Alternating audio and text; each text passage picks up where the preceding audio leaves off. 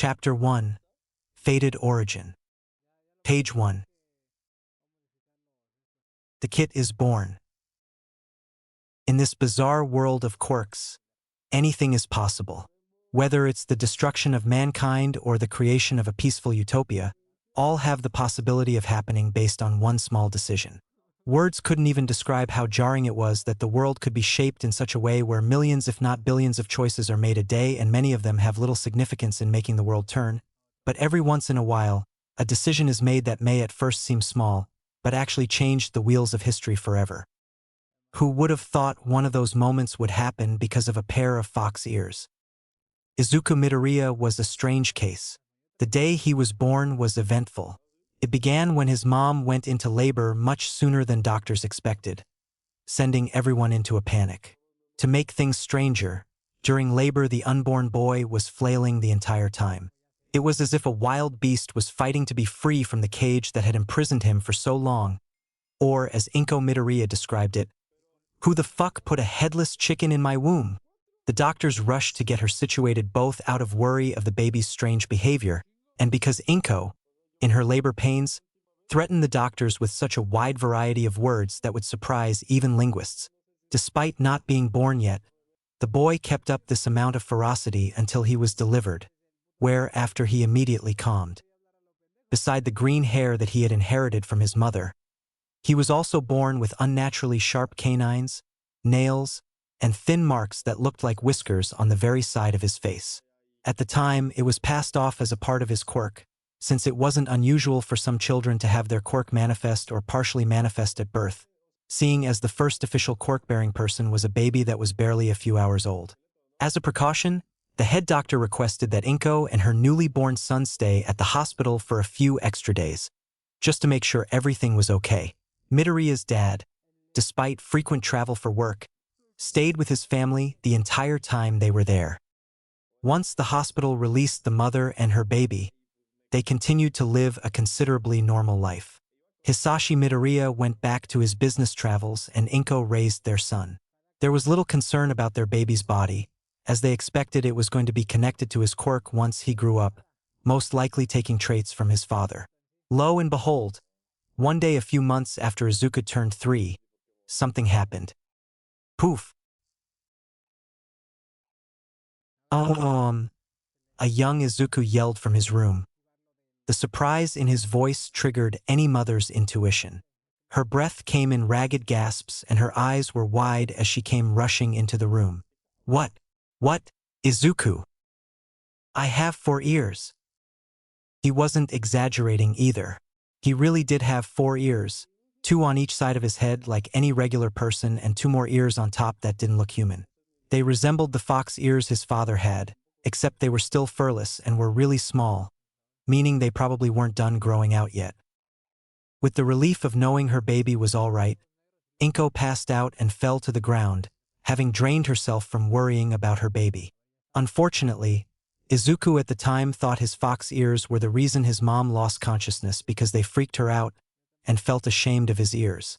Despite his mom's constant apologies and explanation, he kept his ears hidden from everyone with a hat he refused to take off for the next 9 weeks. That was the day his dad came home from his travels to visit, fully dressed with a hat and everything. After a quick talk with his wife, he knew he needed to have a chat with his son. Izuku, I'm back. The sound of rushing little feet echoed throughout the hall before the small child ran his way in front of his father to happily greet him. Daddy, you're back. Did you bring me any souvenirs? Of course, but we can save that for later. Oh. But I think you might have a surprise to show me. I do. Emichim, something that popped up on your head one day? It took a second for Izuku to get what he was referring to before the excited young boy quickly turned more shy and introverted, turning his head slightly away to avoid eye contact. There was uncertainty in his voice. I don't think you'll want to see them. Why not? Because you might faint like mommy. Hisashi chuckled a bit to himself before telling his son, well, you know your mom. Her heart is weak and it takes more effort to not scare than any person I've ever met. Hey, Inko exclaimed, blushing, feeling embarrassed that her presence was made out to look so frail despite how accurate it was. But she's strong-willed, he continued. At least strong enough to have given birth to you, and you were a strong rascal when you were being born. I was, Izuku asked, tilting his head. She practically went ballistic on everyone to get you out. That's how powerful you were. I've never seen your mom say such things that day. My favorite line was, I don't care if you need to use a ladle to scoop that little F. Let's stay on topic. Inko shouted again. Her face became redder than a tomato. That day will forever haunt her because of her actions. Clearing his throat, Hisashi told his son, Point is, I'll be fine. Still, the boy was hesitant. I'm not sure. You promise you won't pass out? It was really scary when Mommy did it. Only if you don't faint seeing mine. Removing his hat, Hisashi showed his son his fully grown fur-covered fox ears, wiggling them around a bit to show him that they were real. Such adorable things will awe any child who saw them, and Izuku was no exception. His dad was even kind enough to let him touch them for fun, only if Izuku promised to show him his own right after. Finally building the confidence to do so, Izuku lowered his head toward his dad so he could get a better look, removing his own small hat to reveal his small, furless, still-maturing ears. Silence filled the room as Izuku braced himself for his father's reaction. He feared that he would have the same reaction as his mother. Would his father faint or be frightened by his ears as well? Was he actually a freak of nature with his appearance? These were the questions that plagued such a little mind. But those chilling thoughts melted away when he felt a warm hand settle on his head and heard his father's voice. They're fine. Letting out a gasp of relief, Izuku felt secure about himself. Oh hey, I see a bit of fur on one of them. That's pretty cute, his father said as he began softly rubbing the ear he mentioned, causing the young child to begin squirming. Stop, the boy begged. His ears were still too sensitive. Having had enough fun messing with his son and seeing as the results made his mother smile, the father patted him once more before giving him some words of advice. You are both a kind soul and a powerful person, Izuku Midoriya. Never forget that and never be ashamed of your body, especially of those ears of yours.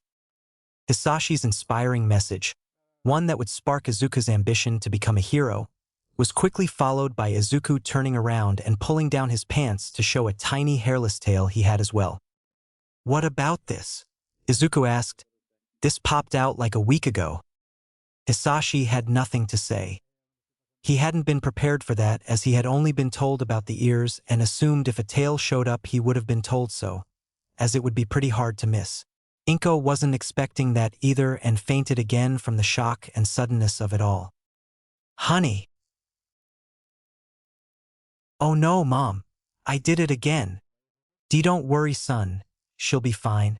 She fainted when she first saw mine as well. A heartwarming little family moment together. That was the last time Izuku would physically see his father. As usual, he would be gone for long periods of time, with Izuku's only chance of seeing him being by phone and video calls. When Izuku was a few weeks away from turning 5, Inko began to grow concerned about his growth. Izuku's tail and ears had barely grown at all since that day almost 2 years ago. They were still in the same unmatured state and had only grown just enough fur to cover them even then. The fur hadn't molted yet to the proper color. Only his whiskers kept their very thin shape. It was passable at first since he was young, but after some research on fox growth, she found out that this was pretty abnormal. Usually, it took 4 weeks for just about everything to set in, not over 2 years. Even his father, who was a self-proclaimed late bloomer, only took 5.5 weeks to grow his mature coat. After some debate, she finally took him to the hospital to have him checked out. It was good timing, as she had a second concern she was worried about. Nope, not happening. The kid is quirkless. Shocking news to a kid who wanted to become a hero. But how can that be? Inko asked the doctor with a concerned face. His ears, his claws, the whiskers, and the tail. I don't know what to tell you. but all I know is that his biology says he's quirkless. The doctor took the time to explain to them medically how a hospital can determine whether someone has a quirk or not. My guess is your son's fox-like features are a result of some recessive genes in his DNA that have been mutated because of the quirks of the parents. It has happened before. It's how we got people with unique body features and hair colors without it being related to their quirks, and in some cases they were quirkless. Though I've never encountered an occurrence this rare, I assume he got it from his father. How have they been functioning for him? The doctor shifted in his chair as he got a bit more interested in the subject. That's actually the other reason why I came. He's been displaying little to no signs of activity in either of those parts. He can barely hear through his fox ears, and any sound he does hear through them usually ends up as incomprehensible sounds that hurt his head, so I had to get him earplugs. He can't even wriggle them. He has no control over his claws, can't wag his tail, and his sense of smell didn't get better. Were these all traits your husband had? Yes. He had all those things on top of his ability to spit fire. Combined with my ability to bring small objects toward me, I always thought his fox traits would only be secondary, much less this. Is there anything we can do? That's the thing, ma'am. There are still many things we don't know about how quirk will affect the human body. From what I can see, your son has a bunch of fox body parts that he can't use because of how neurology works. In simple terms, his brain is unable to properly send messages to the nerves in those parts. I'm still unsure why, but him being born early the way he was could have probably had something to do with it. We can do something about his claws, but everything else we can't do much about without strapping him to a test table. Just like that, any dream of him being a hero, much less a normal person, was crushed in one cruel twist of fate. His father stopped calling the family completely a few months later. Izuku stopped being proud of his ears and began to hide them again soon after. By age 6, the stress was causing his mom to gain weight and strangely decrease in size. At age 8, Izuku's mother began having health problems. And at age 10 he found out what was the cause, and it shook him to his core. It's tragic how quickly a life can be seen as cursed. One moment the day is as bright as the shining heavens above, and then the next it's a never-ending nightmare.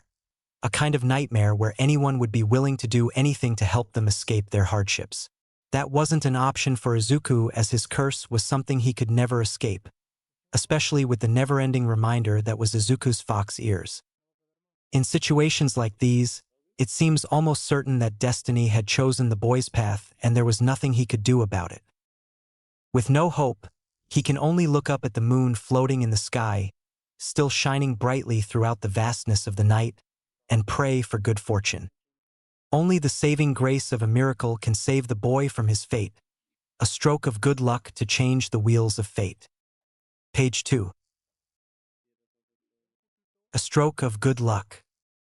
On the night of a full moon, a young fox boy was in his room, staring up at the moonlit sky a few minutes before he had to go to bed. Among the many stars that floated in the sky, the boy's eyes were always drawn to the moon. He remembered a story his mom told him about how if you look carefully at the moon, you can spot a cute animal of some kind standing on a pot pounding something. The exact details were hazy to him. He doesn't even remember what the animal was supposed to be or why it was pounding into a random pot on the moon. All he knew was that he liked its ears.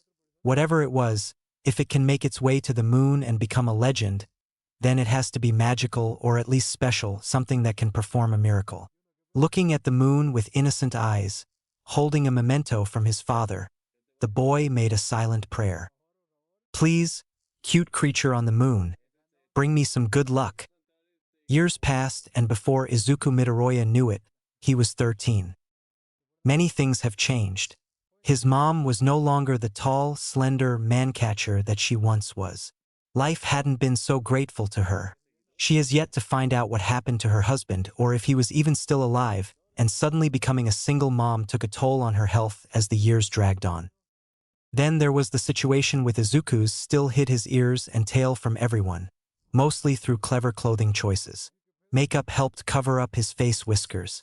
For his tail, he tied it to his back with a belt, as he didn't want to go through the painful process of sitting on it all day during school.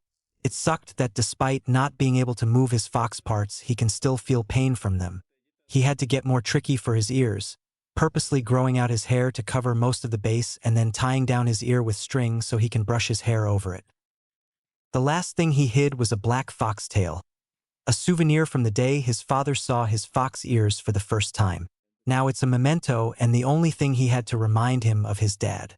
He had worn it in a couple of different ways, first trying to be discreet by using it as a phone decoration, then as a keychain and finally an earpiece. After those failed because they obviously did the opposite of his goal, he settled on making it a bracelet that he would occasionally wear on during a test for good luck. During a test is the only time he was certain no one would pay attention to him, so he found it safe to keep his memento out. The only people who would naturally see his hidden parts were the ones he lived with, like his mother, since the boy's awareness slipped the most around her, though usually by accident, and it resulted in Izuku hiding in his room all day. He never wanted his mom to see his fox side again, not after overhearing something he wasn't meant to hear. He truly wished he hadn't heard what he had heard that day. He already heard a lot because of the cruel and unforgiving hell on earth that is school. Of course, the lie Inko told his school was that Izuku had an undeveloped fox quirk, to explain why he had a fox boy's appearance and yet none of the capabilities of a fox. While at first, when he was 3, having something that can be taken as a quirk being manifested so early in life made him easily accepted and popular among his peers. When everyone else's quirk began manifesting fully and his quirk remained undeveloped years after, the ridicule began. At first, it was one specific person making a few harmless cracks about him. Then a couple of kids joined in, and from there the inevitable spiral into a group of people cruelly mocking him began, calling him things like defective, half-baked, primitive beast, alpha test, beta dog, and pre-evolution trash. Luckily, most of it stopped as time went by, the only exception being the more delinquent students in his classes. As cruel as kids could be, all they knew was that he had an underdeveloped, weak quirk. It wasn't one he would be praised for, but since he wasn't known as quirkless, he was no different from everyone else in society. He could blend into the endless waves of society without fear of being singled out if he wanted to. But the damage had already been done, and yet no one knew it. It wasn't all bad. For one, Izuku's ears grew out a bit more and he could pick up more sound from them. Not that it meant he could understand anything he heard, but at least by the time he's hopefully 21 they'll look like regular fully grown fox ears. Speaking of regular fox ears, he managed to grow a decent amount of fur around them and they finally gained some color. Now they had a dark green look to them that was only a few shades lighter than his hair. They were as big or fluffy as they should have been, but at least it's something. His tail followed the same pattern as well, though it still doesn't have that signature fluff or length yet. The only thing that was semi-functional was his nails. While he can't naturally extend or retract it, but he can manually do it with a pair of pliers. It may be a painful process to go through to control a few nails, but now they became the easiest thing to hide, usually keeping them retracted. They were all essentially useless to have, except for his nails, but a dull box cutter was just as effective. If he was going to be stuck with them, he may as well have it look normal. That's the best he can do, look normal. Look normal in public. It's okay to seem like you're quirkless. If worse comes, I'll just show them my teeth. He repeated these lines in his mind over and over again in his mind as he walked down the city streets from school. Even though no one on the streets would care about his appearance, seeing as a society of quirks give form to make different shapes and sizes, Izuku put an unwarranted amount of care in concealing himself, all to avoid the glares of people whose eyes aren't even focused on him. When we're unsure about ourselves, logic always seems to slip out of our minds. Izuku doesn't even realize that sometimes his intensive internal thoughts would leak into vocal mumbling nonsense. "Oi! Stop your mumbling!" shouted a very annoyed ash blonde. "What, is your mouth defective as well?" Katsuki Bakugo was one of Midoriya's childhood friends. They've collectively been friends ever since they went to the same daycare when they were 3. What was truly shocking was when they all found out that their moms knew each other since high school. What were the odds? Like most kids, having mothers that were good friends meant that they got to see a lot more of each other. That was amplified after Midoriya's father disappeared and Inko's health began to waver. The two spent a lot more time with each other as Mitsuki Bakugo, Katsuki's mom, came over to support Inko during those difficult times. Eventually, it happened so frequently that Mitsuki just had them move in with her family and she didn't take no as an answer. Quite literally did she pack up their stuff for them. She also ordered the moving company and dragged his mom to their house by the wrist despite protest. After an extremely awkward explanation to the police, Inko relented and the Midoriyas moved in with the Bakugos. Being snapped out of his internal monologue, Izuku stammered with his words. What? You're mumbling, you're damn mumbling. You're doing it again. Oh, I didn't dash. You've been doing that a lot lately, even at night when I'm trying to sleep. Like what the hell? Sorry. You better be. Geez, you're such a fucking bothersome Deku. Deku, someone who is worthless or can't do anything, a signature nickname given to him by his longtime friend sometime after they've lived under the same roof. First coming into fruition when one of their classmates pointed out how him having an underdeveloped fox quirk, where he received the physical features but can't use them, was a pretty worthless thing to have. It didn't take long for Katsuki to start using the word Deku, mostly referring to how often he saw Izuku at home struggling to do nearly everything. The only exception was his studies, but even then Bakugo would get nagged at by his mom to help him study more. It wasn't Izuku's fault. It was around the time his ears became too big for his usual earplugs and started picking up more sound. It became difficult for him to pay attention in class. Every noise those cursive ears picked up became a pounding sound that echoed in his head. At one point it caused him to be sent to the nurse's office because the sound of the school bell brought him to the verge of tears once. He wasn't able to return to school till after he had custom earplugs made for his fox ears. That didn't help make him a fan of his ears anytime soon. He was lucky Bakugo was such a great note-taker, or else he would have easily fallen behind in class. How they get to the current status of their current relationship was a mystery to Izuku. They used to be the best of friends as children, but now they're like begrudging associates, with them growing further apart despite living under the same roof. Izuku can barely tell you a lot of personal things about Bakugo besides the few snippets he picked up from living with him, like his love for spicy food.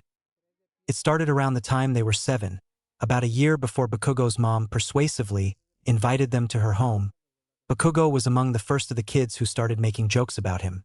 It was mostly lighthearted and didn't affect him any worse than when anyone ever mentions his fox ears. Then suddenly, as if he had a lifetime of pent-up hatred toward him, his remarks started becoming more cynical, and he repeatedly brought up how troublesome it was for him to deal with him and all issues, medical or otherwise. That was when the nickname Deku was slapped on by Katsuki, his personal branding mark to signify how he felt about Izuku's presence in his life. Being reminded of it always brought Deku to silence, considering his current feelings about his birth. I swear it's one thing after another with you. You'll probably forget your fucking head if it wasn't screwed on your shoulders. You remembered to take home your textbooks, right? We got that math test next week. You probably forgot, didn't you? Hey! Not getting an answer, Katsuki turned to his usual methods of getting Izuku's attention, pulling hard at his fox ears, knowing the pain would make it irresistible to ignore. It was easy for him to find, even though Izuku has hidden them in his hair. He can probably pick out his ears with his eyes closed. Living with someone for so long will have that he didn't use too much force. To Izuku it felt like his ear was being tortured. Answer me already, dumbass. I don't want crap from my mom if you fail. Why yes. I brought my books. Please let go. It hurts. Usually, he wasn't this rough with his ear when he just wanted his attention, but today was different. Katsuki was already in a bad mood due to an incident in school. It started when Midoriya got a little carried away this morning and went to go watch a hero stopping a villain despite already being late and heading to school, just because he wanted to collect a bit more notes about heroes in his handbook. If it wasn't for Katsuki finding him and dragging him to school by his neck collar while saying 99 reasons why he's the dumbest person he knows for his hero obsession, he would have been late to class. That was strike 1. Strike 2 came a bit later during class. Unfortunately, their teacher didn't bother obeying the note Izuku wrote and announced to the whole class that both Katsuki and he planned to attend UA High School after graduating. It sent Katsuki ballistic. Izuku has yet to find out why, but for some reason, whenever Izuku's dream of becoming a hero gets brought up, the Ash Blonde takes great care in stomping the thought 6 feet deep with a raging fury.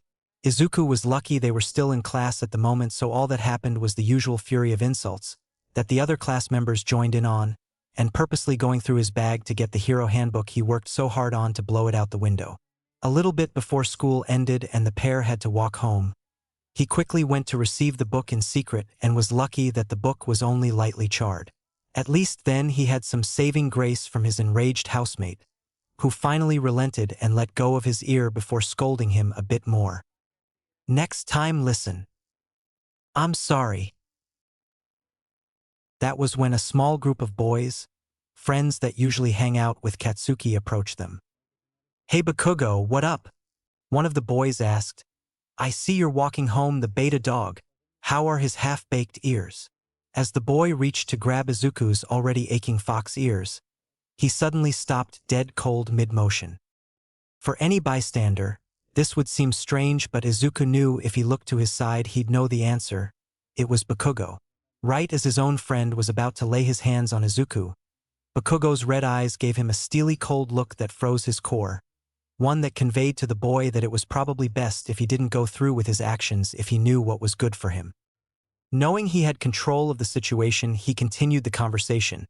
The sound of his voice was in a tone that was chillingly between calm but aggressive. "What do you want?"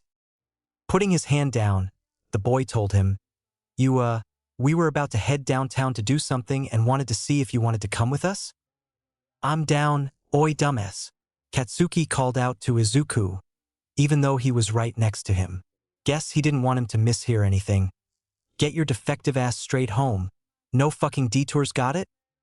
Midoriya nodded, watching as his housemate walked off with his friends.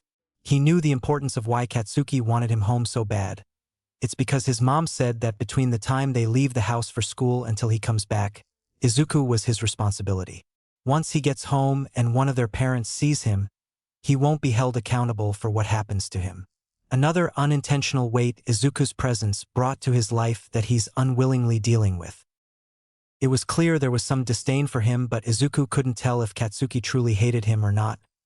He was both the person who bullied him the most and the worst, but it's also because of him that he's his only real bully. It couldn't just be because of his parents ordering him to ensure his safety.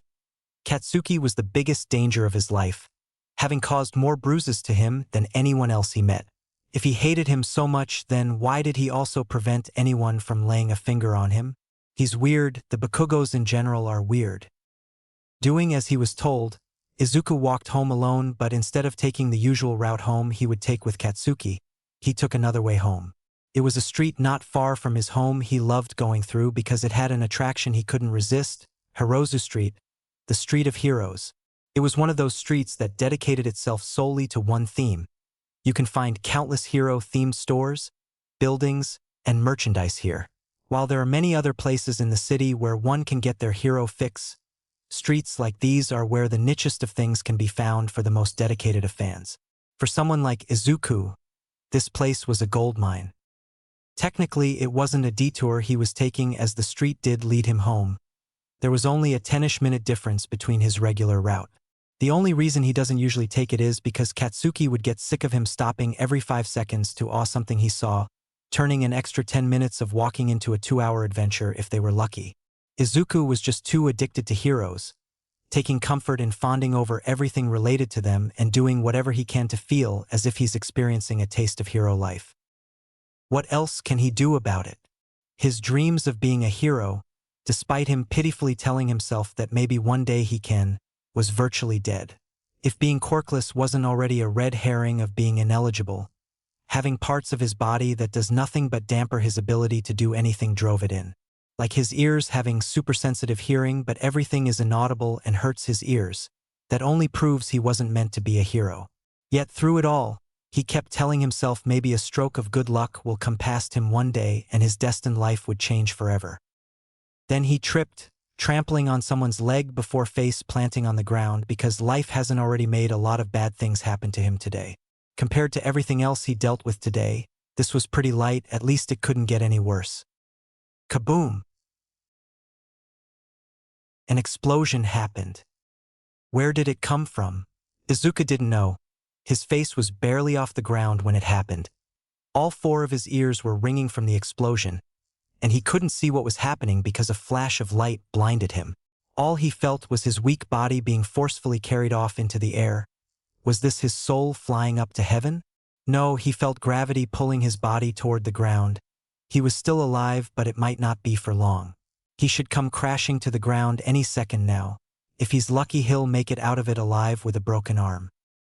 Izuku braced himself for impact, but nothing happened. He never felt himself hit the ground, more like he's suspended in midair. Did he actually die? His mom would be devastated. Opening his eyes, he found himself looking below at rubble in the street caused by the attack. Now he was actually scared that he died because only birds and floating ghosts can look down at destruction like this. "Hey, you okay, kid?" He heard a vigorous but feminine voice say to him. With his vision returning, he looked up to find a dark-skinned young girl staring down at him. Sticking out from her flowing straight white hair was a pair of long white rabbit ears. If it wasn't for the fact that Izuku was still trying to comprehend what was happening, he would have been tempted to ask if he can pet them. He liked fluffy things. Gaining back some of his senses, he looked down to see that her left leg was wrapped around his waist, keeping him in air, while her other leg and arms held onto a street pole. They were about several feet off the ground. It amazed the fox boy seeing her hold him up like that in her position. Izuku thought to himself, "Wow, what an insane amount of leg strength she must have to be to carry me in the air with just her thigh." Using her left hand, the dark-skinned girl tilted around the fox boy's face. After giving him a quick check, she said out loud, "Yeah, you look fine. Lucky I was right next to you, huh?" She smiled, satisfied with herself because she knew if it wasn't for her powerful legs, this boy might have gotten seriously injured. Neither of them knew it yet, but this tiny encounter that can be chalked up to pure luck will forever change the current conditions of both their lives, and the course of destiny shifts ever so slightly, leading to new possibilities. Page 3. The instinctive awakening. The wheels of fate for two unexpecting people have been altered and doors to new possibilities are opened. Your clothes might be a little scuffed, but at least you're not dead, right? The girl who saved him said as she looked down at him. She had striking red eyes. Her confident smile was remarkable to look at, and her bunny ears looked so fluffy. Izuku couldn't think of anything to say. So much had happened in the short amount of time that he didn't know what to start with. Should he ask about the explosion? Who did it? Why? Who she was? If he could pet her ears? Or how her thighs are so strong? He couldn't make a decision and ended up just staring back at her with a dazed look. Seeing the funny look she was getting, the girl said, "You better not be one of those dumbasses who thinks it's the end of the world when your one pair of clothes gets ruined. At worst, it's one bad day. You can't let your life be defined by one bad day." Izuku continued to stare at her. This dark-skinned bunny girl intrigued him in so many ways, from her cute ears all the way down to her insanely strong legs. He didn't mind being given decent advice from the girl, even though they're not on the same subject, as she thinks he's silent because of his clothes when it's actually because the last 10 seconds of his life has been the most eventful it's been in years. Steer your own life. To me, as long as you have a sliver of it left, you can do something with it and make it count. The rabbit girl told him as she used her left hand to dust some dirt off him while sliding down the pole until her free foot touched the ground while her other legs were still wrapped around him. She turned her attention toward the direction of a rising smoke cloud, supposedly where the explosion came from. "How do you like that?" screamed a jagged voice out of the smoke. "I got a lot more where that came from if you want it. Who wants some? Come one. Come all for a grand treat." Izuku couldn't see the man through the smoke, but judging by his demeanor, he was definitely a villain and the one who had caused the explosion. When the man started going on a long monologue about society, it became certain that he was a villain. As the man was monologuing, the rabbit-eared girl mumbled under her breath, "Ugh, I hate his kind, talks too much," before looking down at Izuku. "Hey, if anyone asks, you mind saying you never saw my face?" she asked with a bright smile as she threw on the hood of her white jacket, and then, without warning, she dropped him flat onto his back.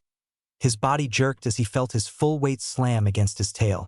Too distracted by the pain, Izuku only saw his white-haired savior walking off in the direction of the smoke out of the corner of his eye, and from there, he only heard what happened next. "You want to try me, you little bunny?" "Yup." "Ha! You fool. Let's—" He never finished that sentence. The sudden gust of wind causes the smoke to flutter and twist, though not enough to dissipate it entirely. Over the whistling of the wind, Izuku could hear several thuds. The cockiness in the villain's voice quickly dropped as he shouted out, "Ah, wait. Wait. Nah, fuck that. Ow. Hold on. Stop. I didn't finish. Come here. Mercy." Wanting to see what was happening, Izuku quickly turned around, with the smoke dissipating only to see that the fight was practically over. The villain was already beaten with his hands over his head, shivering. Izuku had never seen a grown man on the ground crying like that before, and the girl wasn't done with him yet. She just kept kicking his helpless body while hurling insults at him with every kick. "Stupid motherfucker. You talk way too much, yet you weren't shit. And I'm not a damn bunny." Once she made sure the emasculated villain wasn't going to move anymore, she stomped on his back as a humiliating sign of victory before stating, "You're lucky I can't stay or else I'd kick your ass 30 more times." Her ears perked up for a moment and then she dashed off, gone as quick as she had appeared. Speechless from what he had witnessed, the fox boy stayed seated with a grin of excitement. He didn't know who that girl with bunny ears was, but in the short minute since they had met, she had left an impression on him he wouldn't dare forget anytime soon. His body was still tingling with exhilaration, despite missing all the action. Simply hearing how she took down that villain in a matter of seconds brought thrills. Her having an animal mutation quirk made everything better as Izuku felt he could relate his condition with her. While his fox features weren't because of a quirk, it did give him a sliver of hope that someone with hybrid biology like him could still be strong. When the sound of footsteps started approaching him, Izuku thought that he would meet a policeman. He had been expecting it to happen since the explosion and was already committed to keeping his silent deal with the mystery bunny girl. Instead, he came face to face with Katsuki. His friend's eyes dilated as soon as he saw the state Izuku was in, and for a moment his face expressed concern. His voice quivered a bit as he spoke his name. "Izuku." "Keikaken," Izuku responded, stunned from both the Katsuki's unexpected arrival and from being referred to by his first name. Not even at home did he ever do that, always finding a way to go around it and secretly call him some mock name. The blonde paused for a moment, scanning Izuku up and down before asking, "Are you hurt?" "And no." "Can you stand?" he asked, hesitantly holding his arm out. "Yeah, I can," the fox boy replied, getting up on his feet with no problem. Oh, it was almost like a dream, seeing him sigh in relief. He was extremely fortunate to come out of that explosion with nothing more than grazing scratches, and he began to think that maybe his luck wasn't so bad. "It's okay, Kaken," Izuku assured him. "A villain attack happened here, but I was—" Izuku was stopped mid-sentence by a massive force that exploded against his abdomen, knocking the wind out of him and sending him flying into the nearby brick wall. His stomach was on fire from the pain. The aches caused his body to tremble, and he was left gasping on the floor. Through his blurry vision, Izuku managed to see Katsuki standing in front of him, his bold red eyes looking down at him with unbridled anger. As the enraged blonde stepped forward, he extended out his hand to the side, cracking each finger and causing tiny sparks to erupt from his palm that showed off his quirk. This was a new sensation of pain Izuku was feeling. He's been hit before and been hit harder by Katsuki on many different occasions, but never had it been this painful. As Katsuki stomped closer, he yelled, "What the ever-loving fuck is wrong with you?" Stunned by the sudden hit, Izuku couldn't speak, only propped himself up off the ground. "I told you. No detours, straight home. Why the fuck are you here?" Bakugo continued to yell at him through gritted teeth. Still shaken to his core from getting hit, Izuku stammered, I was just passing by to take a look and… You fucking degenerate, you think I was born yesterday? You didn't just pass by, you're here because of your damn hero addiction. This is why I said straight home, but no, you and your goddamn heroes. I'm sick and tired of your fucking bullshit about heroes. Snapping his head to the side, Katsuki eyed the contents of Izuku's school bag that had been spilled on the ground from the explosion, spotting among them a specific book he remembered tossing earlier that day. The thing that helped foster Izuku's desire to be a hero.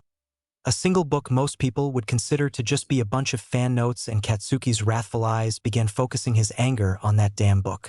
With a new objective, the blonde marched his way over to what he had set his eyes upon. It took Izuku a confused second to wonder why Katsuki's explosive rage had suddenly been turned away from him, and upon realizing what was directed toward instead made his heart sink. Izuku stumbled to his feet, trying to protest against what he was going to do, but another, smaller explosion erupted in front of him, knocking him back to the cold ground. All of his ears were ringing again.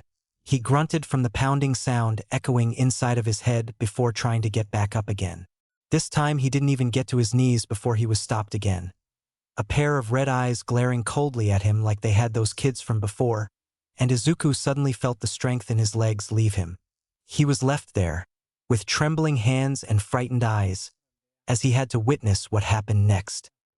In a single motion, Katsuki swung his arm down to the ground, releasing an explosion bigger than either of the two he used against Izuku, and everything that was under his hand was obliterated.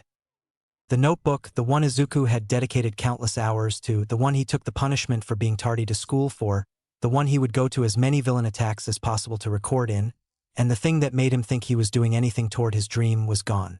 Its once smooth white pages were now charred embers floating in the air, no different from the other smoldered objects that were in the area. Complete destruction, a favorite trademark of the blonde. There, it's gone, shouted Katsuki, turning back to Izuku with the same cold glare as before. No more of this crap. Stop being a hero. You are not hero material and never will be. Your defective quirk is still underdeveloped at your age and causes more harm than good. You just have useless fox parts. You can't take care of yourself, you can't protect yourself, you probably don't even understand yourself, and you definitely don't understand your place in society, yet you still want to be a hero? If half your body doesn't even fucking work, then who the hell are you going to save? As the words got to him, Izuku's efforts to get back up lessened, staying on the ground as he endured the verbal assault. No one, that's who. So stop trying. You'll never save anyone, you won't even come close to helping anyone.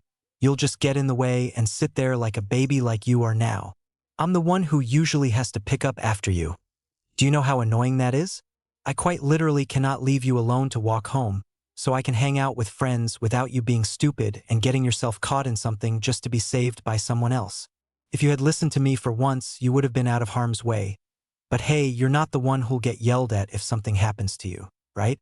That's probably why you don't have a bit of life perseverance, you fucking half-breed. I hate how much of an inconvenience you are to everyone around you. Every time it's one thing or another. Do you not care about how your actions will affect others who are responsible for you? Probably not. You don't even care how much of a drag you are to your own mother. Izuku grabbed his own arms, his nails digging into his skin, almost puncturing it from the strength of his grip. If you're going to live such a worthless and pathetic life, then go somewhere else and do it. At least that way no one will have to deal with your crappy existence. Silence encased the two boys after Katsuki's scolding, and only the sound of a vicious growl broke it. Looking up from his seated position, Izuku's green eyes were sharp as they stared back into Katsuki's red ones, and his face became vexed from the blonde's words. For a moment, he openly bared his sharp teeth, grinding them against each other, before standing straight on his feet and showing Katsuki the full extent of his expression. His clenched fist shook from how angry he was. Then suddenly Izuku ran off, his head hanging low the entire way before disappearing down the street. Seeing him run off didn't surprise Katsuki. He took 3 steps in the direction Izuku ran off in before turning around. His eyes constantly flickered between the two directions the street led before sighing to himself. Fucking idiot. He turned back the way he came and went to go rejoin his friends. Izuku didn't stop running until he reached an underpass, where he collapsed in the shade against a wall. His body was shaking. He hated what he was feeling at the moment, that special feeling of being a burden, the kind that makes one regret being born. People barely came this way, so it was a seclusive spot. It wasn't the first time he had been here in a similar situation. The first time was when he was 10 years old. He remembers that day too well. It was like every other night that day, during the time they were staying with the Bakugos. At the time Izuku would be a bit laxer about his foxtail and ears at home, mostly due to the constant encouragement Mitsuki gave him. She would exaggerate her interest in his features and often fawned over them whenever a chance presented itself. It gave him some assurance about his body. Izuku's mom thought Izuku was asleep in the room they shared since it was late when actually, like most young children, he was staying up playing the new video game he got. At one point when Izuku took a short break to go to the bathroom, he knew he had a valid excuse if he was asked why he's awake. A voice coming from the kitchen caught his attention. More specifically, a line did. He didn't hear the entire conversation, but by some string of fate he understood just one part of it. "So, Inko, what did the doctor say?" Curious about this, Izuku listened in, copying all the spy movies he watched and sneaking down the stairs quietly to listen. He had noticed some of his mother's health issues over the last 2 years, but would never get a direct answer whenever any questions were asked. Now she went to the doctor, and he didn't even know she had an appointment. Being kept in the dark about the situation was daunting to the child, and a golden opportunity to discover something just appeared. Of course, he was going to listen in. It went as expected. Mitsuki's voice could also be heard coming from the kitchen. Does that mean it was the scarring? Scarring, Izuku thought. Is mommy hurt? I don't remember seeing her with a scar or getting hurt, except for a few times in the kitchen. Yes, it was. They said the internal scarring from my pregnancy was the cause of the pain and gave way for the infection. I'm guessing that means no more kids? They said the rate is extremely low if I tried. It's fine though, not like I had much of a plan to have another kid anyways. It was probably a blessing in disguise that we didn't try for a second kid. The doctor said if our second one also had those claws, then my condition could have been fatal. I see. Well, don't worry about treatment. I can move around some stuff to help. And no, please, you've done enough for these last few years. Honestly, I'm more concerned about how to keep all this from Izuku. I already lied to him about how he was born. It's going to be more difficult hiding why I dash. Step. The room immediately went silent. A Jared-looking Inko would look to the entrance of the kitchen and see him looking back at her. Inko looked mortified seeing her son there, and Mitsuki had a shocked expression on her face as her lips mouthed the words, "Oh no." When a tear dropped off of his face, Izuku ran off with his mom calling out to him. The rest of his night was spent in the bathroom crying to himself. The next morning he tried running away from home. As the memories of the events that night reach a close, Izuku sighed. Stupid Kaken. That bastard should really watch what he says once in a while. What would he do if I actually did run away from home? His head collided with his knees as he felt mentally exhausted from the whole thing. He tried to keep the light of his thought as to not stress himself out too much. Though to my knowledge, I guess he doesn't know that night happened. He was asleep at the time and Mitsuki seemed respectful to my family's privacy. He doesn't even know that I'm quirkless and that my fox limbs are just a mutation. I'm terrified how he'll treat me if he ever finds out. Probably worse. Or maybe even better out of pity. No wonder he hates me. I hate me myself. I just burden everyone with my existence. Maybe I should just run away. Tears began streaming down his face again. He regretted being alive if his life was going to be a never-ending cycle of him leeching off of everyone around him. He clutched his chest, holding his father's memento through his shirt as he tried to be strong. He wished he could be what his dad said he was that day, but he's not. He'll never be anything more than defective. As the boy pondered on if he should run away or not, he felt something weird drip onto his shoulder. It was slimy as it dripped down, covering more and more of his body. Before he noticed how quickly the substance was spreading, his entire right arm was covered in it. When he looked up to see where the dripping was coming from, he was met with a horrifying sight of a green slime creature with a creepy face falling onto him. As the villainous creature continued to encapsulate him into its moldable body, Izuku was left screaming, thrashing around his arms in hopes to escape, but with each second it became harder to move. Talk about a lucky break. Sniveling gutter trash, my favorite, the creature taunted. The distorted mouth it had created a chilling wide smile. Hell dash, Izuku tried to scream out, but the slime villain responded by covering most of his face, effectively silencing and suffocating him. He couldn't speak, he couldn't even hear, he couldn't breathe, and he could only see through his right eye. The lack of oxygen made his head spin as he slowly lost consciousness. His arms and legs were bound to his sides, and his sight began to blur. Is this the end? Izuku thought. He started to lose all feeling in his body. But I didn't do anything. His vision just happens to fall onto a mirror, as if the world was doing one last cruel act by letting him see himself slowly being taken by it. I've only burdened people my whole life. I burdened my mom to the point where she can't remarry or have another child even if she tried. She no longer has much of a choice of what she wants to do now. I burdened the Bakugos by having them constantly care for me and my mom after the injuries I gave her. I can only imagine what they had to give up behind their smiling faces. I burdened Kakin. Even after everything he said to me, he always did look over me and still never let anyone else touch me. I never got why he was like that if he was just going to do it himself. I've only lived a life of inconveniencing others. What kind of hero does that? I guess that's why I was born the way I was. It was fate saying to give up. I was never going to be something. Steer your own life. To me, as long as you have a sliver of it left, you can do something with it and make it count.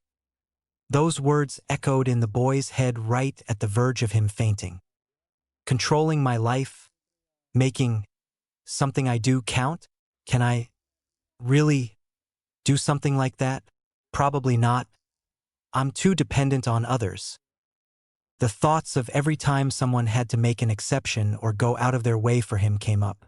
As the last seconds of life was escaping from him, his tunnel vision got one last look of his eye through the mirror, his currently very sharp pupil. But he began feeling weird. Was this death? His mouth felt like it was buzzing, his heart was pumping vigorously, and his right arm was shaking. Felt like his body was twisting itself apart. It's the possibility that I can is Y dash. Almost as if his soul itself had grabbed his right arm, bringing it to life, and with a frenzied strength managed to pierce through the villain's constraints around his hand. With the rest of his arm following, he reached over to the part of his face that was covered by the slime villain, and with one swift moment ripped off just enough to free parts of his nostrils and mouth. A searing pain spread across his face, but he could breathe again, and with the little oxygen he had, he howled at the top of his lungs. I want to live.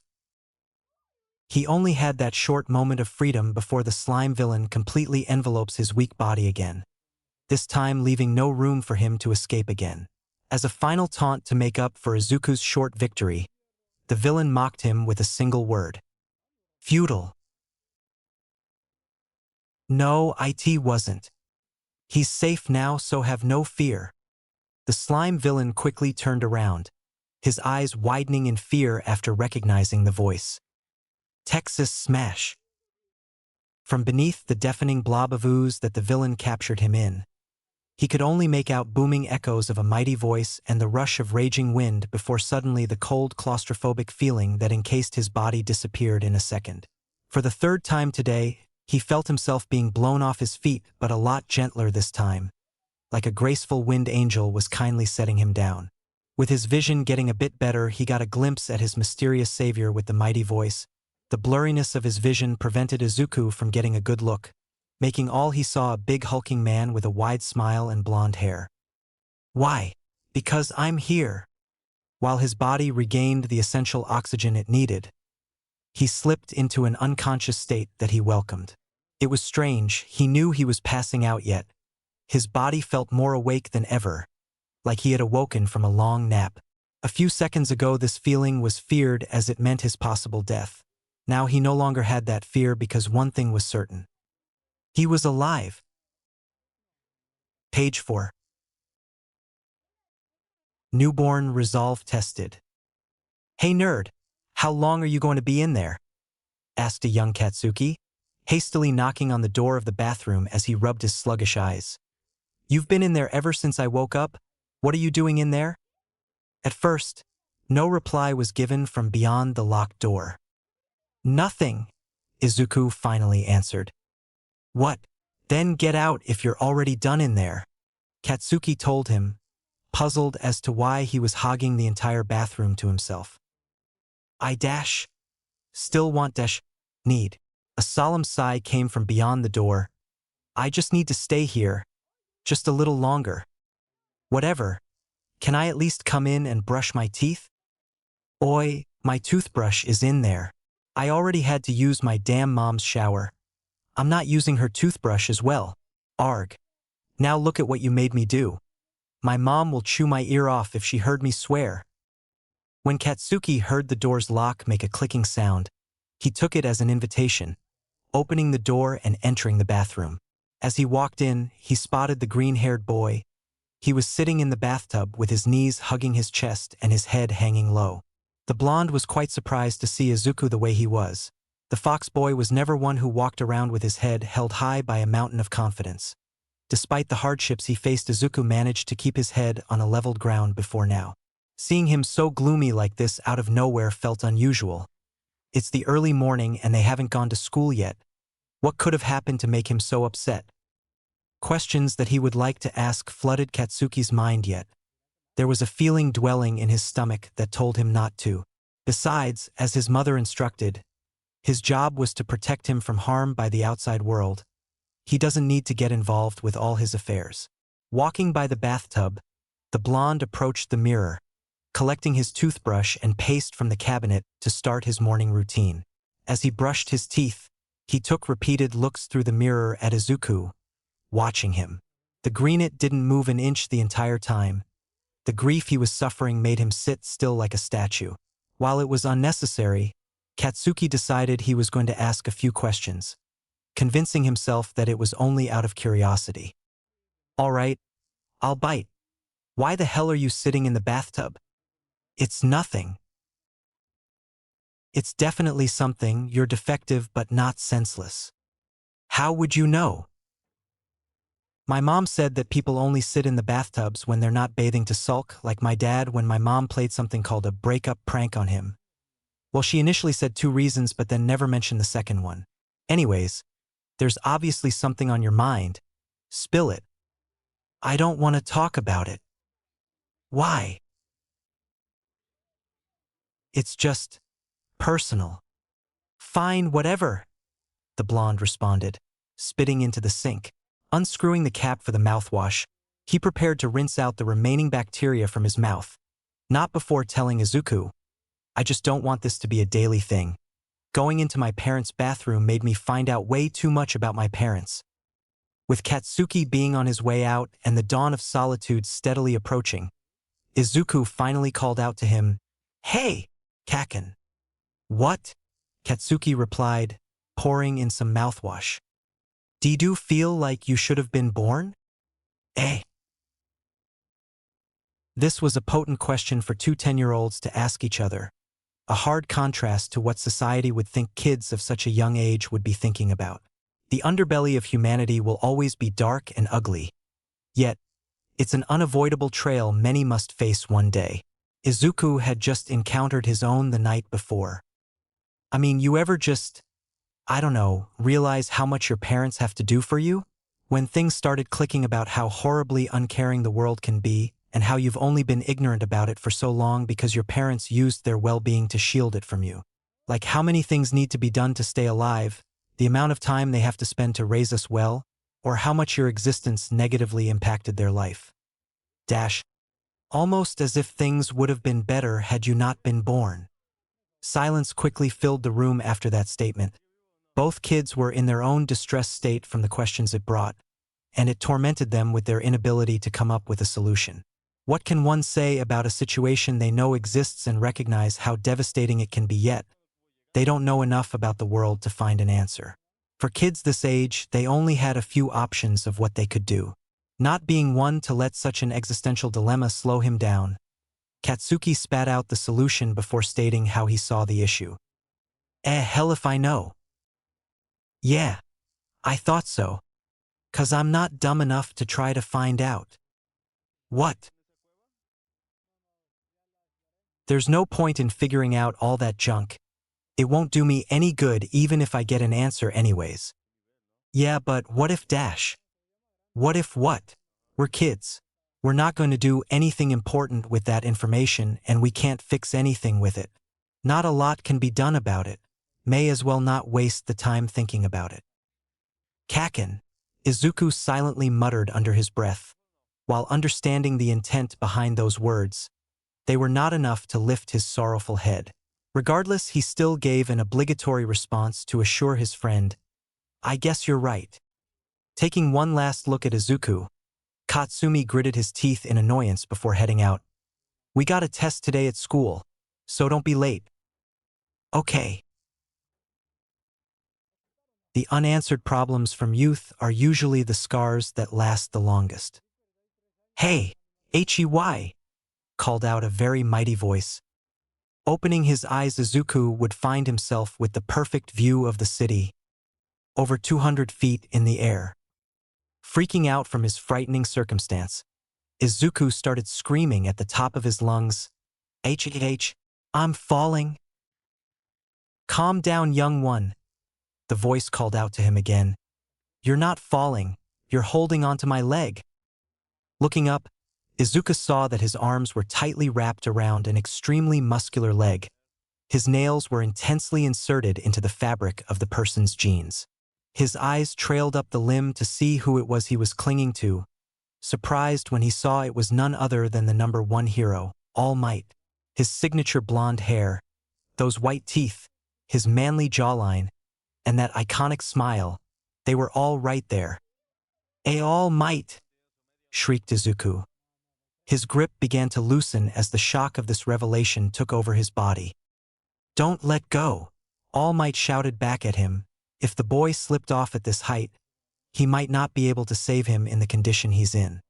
He did, however, wish Izuku trimmed his nails. Though they weren't breaking the skin, they were digging pretty deep into his leg.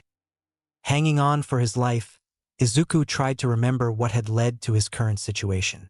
The last thing he can remember was being suffocated by the slime villain while he was moping about earlier events. He was saved by someone, most likely All Might, so how did it escalate to this? If anything, the first thing that should have happened was him waking up and asking All Might for an autograph. Oh wait, that did happen. That was when it hit him. He did wake up from his near-death experience with the slime villain. His face was burning from accidentally scratching his fight from the fight, but he put that pain aside.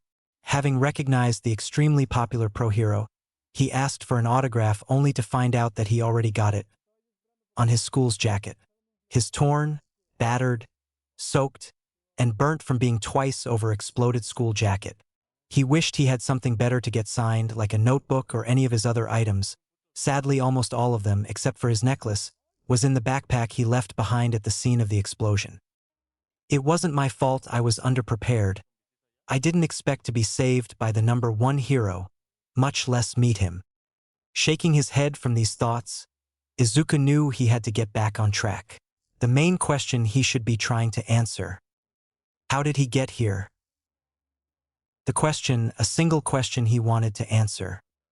It was that mindset of retelling himself about the question he needed to solve that he got the answer. He ended up here because he wanted to ask All Might a question, an extremely important and personal question for him. Unfortunately, the pro-hero seemed eager to leave as soon as he confirmed the young boy wasn't harmed. Maybe a bit too eager, as he didn't take the time to make sure an ambitious and slightly reckless fox boy didn't grab onto his leg before launching into the air. He must have fainted from skyrocketing into the air, His chagrin made him want to curl up into a ball for being so faint of heart in front of his idol. Why did he choose now to show off his mother's side of his genetics? When they finally landed, All Might again tried to run off after ensuring the young boy would have safe passage back down, but Izuku stopped him with a question. Is it possible for someone like me to become a hero, the way I am? Not stopping in his exit, All Might quickly turned his torso around with his signature smile and told him, "Of course you can. I've known many cat-based Quirk users who worked hard into becoming wonderful heroes.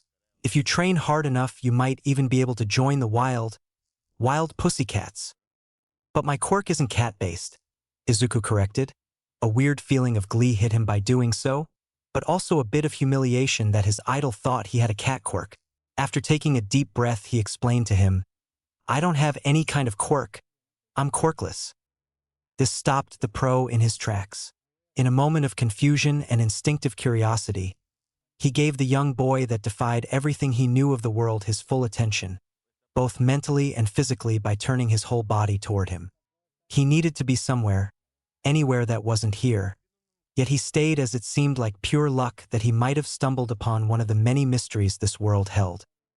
For once in Izuku's life, he willingly revealed himself, his true self, to another human being. He reached into his hair, undoing the string on his ears and letting them pop out of his hair. They still weren't that big. They barely even stuck out from his curly hair. As he showed them off, Izuku said, "I know my fox fangs, nails, ears, and tail can throw you off dash." "He has a tail?" All Might thought to himself, not saying it out loud as to not discourage the boy. He already called him the wrong animal. Anything more and he'll risk demoralizing the young boy, which is a cardinal sin for a hero to do in his mind. "I was born inheriting an abnormal recessive gene from my father that gave me these fox limbs." As the green-haired boy explained this, he unbuckled the belt he used to hold his tail, letting the lifeless limb flop out. "It's apparently a mutation that's not related to quirks. I don't get it either, and we're unable to find my dad's files to see if his family's medical history might have an explanation dash." All Might seemed to stare intensely as he listened, letting the boy know he was listening to every word. "Though honestly, I don't even think I want to know anymore. Not like it'll change much. I can't hear out of my ears. My fox ears, and any sounds I do pick up with them, are painful. I can't wiggle my ears, wag my tail, naturally retract my claws, or have a good sense of smell. Nothing was enhanced by having these cursive parts. Because of my defective parts, I've only hurt and burdened everyone that cared enough to take care of me. I want to pay them all back for everything they sacrificed for me by trying to fulfill my dream of being a hero. Which is why I want to know, could I ever hope to be someone like you?" The high-altitude wind blowing kept the rooftop from becoming too quiet as the two looked toward one another. This meeting with All Might, a miracle a boy like him could only dream of, was one that can turn his entire life around. Izuku thought someone with his experience and knowledge should know exactly what to say in his situation, something that can invigorate him on the right path. He just needs to hear those words, a statement that no one has ever said to them before, not after finding out about his condition. "I dash." Right as the tall, muscular man was about to speak, he suddenly spewed blood out of his mouth and became a small skeletal man. Freaking out, Izuku screamed in terror, "Wah! Was it because you saw my tail? Oh no, I did it again." "What? No. How would a tail even? What kind of life did you live to think that?" All Might asked, coughing up a storm from his little blood spewed. Elsewhere in the city, a white hooded person was watching over a scene where an explosion happened at a distance from the rooftop. She smiled when she saw the criminal being carried off by the police and heroes, jumping into a nearby alleyway. A few hundred yards away from her, a certain blonde had quickly broken off from his circle of friends, going off on his own. Not that he was very chatty with them. The earlier events of that day have put him in the worst mood than he's usually in, and now more current ones just turn things from aggravating to concerning. Why does that Deku have to cause so many problems? He thought to himself as he hurriedly spent a considerate amount of time looking through the streets. He had just gotten off a phone call with his mom and found out that Izuku has yet to return home, reminding him of a time the boy frightened his entire family with similar antics. He remembered it perfectly as that day Izuku randomly locked himself in the bathroom. A few periods before school ended, he got over a dozen texts from both their parents asking if Izuku was with him at school. They didn't even leave at the same time, nor was he sure if the guy was even going to go to school that day. Yet all of the sudden, he was looked as his caretaker for someone he didn't even know went out the house. He could not forget what he felt that day. It was a feeling he preferred making others think he didn't have. This was why he was searching so seriously to find Izuku. He didn't even notice the bottle on the ground that had just a few minutes prior been dropped right out of the sky. As the bottle cap slowly twisted itself open, Katsuki was in his thoughts. Please don't tell me he actually dash. A few minutes earlier, walking down the streets of the city, a much more solemn Izuku held his head low. His ears and tails were hidden again, recounting the events that happened on that rooftop after the little misunderstanding. It took a while for the blonde man to convince him both that he was truly All Might and the fact that it wasn't showing him his tail that caused his sudden transformation. The image of that scar on his body haunted Izuku's mind. Someone with a golden body and the strengths of Hercules could end up like that. It was unbelievable. He lost the composure of his hair, his muscles, those chiseled pecs, his damn near perfect jawline, and his trillion-yen smile. All gone, leaving only a husk of the idol he thought he knew. What he said to him was what followed him the most. Pro-heroes are always having to risk their lives in order to protect society. Some villains just can't be bitten without powers, and being ill-equipped to face a threat will not only hinder other heroes but put the civilians in danger as well. So no, I honestly don't think you can be a hero without a quirk. I see. If you want to help people, there's plenty of other ways to do it. You can become a police officer. They aren't noticed and get a lot of crap because the heroes take the spotlight for the process of capturing most of the villains, but it's a fine profession that's just as necessary. If your fox limbs ever start working, you'll become a key aspect to the entire force. Though the usage of quirks in public are held only to heroes, cases like yours, where your fox traits can be considered as a mutation quirk, can get some leeway since you can't help if your nose picks up scents better, or if your ears can pick up sounds easier, or even if your nails become pretty useful in a situation where you're low on equipment. It wasn't until later that Izuku became impressed how quickly All Might caught on to the shame he felt about his extra parts. Okay. Looking back, he felt like he was too negative with his reaction. Considering what he's been told in his life, this was the only time someone actually gave him some positive alternative to his situation. Though like everyone else, no one believed he could be a hero. Look, young man, I get what you're feeling right now. Trust me, you don't need to do anything special for your family to make up for them raising you with all your faults growing. You being able to grow up and live a happy normal life is all your loved ones want from you. You don't need to get yourself maimed trying to reach for something clearly out of your capabilities as an apology to them. It's not bad to have a dream. Just make sure to dream for yourself, that your dreams are attainable and realistic, understand? Yeah. Come on. I'm gonna stop by the police station to drop off the villain. You can come to watch, and maybe after I can take you out for ice cream before getting you home. No, I'm fine. You sure? I know a place the dash. I'm sure. Before All Might could get another word out, Izuku had rushed past him. Izuku face-palmed himself into blindness for how he acted, thinking to himself, why am I such a baby about things? I just missed out on seeing All Might turn in a villain firsthand and getting ice cream with him after. What is wrong with me? Most kids would kill, like literally kill someone for something like that, and I just threw it away because I was upset that he didn't think a man whose only traits are defective fox ears could become a hero that fights dangerous villains. What kind of dash?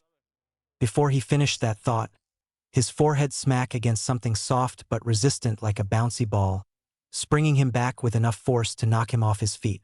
This being too self-absorbed into his own mental self-defecation was becoming really unhealthy for him.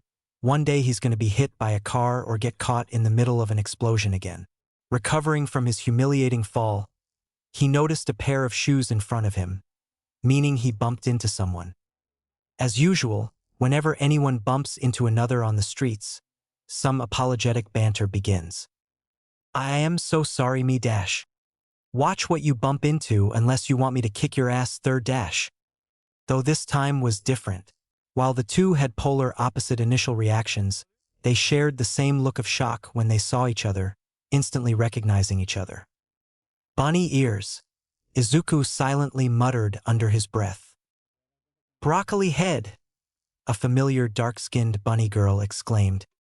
Astounded by what stars must have aligned for the two to meet again so soon, Izuku's eyes widened as he looked like he just saw his favorite video game character come to life.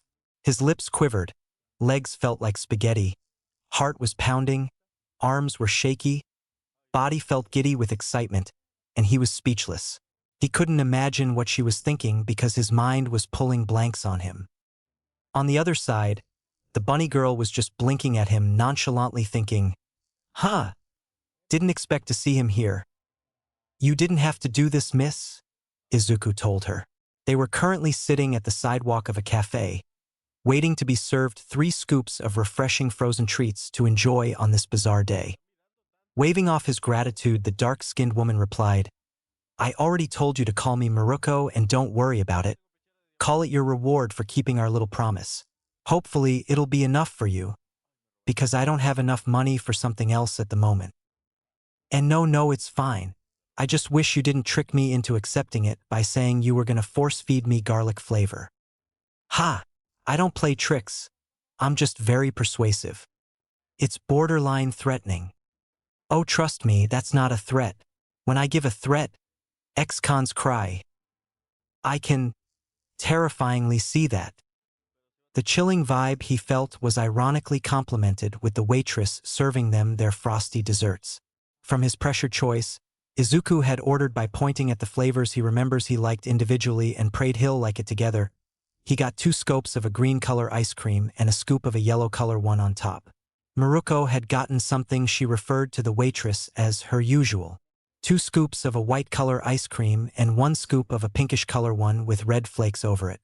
Picking up a spoon, Maruko waited for no one to start enjoying her servings as the greenet was hesitant in eating his. What? Maruko asked after seeing him be reluctant with his own. You made a bad combination? And no, I was wondering about the flavors you picked out, Izuku replied, picking up his spoon to stop the questioning. It's not any stranger than what you got. What even is that lime-colored one you got? It's lime, I got lemon and lime. What's wrong with lemon and lime? You might as well be injecting citrus into your bloodstream. At least then you'll save yourself the risk of brain freeze and a few bucks. I don't think that's how this works. Anyways, I was mostly referring to the red one on top. This is plain vanilla. The one on top is a raspberry flavor with red cinnamon sprinkles. Got an issue with cinnamon? Did you fail the cinnamon challenge before? No. And no, I've never tried the challenge before. It just seems weird for someone like you to eat that. Let me guess. You expected me to get carrot flavor? And maybe. Maruko raised an eyebrow at him, staring at Izuku with her unfazed, interrogating eyes. Yes. Thought so. A small blush came across Izuku's face. You wouldn't think the same? I thought most people with an animal-based mutation quirk would consider it if they like the same food as the animal they're based on. Especially if it's in ice cream form. Ha, you're not wrong. I wish there was a carrot flavor. That'll be something to try. But there is a carrot flavor. You're joking. And no, it's been a thing for a while now. Damn it, Dad. I swear we had a 2-hour argument about this last week. I think he just wanted to win his stupid game night. This caused Izuku to let out a chuckle. He wasn't sure why, but hearing that sort of slow-day hijinks between a father and his daughter seemed wholesomely entertaining to him. He didn't have many memories of his father, but the few he did remember usually involved some silly shenanigans that looked like they belonged in a sitcom. You're laughing now? Maruko commented with a smile of her own. That's good. You looked like you had a long day and need something to cheer you up. Bet you're now happy I dragged you here. Izuku nodded his head.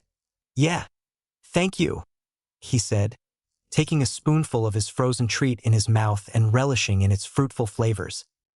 With the pair eating and chatting with each other, it served to soothe the wounded spirit of the fox boy, opening up his heart just enough to ask a few particular questions. So, do you want to be a hero? Drastically slowing down on her eating, Maruko sternly said, I guess why?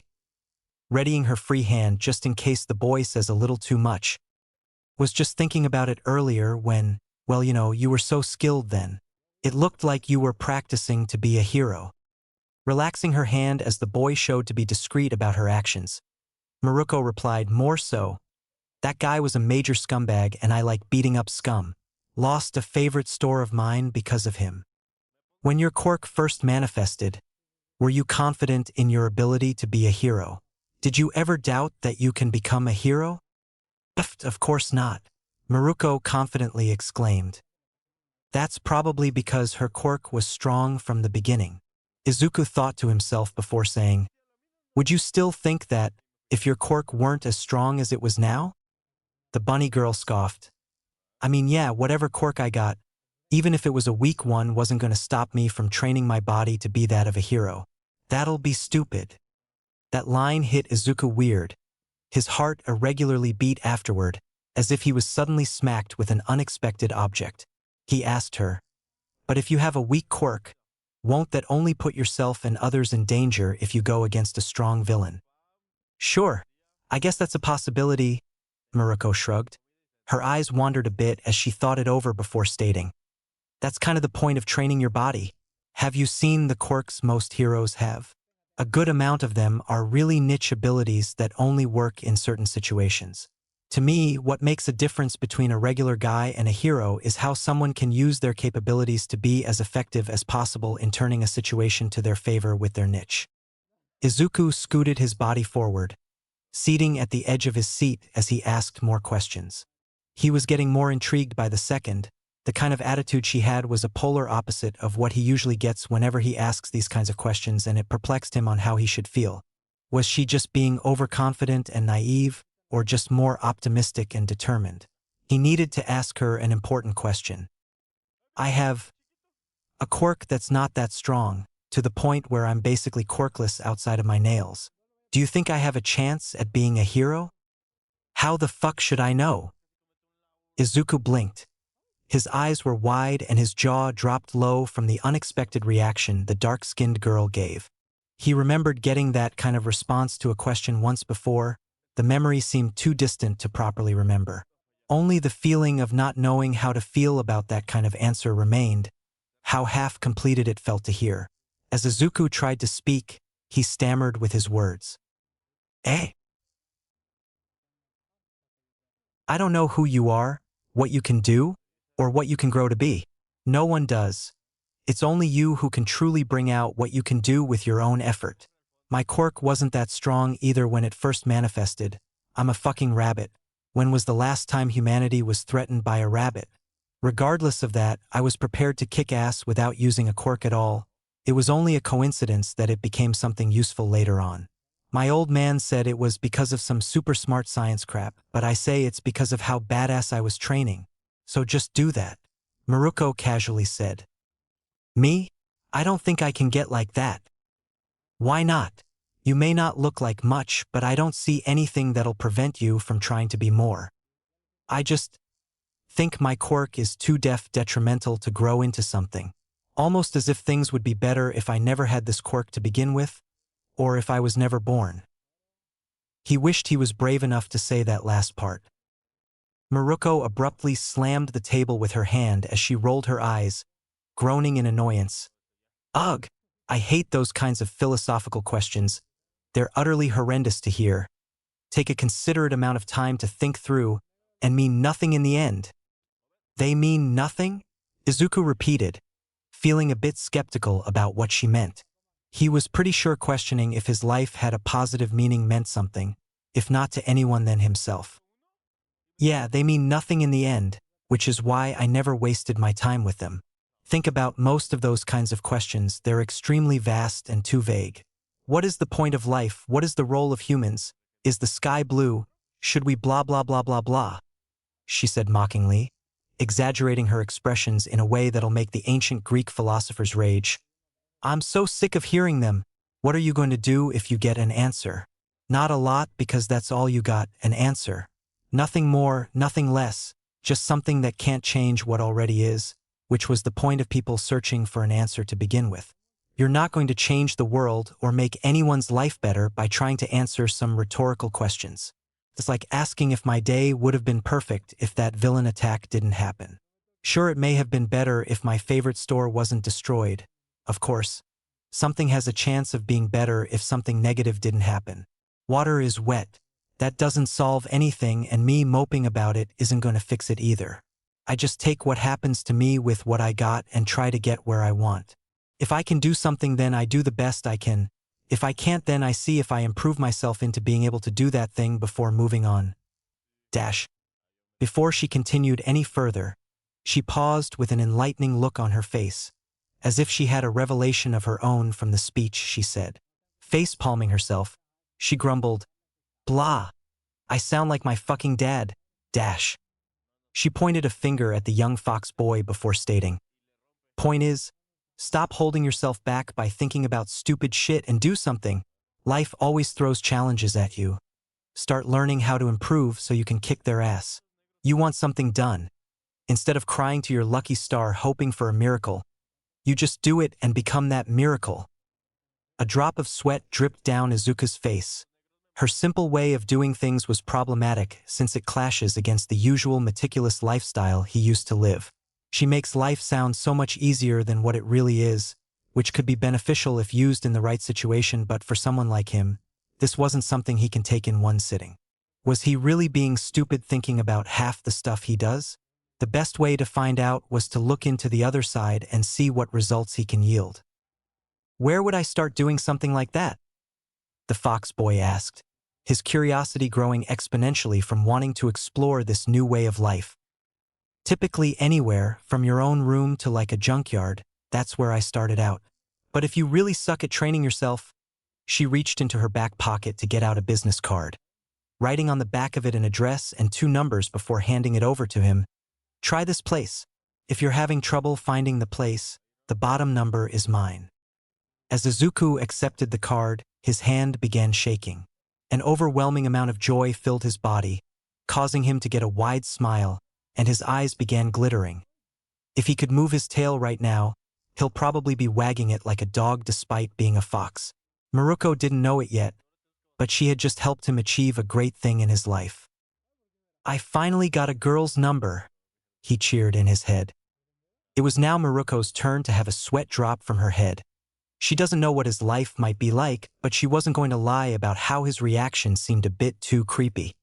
His excitement soon died out when he turned to the front of the card and saw it was the business card to a pet shop, looking up at her with an ambitious questioning look to know the reason she had this. Sensing the speculation of a stereotype flooding his mind, Maruko quickly stated, "Don't ask. It's a long story." Knowing how complicated situations can be when one is living under special circumstances, Izuku chose to leave it there. Okay. Boom. They recognized that sound. An explosion must have happened not too far from them. With both of them having their curiosity in the cause, they both went together to see what was happening. On the way there, Izuku thought about how fortunate he was that all these things were happening in such proximity to him. For better or worse, his luck stat has been the all-star of his day. When they finally reached the site, Izuku was met with a horrifying sight. Blazing bright red flames had consumed most of the shopping district, slowly burning down the cherished buildings around them and their cherished decorations. The flames lit up the area to look like a scorching orange inferno had appeared out of nowhere, pure contrast to the calm, shiny blue scene that the rest of the city had. A piece of hell had replaced the streets that Izuku once knew for years. It was no longer the peaceful place that people came to cheerfully enjoy their lives, but a disastrous space that no man can walk through. All the heroes that were currently there had their hands filled protecting the other civilians or were trying to control the ever-growing fire. Their only saving graces were the three high-ranking heroes that were on the scene, but even then there was trouble. Empty Lady couldn't assist as her giant form was too big to fit in the narrow streets without completely destroying every building in her path. Death Arm's abilities in this situation weren't any good outside of making sure the civilians didn't get hurt, and Kamui couldn't fight as well because the flames kept destroying the wood he'll create, which only ended up adding fuel to the fire. They were utterly overwhelmed and helpless to detain the villain that caused all that. That was the worst part of this entire situation. The slime villain, he was back. Just seeing him struck fear in Izuku. He still remembers the crushing feeling of how the villain tried to slowly suffocate him less than an hour ago. It was the first time ever that he didn't want to watch a villain attack and go straight home. The only thing that kept him there was the lack of strength his legs had. Too petrified from his fear to move. That fear grew into a complete nightmare when he saw who was unfortunately caught in the dastardly villain's hands. "Kaken," Izuku softly said. It was supposed to be a yell, but his fright stole all the power in his lungs. He was watching someone slowly getting asphyxiated, yet the one feeling helpless was him, the one safely behind the line that's being protected by multiple heroes. Seeing the situation and noticing Izuku's reaction, Maruko already knew she was going to do something about it. She patted Izuku on the shoulder, assuring him, "I'll save your friend, just sit tight." She ran away from the crowd, trying to find an alleyway she could change in to hide her identity. Despite Maruko trying to ease Izuku's nerves that someone was going to come save Katsuki, a single thought filled his mind. How is he here? All Might captured him. He showed me. Why isn't All Might stopping him again? And why of all people was Kaken the one the slime villain captured? This isn't even a street Katsuki usually goes to in his free time. This is Dash. Izuku's eyes widened as in a single moment, he dreadfully solved all of his own questions. He didn't need to hear mutters of the surrounding civilians to know what truly happened. What happened? I was here from the beginning.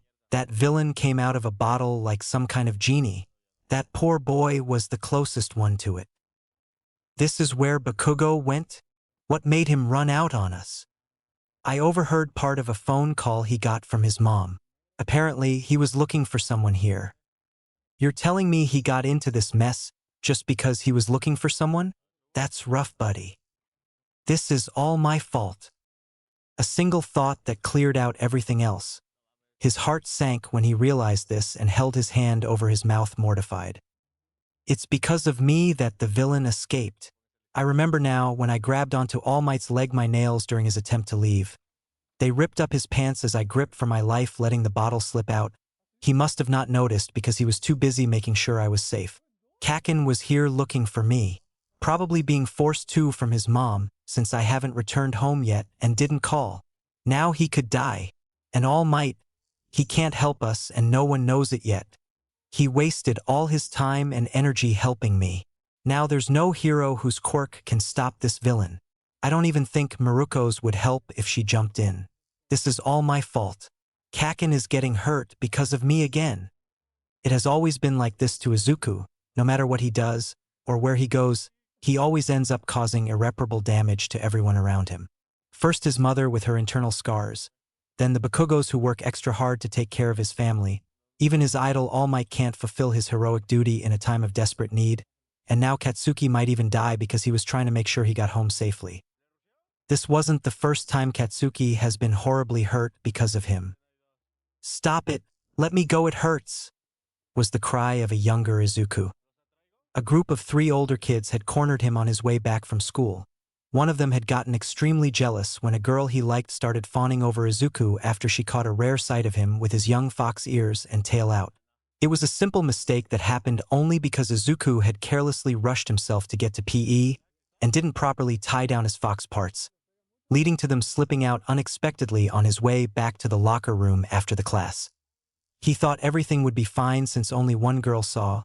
He did feel a bit uncomfortable with her interest in him, especially when she asked to show him her tail, but he managed to get through it since it wasn't the first time an older female showed intense interest in his fox parts. How wrong he was. "Fucking brat, you really thought you were special because of these little things," one of the boys said as he pulled on his ears harder. Izuku couldn't fight back as the other boys were holding his arms, keeping him still. And no, please stop. You're going to tear them off. Stop being a baby. I just want to see them properly. I want to see what all the fuss was about, and your hair is in the way. You're lucky I don't just give you a much-needed haircut.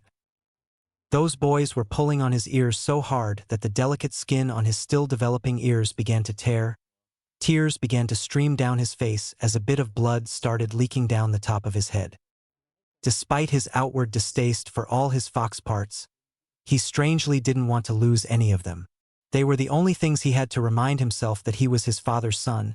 It was a paradox of self-hating with a want to preserve them, but it was one of the few reasons why he never did something as drastic as cutting off his fox ears and tail. Now a couple of random teens were going to do it for him. Stop! Why don't you make me? He's not able to do that, but I can. A third voice rang out. It took a second for the kid bullying Izuku to realize that line wasn't said by one of his friends. As soon as he turned behind him to see who it was, his face was met with an explosion. Shocked, the bully let Izuku go and tended to his burning face, screaming in pain. Oi! Who the hell are you, kid? One of the bully's friends shouted at the person who assaulted him. That person was also met with an explosive blast, this time to the stomach, throwing him onto his back as he released the defenseless fox boy. The other boy didn't even get a chance to say anything before he was blasted off of Izuku as well. Standing there was Katsuki. His hands were crackling with tiny sparks as he stared down the older kids. I'm the one responsible for that crybaby, and you all fucked up by going this far, he told them. Looking back, Katsuki might have tried a bit too hard to look cool, but at that moment he may as well have looked like a superhero. Recovering from the initial sneak attack, the bully who started this managed to move past the burning sensation on his face and glared at the boy. You little punk, I'll kick your ass. I'd like to see you try, Katsuki taunted, readying himself for a fight. Don't get too cocky, you're not the only one with a quirk, the bully replied. His hands slowly turned into the hooves of a donkey. His friend began to get back up as well, activating their quirks as well. This wouldn't be a fair 1-versus-1 fight one would expect, but what should you expect from teenagers who'll do this over a girl? In spite of this, Katsuki's confidence never wavered as he declared, "Bring it!" The fight lasted for a few minutes and ended with the bullies running away, their clothes shredded with embers and their bodies covered in cinders and bruises. As expected, Katsuki stood tall in the direction the bullies ran, taking in the glory of his win, and the older boys completely lost. The young fox boy's eyes glowed with admiration seeing him there, until he turned around and showed his battered face. His lips were inflated from the bruises to the point of being comically big, and one of his eyes was swollen shut. It later became a black eye. You good, Deku? He asked casually as if nothing was wrong. You're asking if I'm good? Izuku shouted back, surprised the concern was on him. More than once had Katsuki put his livelihood under great stress for Izuku's sake. Now he's the one in danger. He hated seeing Katsuki hurt because of him, yet all Izuku can do about it is wallowing in self-pity and angst, on the verge of tears. How cowardly, he thought to himself. I'm sorry. Please, someone, anyone, help him, save Kaken. Like every other time, he didn't know what to do. Izuku prayed, hoping for a change of fate, but nothing happened. Katsuki was still in the crushing grip of the slime villain. Izuku could see the life drain out of his face from the lack of air. He wasn't going to last much longer. As always, Katsuki did his best to struggle free to no avail. He was as helpless as Izuku was in this situation. And for the first time, there was pure fear in his eyes. It was that horrified look on his face that made something inside of Izuku awaken once again, and a single thought filled his mind again. Save Kaken. Without a second thought, Izuku felt his body dash forward, charging through the civilian line the heroes tried to maintain toward the villain. His actions shocked the heroes that were trying to keep the civilians back and the ones watching from behind. They tried to call out to him. No, you idiot! Dash. Hey, Kid, get back here. It's too dangerous for you. Stop before you get yourself killed. The screams caught the attention of Maruko, who turned back to see a familiar green-haired kid, had dropped all forms of sense and had rushed straight toward the villain. Even though she was surprised that the boy would take such an action, she thought, what the hell is he doing? What am I doing? Izuku thought to himself. Despite his mental objection, he didn't stop charging at full speed. Why did I run? Why can't I stop? You want something done. Instead of crying to your lucky star hoping for a miracle, you just do it and become that miracle. This voice, Izuku thought to himself, remembering the voice. Like before, his body seemed to be acting based on the words being told to him. Point is, stop holding yourself back by thinking about stupid shit and do something. He wasn't even sure what he was doing, but he was doing something. The slime villain noticed this as well and didn't hesitate to extend out one of his slimy tendril hands. He's going to do something. What do I do? The greenet remembered a piece of advice that was in his notebook. That's right.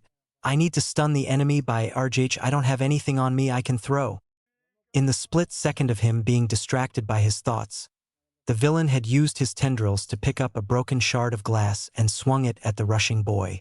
Izuku didn't know what to do, and he was scared of the obvious threat of death that had just approached him.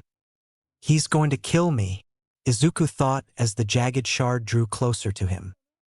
Life always throws challenges at you, dash. Pro heroes are always having to risk their lives in order to protect society. Twitch. That strange instinctive feeling Izuku felt before erupted again.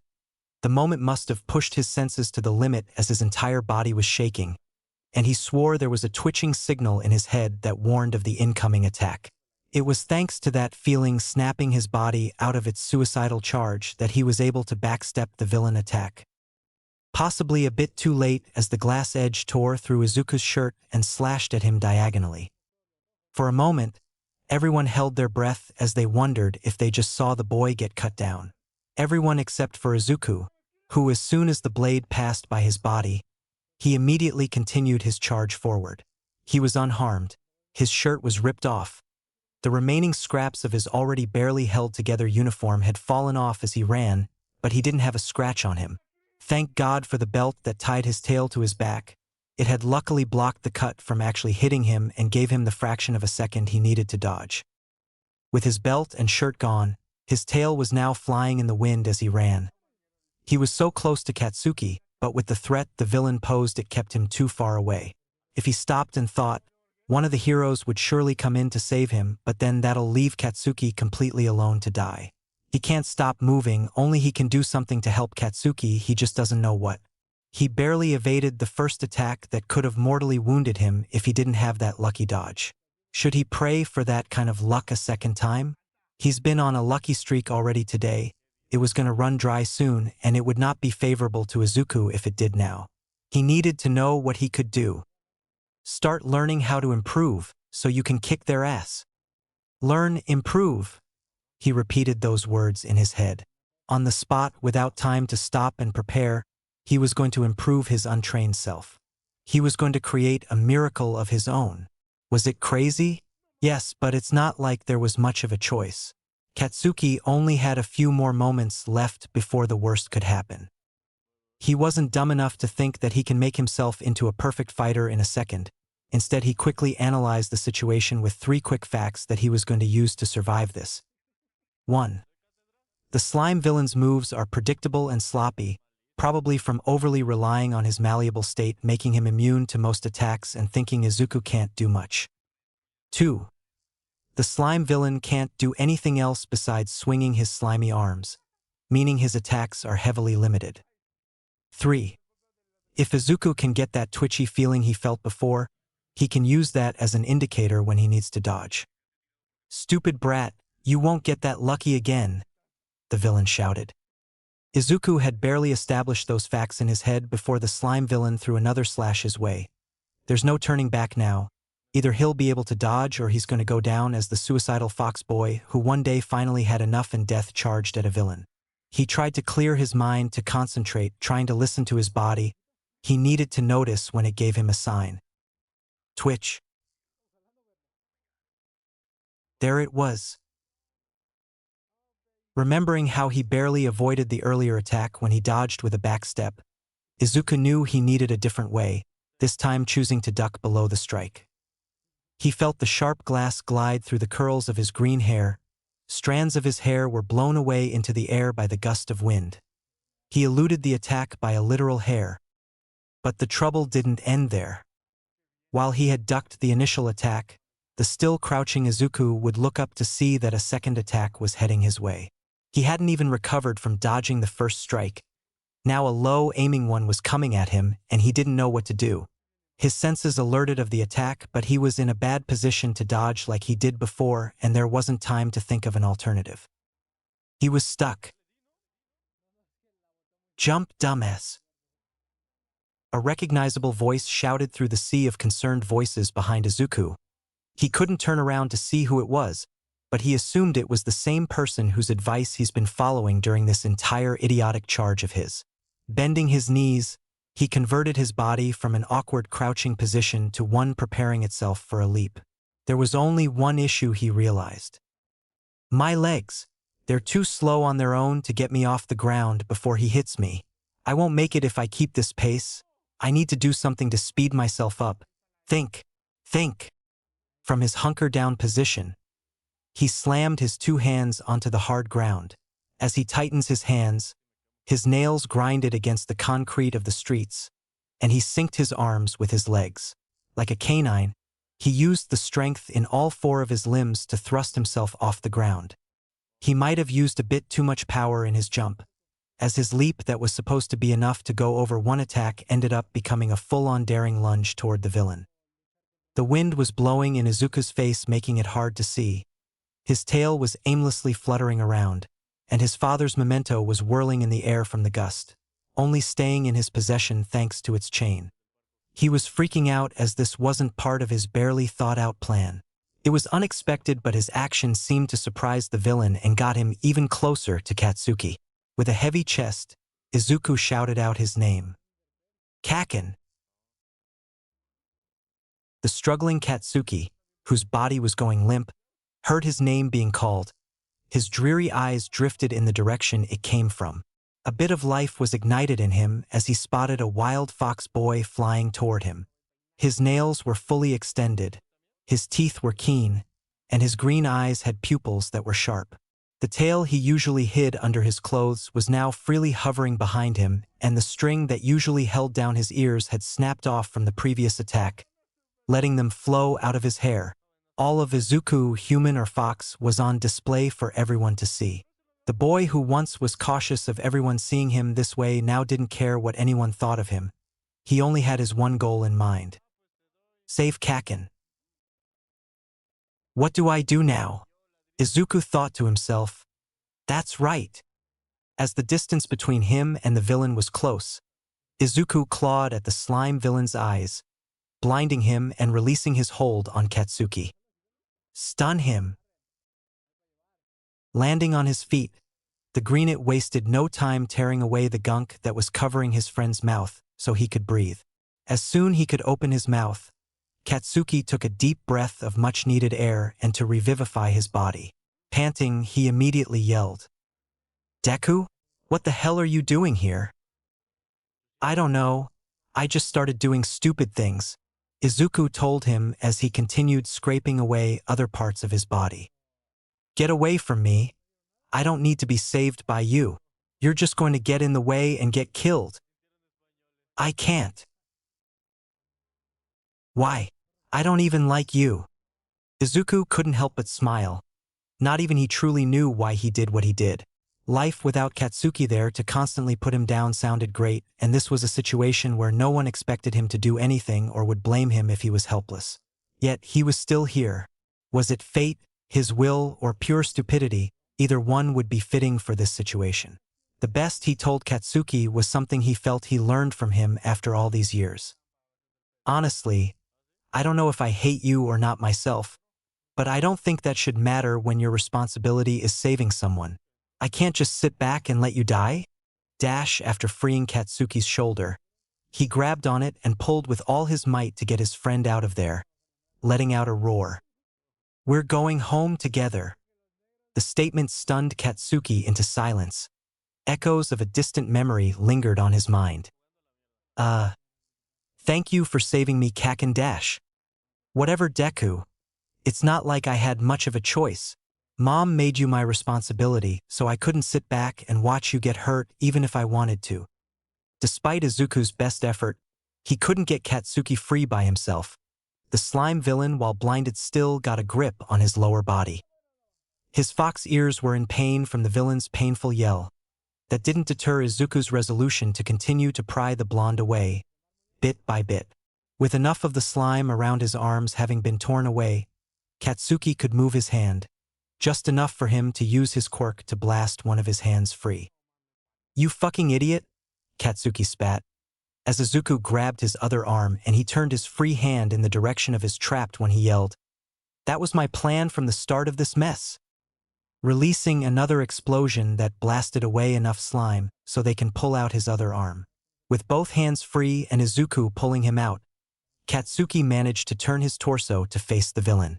Lucky for him, the slime didn't completely dissipate his nitroglycerin, and with the stress of the situation causing him to uncontrollably sweat, the villain was chock full of ammunition for his quirk. "Hold on," Katsuki ordered Izuku, who had no issues obeying in this situation. Then there was a spark. A spark that ignited the chemical substance that covered the villain, and a fiery red explosion erupted that rumbled the street. The shockwave of the explosion sent the two kids back onto the ground hard, and the force broke the chain holding his necklace. Izuku lost track where it flew off to. The kids looked at their handiwork. The smoke had engulfed the area, and burning embers floated in the sky. It might be a bit early to call it, but they got him. For a split second, the two boys shared a moment where they were both amazed at what happened. Then Katsuki turned around, his usual anger in his eyes as he looked like he was about to shout, "You dash." But then he suddenly stopped. "What?" Izuku asked, wondering what prevented him from yelling at him. Too stunned to say anything, Katsuki continued to stare at Izuku, amazed at what he was seeing. Unbeknown to the smiling Izuku, his cursed fox ears were twitching. Not only that, but his tail was wagging back and forth on the ground as well. The parts of him that they all once thought were dead weight was now moving with life. They weren't moving much, and from the crowd perspective nothing was happening, but Katsuki swears he saw them moving. He knew something had surely awakened in the boy to have caused this. Neither knew that this small victory was the fruitful results of Izuku's changed fate and a new resolve for life. "Look out!" a voice called out. Coming from the direction of the crowd, something zipped past them at high speed into the cloud of smoke, clearing out enough to expose a recovering slime villain planning to pull a sneak attack on the unexpecting boys. "Die, you damn brats!" declared the villain, reeling back his hand to give one last effort to enact his revenge on the kids that ruined his glorious return. "Save the kids!" Death Arms shouted as they all charged in to try to save the boys. Maruko wanted to go in as well, but found her sprinting path blocked off by the crowd, having to take a quick detour that could result in deadly effects. Katsuki quickly kneeled in front of Izuku, readied his hand in an attempt to muster up enough sweat for another explosion, but his slime-covered hands dampened it. Izuku's senses were going crazy about the oncoming attack. Having run out of ideas and strength, Izuku sat down with tears of acceptance in his eyes. Still smiling, he only had time for one final thought. "We're dead. Should have run while we had the chance." Slam! As the villain lifted his grimy hand expecting to see two mangled boys' bodies, he was surprised to see that he only hit the street. Standing in front of him was a proud All Might in his signature buff form. Both the boys were safely tucked in one of his muscular arms. At this point, Izuku, after making peace with dying for that brief moment, was barely even conscious to see what was going on. All he knew was All Might has saved them, and that's all he needed to know. No doubt All Might was saying some kind of inspirational speech right now, but his hearing had checked out long again. Most of it was just a buzzing mess. To everyone else, They heard the final attack to put an end to this nightmare scene. Detroit smash. You two were so brave. One of the heroes said once the mess got settled, praising the young kids that showed true courage in the face of danger. That compliment was given to Bakugo and Maruko. Apparently, Maruko was the one that alerted everyone of the slime villain's plan to attack while everyone thought it was over and kicked that rock to expose it. She also saved a few civilians from getting hurt when she destroyed some rumble that fell after Bakugo's explosion while the heroes were too distracted watching the boys. Katsuki was getting praised for being able to blast himself free from the villain's hold on him and for remaining calm through most of it. Izuku, on the other hand, received a severe scolding from the heroes for being reckless and every synonym to that word. Not surprisingly, almost saving someone and not getting yourself killed doesn't count for much in the face of rules, and the only thing he got that wasn't him being berated was a sort of compliment where Kamui would said his lunge at the villain was impressive for a kid to do, and that he was lucky his claws were sharp enough to pry apart the villain's slime grip. He was honestly happy this was the worst that he got considering what he did. It could have been worse, but he guessed both of them getting out of there alive and surprisingly unharmed is what saved him from something worse. Though it might have killed the little bit of life his fox parts had as they didn't move after being saved. He was chastised for almost half an hour, at least he hoped it was only half an hour. He wasn't gonna lie that his sense of time was off for a multitude of reasons. He was only saved when Katsuki grabbed the back of his neck collar and began dragging him away despite the hero's protest. Hey kid, we're not Dash. We get it already, he's a dumbass. We can all agree on that. Now we need to get home soon or else our moms will both kill me and then die of a heart attack. The heroes didn't object anymore as the blonde's statement left them questioning the particular relationship between their mothers and didn't want to step on that topic in public. Maruko watched as the pair walked off, smiling as she mumbled to herself, "Interesting kid." The walk back home was mostly silent between the two of them. Izuku had gotten a free Wild Pussycats t-shirt from one of the shopkeepers, so he didn't have to go home shirtless, his only reward for his efforts. It's a bit embarrassing to wear, but at least it's something of a souvenir. Oh crap. He finally realized that his black fox tail, his father's memento, the only material thing he had to remember him by, had fallen off, right as the fear struck his face. He found his prized possession dangling in front of him. Looking to the side, he saw that it was Katsuki that was holding it out to him. "Took you long enough to notice. Some bunny girl found it and I had her give it to me," he mumbled quietly. He wasn't able to look Izuku in the eyes. "I got it fixed, this time with a metal chain so it'll be durable and won't look like a gift from a grandma gives to a 5-year-old. If it breaks again, you're on your own." Taking the necklace and putting it on, Izuku let out a sigh of relief. "Thank you." "Whatever. I just didn't want to hear you crying about it once we got home." As the two walked, Katsuki's pace continued to rapidly slow down, lagging behind Izuku. "And I'm sorry." Izuku immediately turned back to him. He swore he just heard him whisper something. "What?" "I said you're such a sorry weakling, Deku. Geez. You'll always be a defective brat, and I'll never ask you for help ever," Katsuki shouted at him. His eyes lit back up with rage as he gritted his fist. "So careless. Where would you be without me?" Izuku stared blankly for a minute before giving a soft smile and replying, "I have no idea. I can't imagine a life without you." The explosive blonde's eyes widened. That wasn't an expected response. To hide his reaction to it, he turned his face away from the greenet, giving off a grunt, mumbling something about never looking down on him. While it may be flattering to hear, Izuku was being serious. Despite the highs and lows of their relationship, he couldn't say for certain how his life will be without his childhood friend. So many moments were heavily influenced by him. Like that day all those years ago when he was 10. He was crying under an underpass and was seriously considering running away from home. That was until a certain blonde walked by him. At first they just stared at each other as they were both surprised to find the other there. "You were here of all places?" Kaken. The awkward silence tensed up the air. Scratching his cheek as he thought of what to say, a smile came upon Katsuki's face as he jabbed a thumb behind him and asked, "So there's this new vigilante game that came out at the arcade, but it's stupidly 2 players only. So, you want to be my partner?" At first the fox boy stared back at him like he was crazy. Then he said, "Okay." That became the day Izuku didn't run away from home because of video games. To Izuku's knowledge, it was by pure chance that Katsuki walked past him that day. He had yet to find out what he was doing there in the first place. It only made one thing clear to Izuku. Too many things were affected for him to tell for certain how his life would be if he wasn't in his life. He was going to take Maruko's advice and not waste his life thinking about it. Katsuki was alive, nothing was going to change that, and he felt like their relationship had changed in some way today. Then Katsuki suddenly blasted himself with his quirk. Screaming, Izuku asked, "Kaken, why?" Getting up on his feet, the blonde had the look of a crazed man as he says, "I realize that I'm way too okay to go home." "What?" "Izuku, look at you.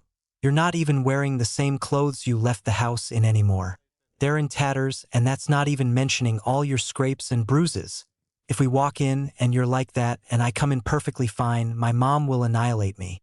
Don't even get me started if he finds out about the villain attacks." "So you're going to blow yourself up?" "Yes. If I look busted up as well, then she'll believe I tried my best." "Can't we just tell the truth?" "Fuck no. She won't believe it." Katsuki says, running off down the street, "I'll be back. Meet me by the house, but don't go in, okay?" Sometimes Izuku forgets that you can't reason with Katsuki on certain things. As told of him, the Greenit walked home by himself. On the way he heard a voice he didn't expect to hear again today. "I am here." It was strange chatting with the current number 1 hero, especially in the form he was currently in. They spent a few moments catching up before All Might got to the reason he was here for. "Young Midoriya, I wanted to talk to you about your question earlier. Something Izuku never expected to do in his life was interrupt his idle mid-sentence. "Actually, All Might, thank you for your concern, but that won't be necessary." "What?" "I've decided to continue working toward my dream of being a hero." "You are?" Nodding, Izuku told him, "If there was one thing I learned today, it's that this world can be cold and cruel, constantly throwing challenges your way. That's the reason you can't let others decide what you're capable of, so you can grow to overcome those challenges no matter what condition you're in. Which is why I no longer need anyone to tell me if I can be a hero. I'm not sure if I'll actually become one, but I'm going to work hard from now on towards it. I'll see if I can make myself into a true hero." "So then, was that daring attempt to save your friend trying to be that hero?" All Might asked, raising an eyebrow. Immediately Izuku's confident look crumbled to one where he was about to cry. "No, I wasn't trying to be a hero then, are you crazy? In fact, I didn't even plan on doing anything, it just sorta happened. I almost died there, oh my god, what was I thinking? I just saw my friend in trouble and really wanted to save him. Next thing I knew, I was running in.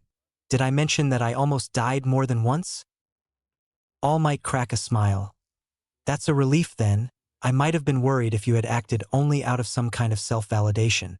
You see, there are stories about every hero, how they became great. Most have one thing in common. Their bodies moved before they had a chance to think, almost on their own, as if they had some kind of instinct about it. And today, that's what happened to you. Despite your flaws and what holds you back, you seem to have awakened that special instinct on your own." The green eyes of Izuku sparkled as he was listening to his idol. "Is he? Young man, I'm glad you'll no longer wait for someone to tell you what you can be. Because you too can become a hero, and I'll be the first one to wholeheartedly say that I believe it." Never in Izuku's life did anyone ever say he can be something as grand as a hero and completely meant it. Every time there was always a bit of pity, doubt, or lack of sincerity because of his condition. He knows he just said that he didn't need to get that from anyone anymore, but it still felt unbelievable to actually hear it from someone's mouth. There was only one other time where he felt like someone truly meant the encouragement they gave him about being strong. You are both a kind soul and a powerful person, Izuku Midoriya. Never forget that and never be ashamed of your body, especially of those ears of yours. Filled with joy, Izuku couldn't help but break into tears, trying his best to wipe them away. He wanted to stay strong but was overcome with emotion that the tears kept coming despite his efforts. As the number one hero looked down at the tearful eye, he couldn't help but feel his heart warm up a bit when he started seeing the boy's ear twitch and his tail wag a bit. Life will always be hard. Nothing can stop it. That doesn't mean that those with bad luck are destined to suffer forever. Dreams can become reality. Sometimes all it takes is a little luck, and the world is full of different ways for that to come. We may not even know it when we pass by it. Just like how Izuku has yet to find out that his ill fate was changed thanks to an encounter with a certain hare. And it's those moments that'll forever change the world. Who knew so much can happen because of a pair of fox ears? Chapter 2, Accelerated Evolution. Page 5. Paranormal phenomenon triggered by dream. Dreams. What is a dream? A succession of images, ideas, emotions, and sensations that usually occur involuntarily in the mind during certain stages of sleep. The content and purpose of dreams are not fully understood to this day, despite being a topic of scientific, philosophical, and religious interest throughout recorded history. Do they mean anything? The common theory goes that dreams don't mean anything. They're only electrical brain impulses that bring out random thoughts and imagery from our memories. Like everything else in the world, people expect things to be grounded in reality. While it would be amazing to occur, we can't live through life thinking everything we experience can be fantasized as we see in stories. But then again, this world is full of mysteries. We can't put a definitive on a meaning as we do not know how they work or their capabilities. And one of the biggest mysteries is a person's unconscious mind. They're filled with undiscovered potential and are an enigma to understand. Such as a certain dream Izuku has been having ever since he was a kid. The first time he had it was when he was 3 years old. The eyes of the young boy opened, only to see pure black. He couldn't move, couldn't hear, and couldn't speak. He was paralyzed in an encapsulated void of nothingness, one he could not escape from. He doesn't know how he got there, how long he was in there for, or why he was sealed there in the first place. He just appeared to be in there, trapped, unable to move or see his own 2 hands. Forced to stay suspended there for an incomprehensible amount of time. He wanted to scream, he wanted to yell, he wanted to fight against this crushing claustrophobic feeling he was facing and break out this anomalous borstal. It was a notion he felt a single time before then. Like most dreams, this lasted for a few minutes, and once it was over, Izuku forgot about it. Most would classify a dream like that as a nightmare, and while people remember more nightmares than they do dreams, this occurrence wasn't that memorable to the fox boy. During the moment, it can be terrifying to be trapped in a weird space where the only thing you're able to do is exist. Once the experience is over, there's very little to nothing to take away from it. No giant monster, nightmare-fueling event, or even horrible reincarnation of bad memories happened. Just a trifle wait till Izuku wakes up. In a while, being in that state is basically how it is to be asleep, who'll blame him for not remembering it. So, this strange dream was never mentioned to any of his caretakers. This dream would occur to Izuku at least once every month. Very few times does he realize he's having that dream again. The rest he doesn't even realize it happened or that he had the dream before, though it does bring a sense of familiarity. Because each time it was the same thing, a whole bunch of nothing, crudely symbolic of his life and how he was existing without really doing much. He just lived with barely a purpose, no sports, no clubs, no after-school activities that weren't going to the hero-dedicated streets or market, and a dream which at the time seemed way out of his realm of capabilities. In correlation with his life, that dream never changed. Time continued to pass by uneventfully. Until, like every other night, Izuku floated aimlessly in the void he was encased in. It was on its way of being another forgettable dream, destined to be an afterthought for how uneventful it is. That was until a slight cracking sound rang out inside Izuku's imprisonment. He didn't know where it came from as nearly all of his senses were nullified, but it surprised him that he finally heard something. That amazement was quickly followed by another sound. Thump. Is that thumping I hear? Izuku thought to himself it couldn't be. From where would it be coming from? Thump, thump, thump. More cracking noises echoed. It was definitely thumping noises he was hearing. This time he could feel vibrations coming from above him. Is someone breaking me out? Wait, does that mean there's an outside to this place? Thump, thump, thud. What was that last sound? It hit differently. Crackle, crack. The cracking sound became more audible, until crack. Suddenly, from the pure black darkness that surrounded him, a tiny crack of light peered through. Light, light, he cheered. He couldn't believe what he was seeing. A ray of hope?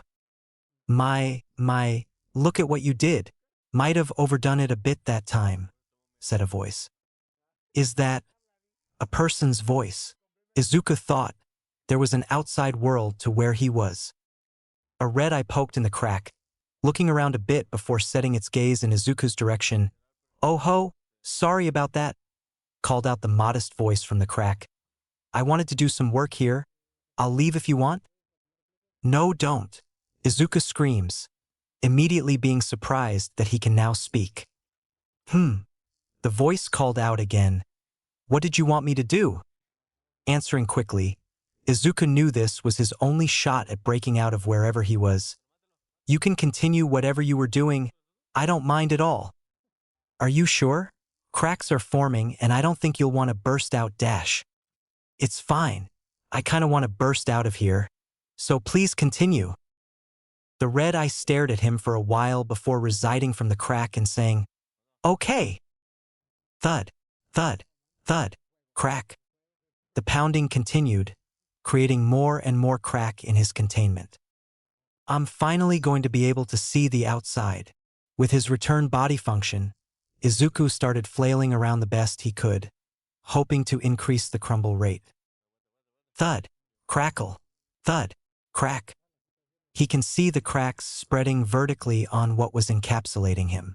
The more cracks that appeared, the more of his senses returned to him. He could hear, he could see, and even started being able to wiggle his fingers.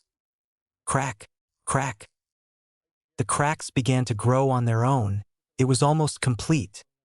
Here it comes, prepare yourself, the tender voice told him. Thank you for the help, Izuku called out. By the way, what were you doing here anyway? As the cracks reached to the bottom of the void, the voice answered him. I was just pounding some mochi. You want some? Before Izuku could answer, the ground beneath him suddenly broke away, sending the boy plummeting down below. At first, he was relieved about this as it meant he had his freedom until he looked down and saw he was falling from literal thousands of feet in the air.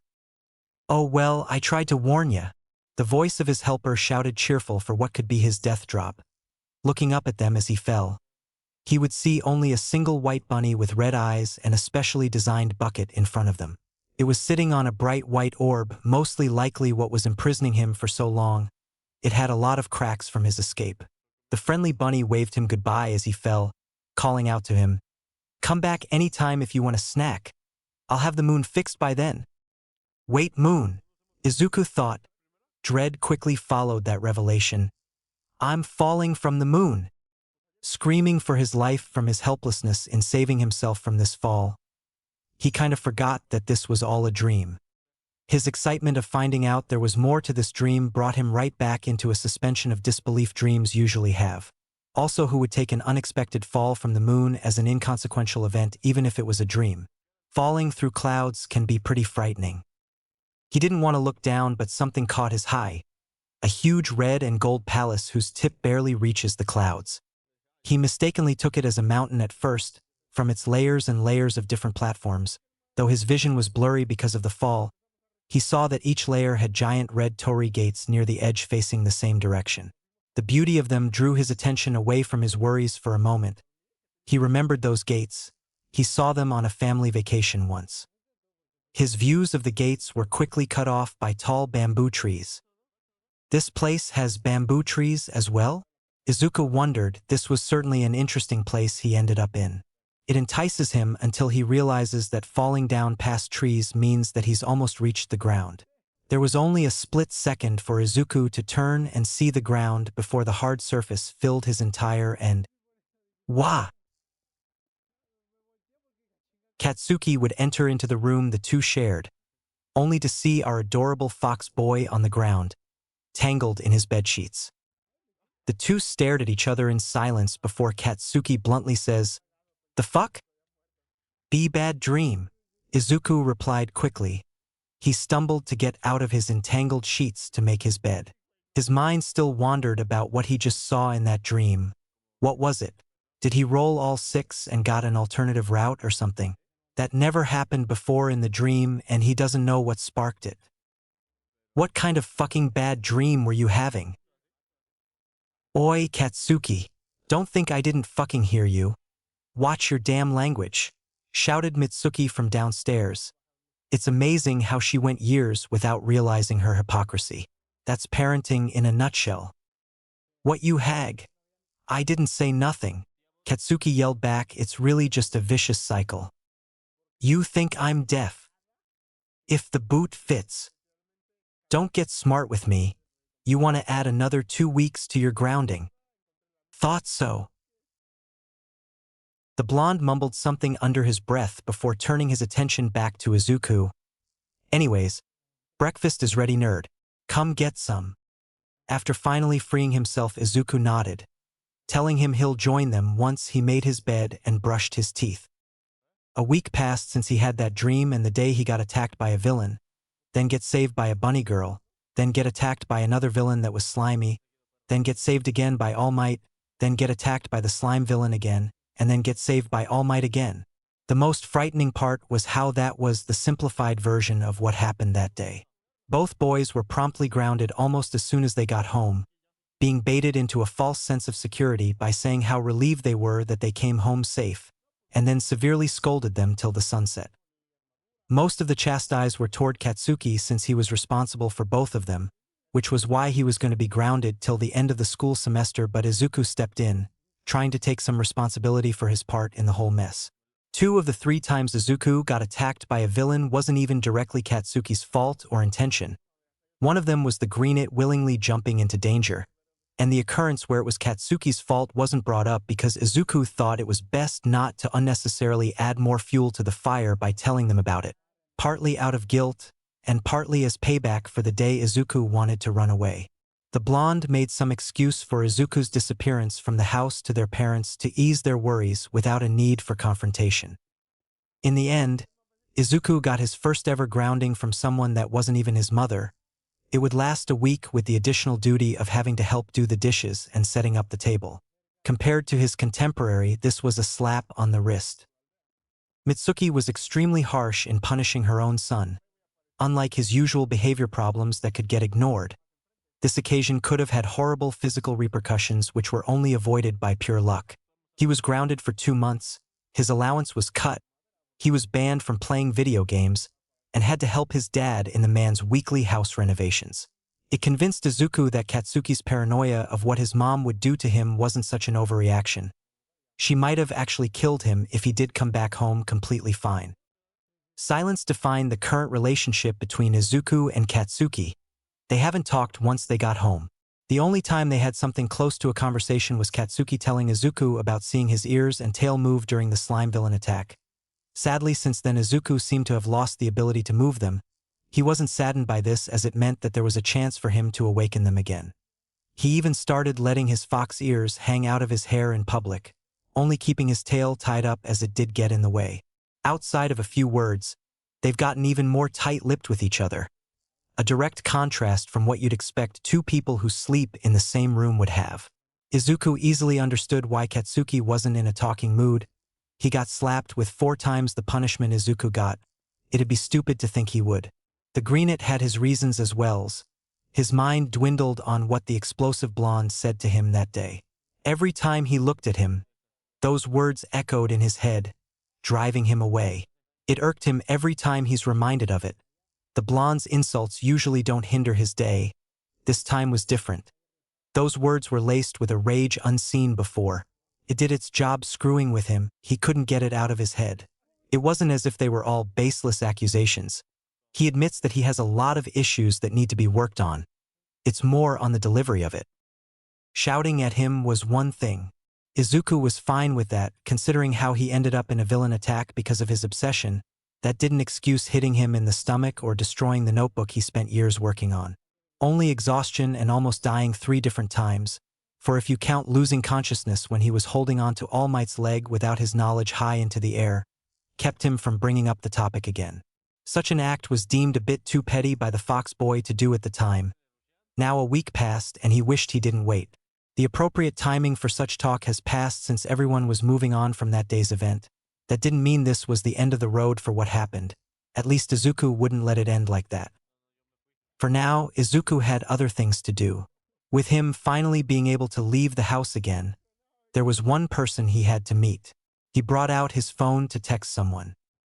Izuku, I'm heading out in a few minutes. Where do you want to meet again? Mr. Number 1. Dagoba Municipal Beach Park. Since the day All Might told him that of his belief that he can become a hero, Izuku has been dying to be able to leave the house again as the number 1 hero promised to train him. As soon as he got permission to leave home, he went straight to the beach, where All Might told him the details of the current plan of how the training would go. Your goal is to get into the top hero school in the country, UA University. You've got a little under 4 years before the entrance exam. By then I'll make sure your body will be able to handle the quirk I'll give you. All Might explain. Which is good timing since it'll take a couple of years to build up your body to handle one for all stockpile of power. Before I give it to you, I'll need to make sure your body is ready first. His first task toward this goal, clean up the entire beach in 10 months. While the task was daunting, Izuku was proud of him that he was committing to working toward his dream. Speaking of dreams, he had that weird dream again. This time, things were drastically different. He didn't start trapped in a black void. Instead, the first thing he saw was the moon he broke out of. The hole he left behind was still there. It was hard to see, but there was still a tiny outline on the moon showing the person who freed him was still pounding some machi. He must have fallen into some kind of vast swamp as he found every step he would take sluggish, to the point where he got as little done in the dream as he was doing before. The only difference was that at least he had a bunch of bamboos to look at. It was quite disappointing that breaking out of one tedious chamber only led to a second tedious slugfest that went nowhere. Was the swamp endless? 2 days into his training, he was currently on a jog. Outside of his main goal, he was also given many workout routines to do on his own. One of these included a daily run. Right as he was passing by a park, another unexpected encounter with a certain person. If it isn't Broccoli Kid, I mean Izuku, you're just showing up everywhere, aren't ya? Maruko told him when they noticed each other. She was seated on a park bench in a wonderful black leather lace-up jacket, and a red plastic bag was resting at her side. And Maruko, I didn't expect you to be here, Izuku stammered, stopping in his tracks when he reached the bench for a breather. I was supposed to hang out with someone here, but they're running extremely late because of traffic. What a bust. Now I'm here on my ass doing nothing for the next hour, she exclaimed, aggravated as people who don't keep promises are always a pet peeve of hers. Her beaming red eyes then turned its attention directly on the fox boy in front of her, and a wide smile appeared on her face. But since you're here, you can be my entertainment till then. The boy shivered down to his tail. The way she glared at him was the kind of attention he hasn't gotten from a girl that didn't live with him since he was 10, and it was just her being interested in his small fox tail. This bunny girl, she wanted him personally, and that's something Izuku never thought was possible. Knowing that his responsibilities should be on his training, Izuku replied, I would like to, but I'm on a jog right now. You can take a quick break, Maruko insisted, patting the spot next to her. Besides, you're the only one in a 100-yard radius who I have an interest in talking to. Yeah, but Dash. Come on, she interrupted, using her left hand to grab him and pull him toward the bench. While Izuku was mentally fussing over their legs tapping against each other once in a while, Maruko told him, We can catch up over some snacks. I got some mochi ice cream. as she pulled out two orange-colored dough-looking balls from her bag and offered one to the boy. "Did you finally find the carrot-flavored ice cream?" the greenet asked, looking at the mochi's color texture as he accepted it. "You know, just because my animal quirk like carrots doesn't mean I'll always go for it. Of course, I just usually associate carrots with bun dash." The fox boy stopped himself before he went too far. "Did you just call me a bunny?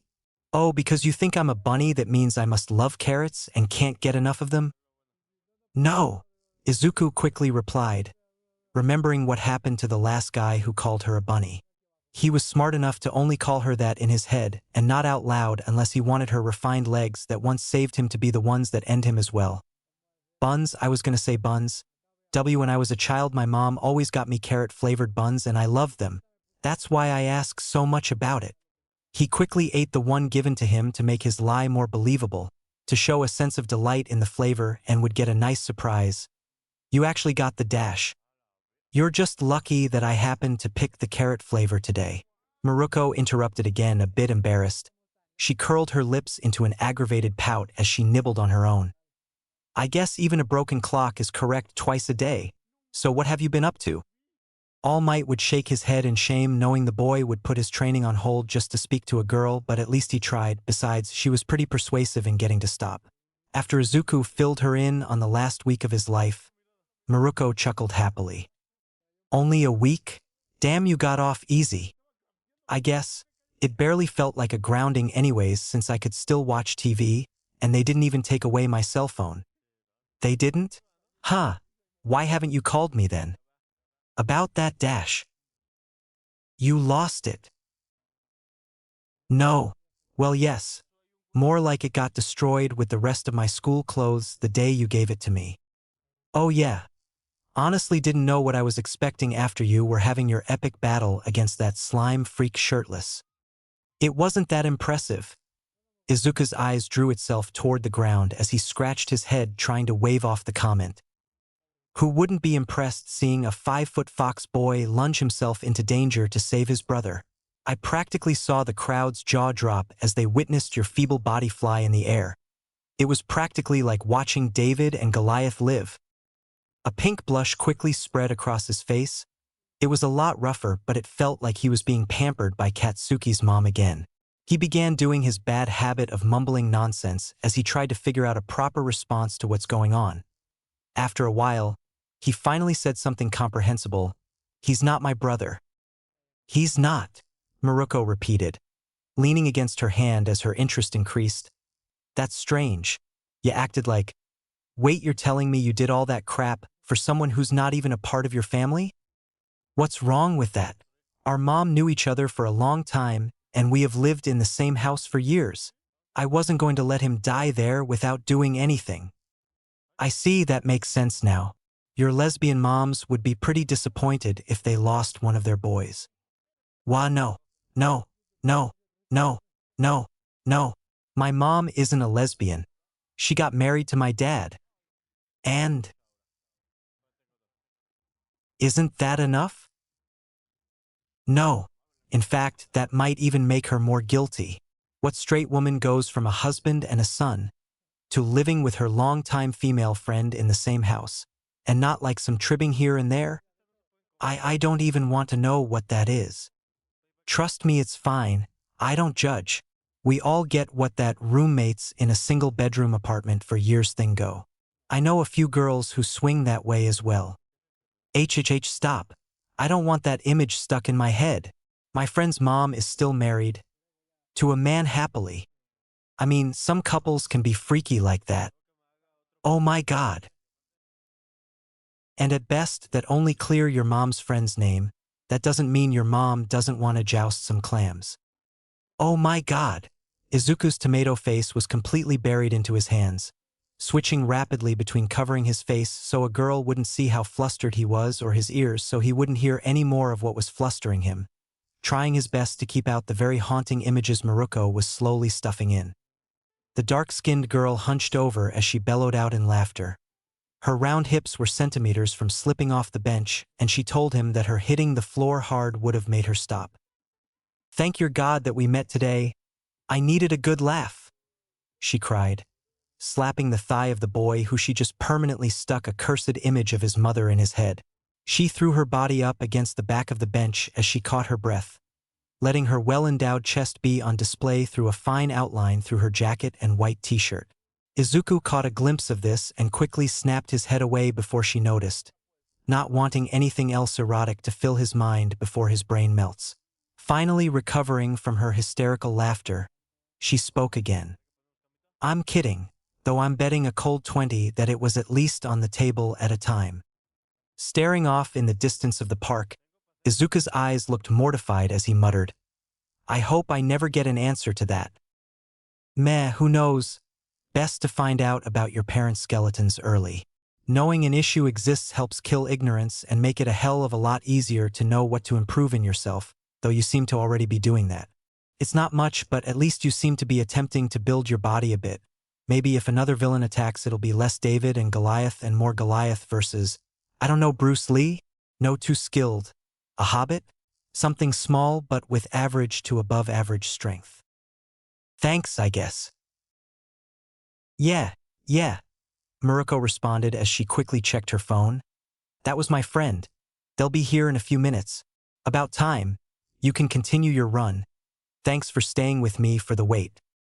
I couldn't say no with you. He gave a chunky laugh while standing up. The second time she had dragged him into socializing with her had some humor to it. His open-mouth laugh gave the bunny a chance to see his fangs, which reminded her of a question she wanted to ask, calling it out to him just as he turned around. By the way, why are you hiding the fact that you had an animal quirk? His body instantly stopped in its tracks and stiffened. He took a breath before looking back and calmly answered, I kind of found them awkward to deal with. They get in the way of everything. Nodding her head, she replied, Gotcha. Getting used to your new animal quirks. Pun not intended. Once it really starts manifesting was always a struggle. If you ever need advice or someone to talk to about those issues, you got my number again. Try not to lose it this time. I promise I won't. Having that number became useful to the Reynard's esteem, while he couldn't ask about much seeing as most of his animal limbs don't work. Hope was at a high knowing there was a contact with someone who can sort of relate to him on dealing with animal-like biology. They never talked long or about anything important since Izuku didn't have a relevant problem that he didn't already have a solution for, yet it was something he made sure to do at least once a week or two. It blew his mind that he was talking to a girl so often. That wasn't through some forum that was arguing if All Might's body is setting an unrealistic expectation on men and whether it was a good or bad thing. It was the thought of wanting to be as strong as she was with the end goal of getting to All Might's level which made Izuku work way harder than he was supposed to, going beyond the regimen given to him. This took a heavy toll on his body to the point where he almost destroyed it and needed to take a full day of rest to recover. With an inability to go outside because of his sore muscles and not being on speaking terms with the only person his age, he spent a good chunk of the day texting his new furry friend. Murako, you really fucked up your body? Izuku, I tried to get stronger way too soon, so I overdid my workout. My whole body is sore. Murako, pussy, XD. Izuku, hey, I'm in real pain here. I can barely move. Murako, slap some ice on dem boys and you'll be okay hand. Murako, also did you ask about the mom thing yet? Izuku, OMGNO. It went back and forth between Murako trying to convince him that he's being overdramatic and should have more steam in him, with Izuku insisting that he doesn't. The most memorable part was when later she sent him a picture of her in jogging clothes with the caption, and my route today was passing by your area. We could have met if you were lucky. That was the day Izuku almost killed himself just to go jogging with a girl. He didn't make it far, in fact, he almost fainted just getting to a place he knew she'll pass by. He luckily got there first, giving him time and a profitable situation to make an alibi to give once she arrives. You made it, I thought you wouldn't show. Did you really want to see me that badly? Well, you know, I just realized you were right that I did have steam left for a short run. Sure. So you ready to go on that run? Actually, I just finished my run, like a few minutes ago, and I just stuck around because I was wondering where you were. The fallacy of his lie seemed more obvious than he originally thought as Maruko stared at him for a while with a smug grin stretched across her face. What? Izuku asked. A nervous sweat dripped down his face. You're so full of shit, dude, she exclaimed before bursting out in laughter. She was kind enough to give Izuku a stick to use as a cane for his walk of shame back home. As she continued with her jog, streams of tears flowed out of his eyes, both from the pain and the humiliation. The next few months were filled with many hardships, but pleasant moments were sprinkled in here and there. That dream he's been having were the same, but as time went by, it became easier and easier to move through the swamp. While technically he hasn't accomplished much or learned any new skills that weren't how to work out, he felt much more alive now than he has been for the last decade. Then the day happened. Surprising even the expectation All Might himself, he cleaned the entire beach. His first hurdle has been overcome, and as promised, All Might deemed his body worthy of receiving one for all. Eat this. Excuse me, what? He ended up choking on the hair. Izuku kinda wished he was told ahead of time about the method he was gonna receive it through. Then he could have brought a snack or at least a water bottle. It would have been quite the tragic but laughable thing if the worst happened. All Might's chosen successor died, receiving his power by choking on the thing that gave him it. He didn't feel any different after eating it, but All Might assured him that he had gotten it. It was a bit vague, but Izuku just thought it meant he had to sleep it off, drifting off into a dream again. The boy's eyes snapped open again. The first thing he did was look up to see if the moon had been fixed yet. It wasn't. He wasn't sure if that meant that barely any in-dream time went by since he broke out, or if that rabbit was a world-class procrastinator. Then again, repairing a moon doesn't seem like a task that can be done in a school year. But then why did he make it sound a facile task? Overconfidence? Either way, he can't spend all his dream time thinking about it.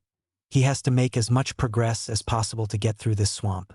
While it may be hopeless now, he thought the exact thing back when he was enclosed in that moon.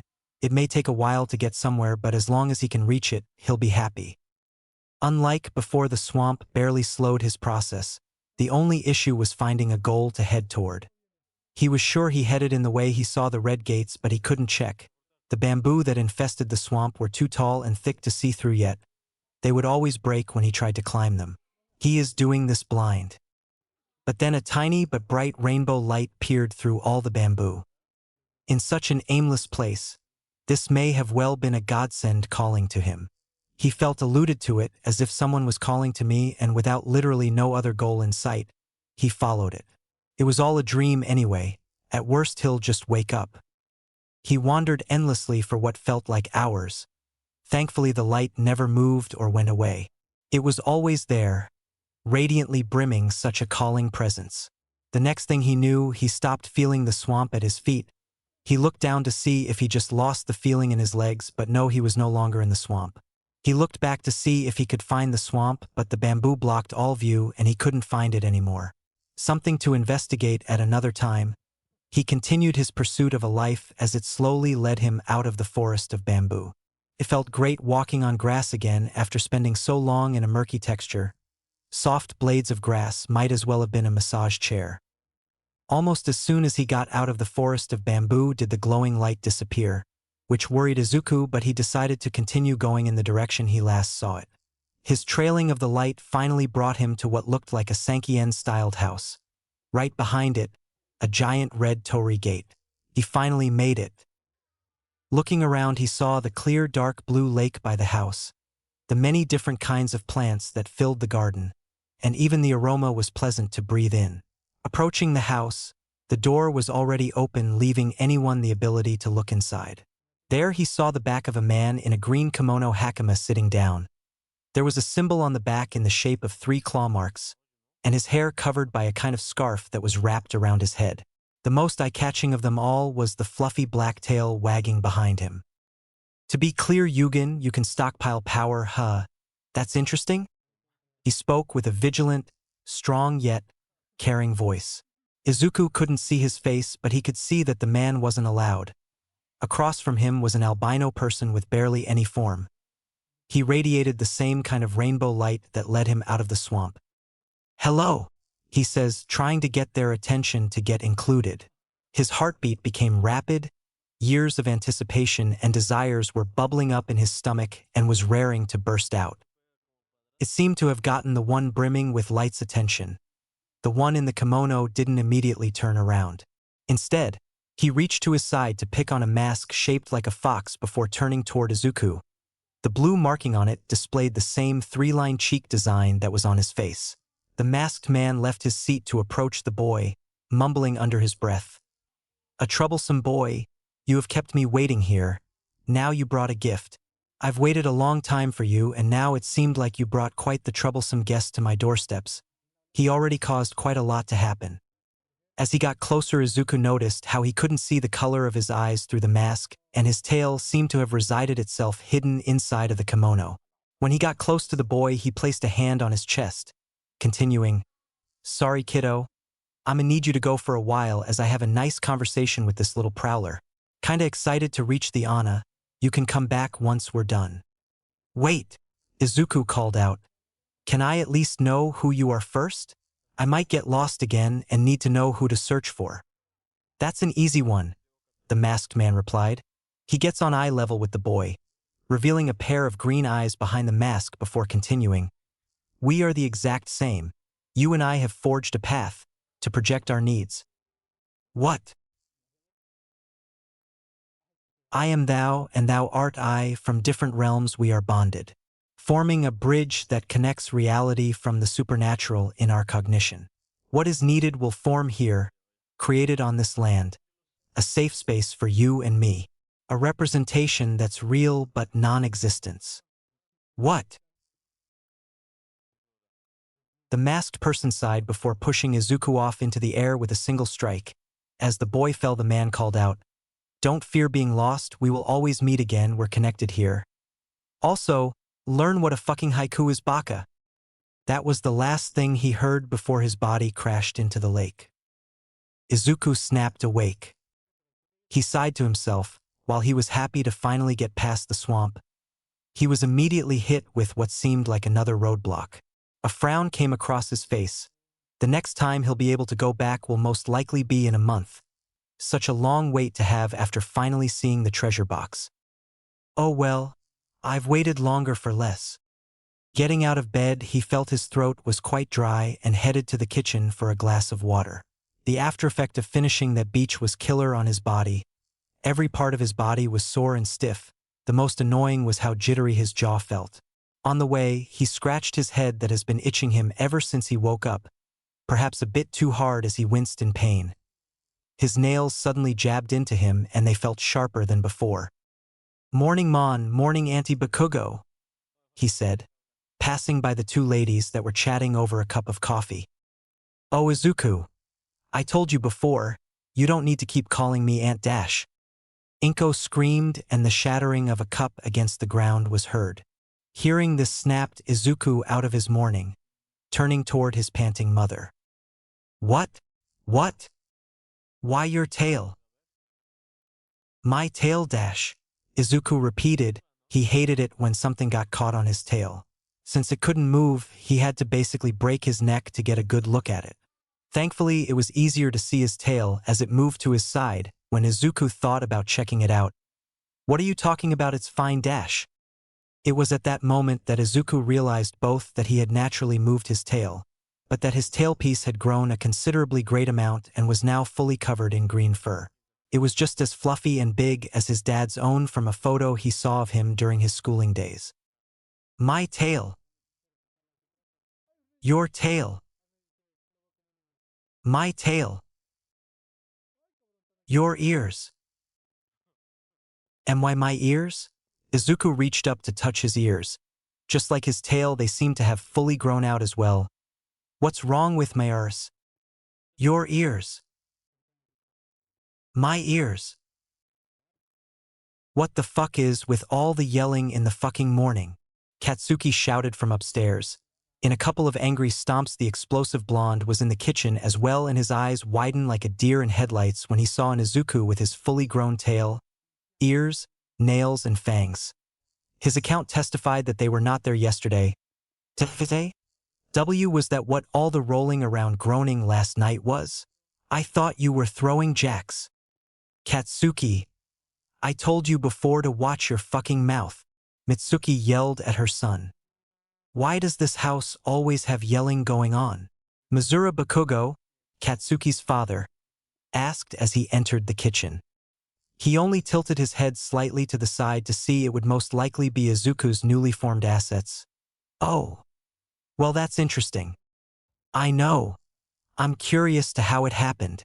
Mitsuki continued to scream. Yeah, the fuck happened? Katsuki asked, ignoring his mom's earlier warning. You're asking me? The spotlight boy replied. MOM, what's going on? Did this happen to Dad? I don't know, Inko confessed. Tears streamed out of her eyes, but a wide smile was across her face as she tried to fan herself. I'm just so dash. Thud. The room went silent as everyone stared at the proud mother who fainted on the ground. My MOM, Izuku shouted, trying his best to keep the running gag alive. Sadly, or thankfully in the case of Mizura, the shouting had run its course. Everyone was too focused on the boy's revised fox look or wondering if his mom might need to work on her overdramatics. The end. Page 6. Reverberations from flourishing. Growth a two-edged sword. Each inch gained has a drawback. Nothing comes weightless. How will the boy who spent his entire life with a part of him stuck in an embryonic state deal with its sudden rapid growth and all the issues that'll come with it? Currently, a lot better than one would think after that misleading beginning. So cute, were the words a gleeful Mitsuki repeatedly shouted. She was aggressively cuddling with the newly enhanced fox boy with more affection than a little girl getting her first teddy bear. Oh my God, you're so adorable. The busta blonde woman was always the most consistently encouraging figure to Izuku concerning his special quirk, effectively making him have some sense of empowerment by his abnormalities. It wasn't much and was the size of a toothpick made out of balsa wood, but it was more than what his mother had managed to do for him. She had always hoped that the boy would one day come into his own, even with his condition, able to live happily and freely without worrying about what others thought of him or forcing a superficial standard on himself. Maybe one day his ears would grow out completely, but by then he wouldn't be dependent on getting it. She had gotten her wish and was happily enjoying it. I can snuggle with you all day long. Please let me do it, please. Ah! The amount of absolute joy leaking from her voice would make you think that a teenage girl had just gotten a new car for her 16th birthday. It was that, I'll do anything you want right now kind of happiness. Masaru took a mental note on what to get her in case he was ever short on time for their anniversary. Izuku was also enjoying himself involuntarily, dubious due to her excitement. The grown woman didn't realize she was smothering the young 15-year-old's head with her bosom. Her rosemary scent intoxicated him as his red face was pressed firmly against her bountiful chest like a pillow. He could have fallen asleep right there if it wasn't for the fact that he had recently just woken up, and the suffocating feeling. Also, the shock from having his tail and animal ears grow overnight kept his blood pumping, though that could be from other factors. Long story short, the boy was having a divine experience. As Izuku discovered that heaven can be achieved through the loving and caring embrace of a glamorous mother, the rest of the Bakugos are left to tidy up the mess made by the faint-of-heart Inko. Following her collapse, shattered bits of ceramic, brown muck that adults call coffee, and the unconscious body of the mother littered the floor. The Bakumen looked down at the heap left to them as if they were a demolition cleanup crew eyeing their next project, tackling every minor house chore as a home renovation. The elder of the two spoke first about their plan of action. It seems quite the dilemma has appeared on our hands. All right, so while I safely extract the civilian, you cautiously pick out the obvious hazard material before clearing the remnants and mopping up the fluids. If you can get that done, then I should be able to make a final round trip to make sure nothing was left behind. Old man, can you fucking stop? What did I do? I'm still mentally recovering from that month I spent fixing the house with you, acting like we're construction workers. You make everything sound bigger than it is, throwing in a bunch of stupid lingos. It's cleaning up a broken cup, and you work at a fucking advertising company. Speak normally. I just wanted to spice things up, add a bit of excitement to things. Then take your ass to the movies. You want to know what it sounds like when you make everything sound so dramatic? You sound like those delusional role players that try to hide how much of a virgin they are by speaking like they're Shakespeare all the time. Masaru was once again reminded how hard controlling Katsuki would be without his iron-willed wife. Honestly, with his soft heart, if he didn't have Mitsuki, then his belligerent son would probably have caused him to curl up in a ball from his words alone. Unfortunately, she was too distracted indulging herself, leaving him to deal with the eruptive teen alone. Duly noted. Let's just work on cleaning the clutter, he stated, picking Inko up off the ground. I thought I was supposed to pick up the mess? Was Katsuki's snarky reply. Katsuki, have some restraint. This is someone's mother. You know your mother always says that one day someone is going to punch you in the face when you least expect it if you keep that up. And while I don't support it, I won't be surprised if it happens. That'll be the day, the teen mumbled under his breath as he left to go find the cleaning supplies. His father also left to put Inko in her room. Mitsuki took the time she had alone with Izuku to calm herself a bit in order to probe him with questions. You sure you don't know what caused this, Izuku? Yes, I'm sure. It kinda just happened.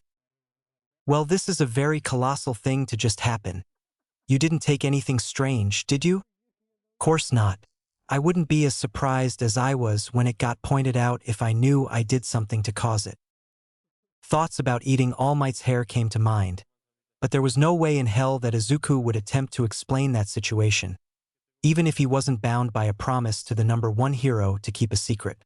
Not to mention that dream he had, too many unsolved questions with that one, and he'd been having it for years before he even came into contact with All Might. Speaking about it now would only serve to make the entire situation seem even more ridiculous, even if it did have something to do with it. He would keep the events close to his heart for now.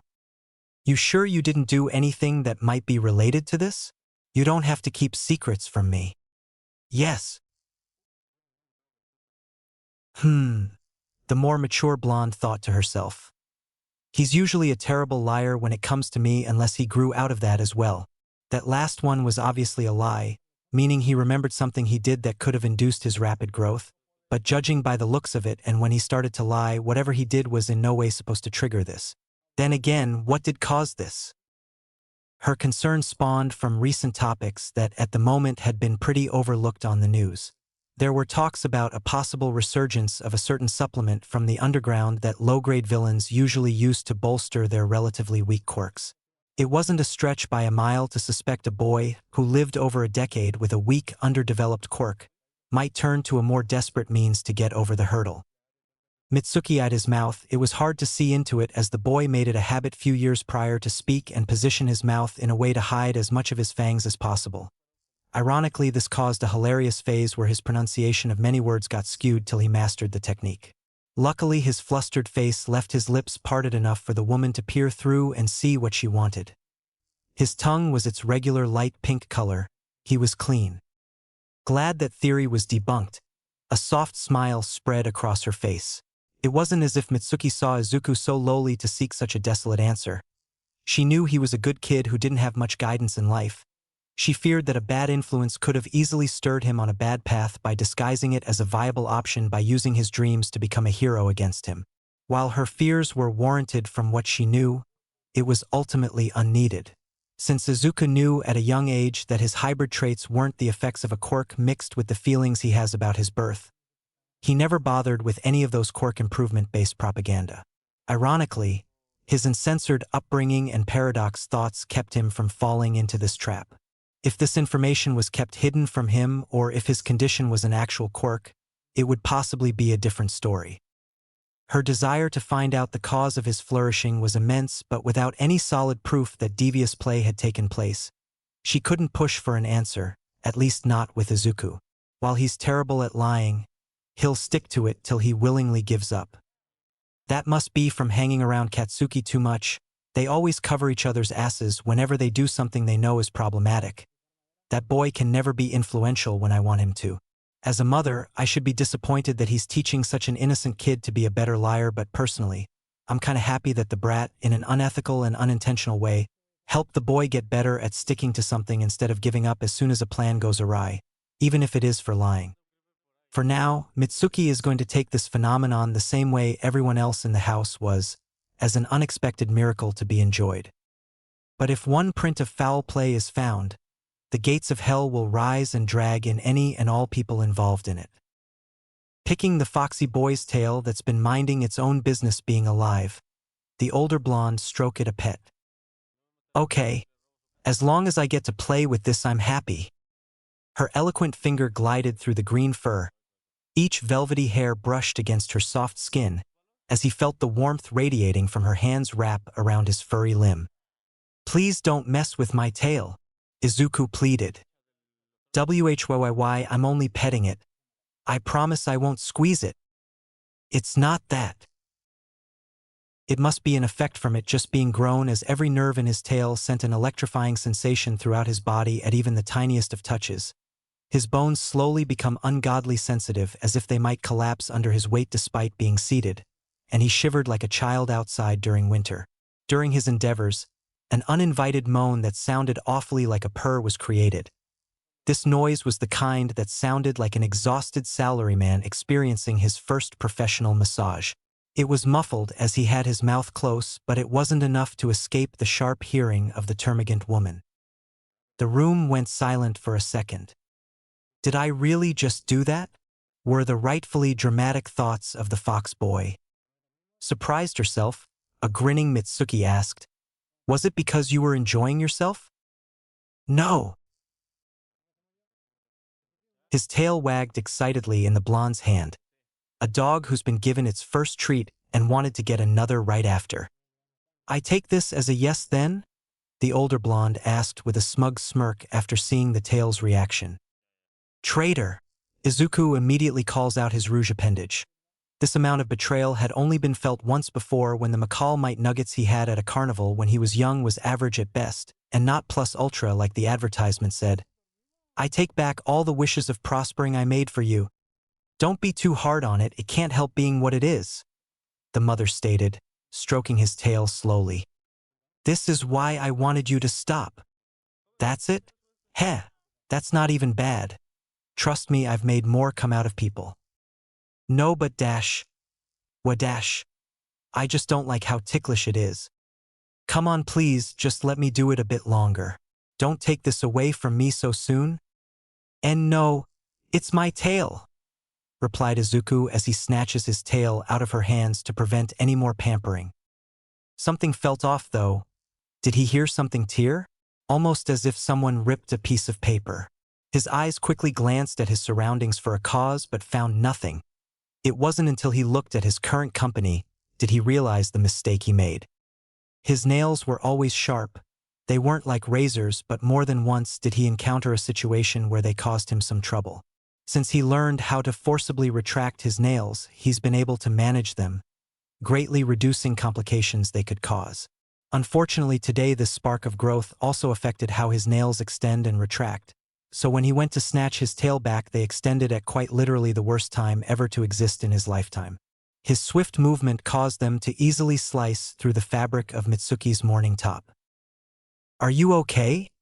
Izuku asked with dilated eyes, his agitated voice, ragged breath, and shaking fingers that were being hidden behind his back were apparent. Please, not again. His sincere reaction was quickly followed by a polar opposite dopey red face. Thankfully, Mitsuki's skin would still be as flawless as ever. It was nothing short but a miracle that none of his nails dug deep enough to graze her body at all. When he took a closer look to check and see if he had hurt her, his concerns were gracefully rewarded by the universe with a great view of the bountiful rack she had, peering through the tears he made. This would be a good time to mention that Izuku has a slight crush on Mitsuki.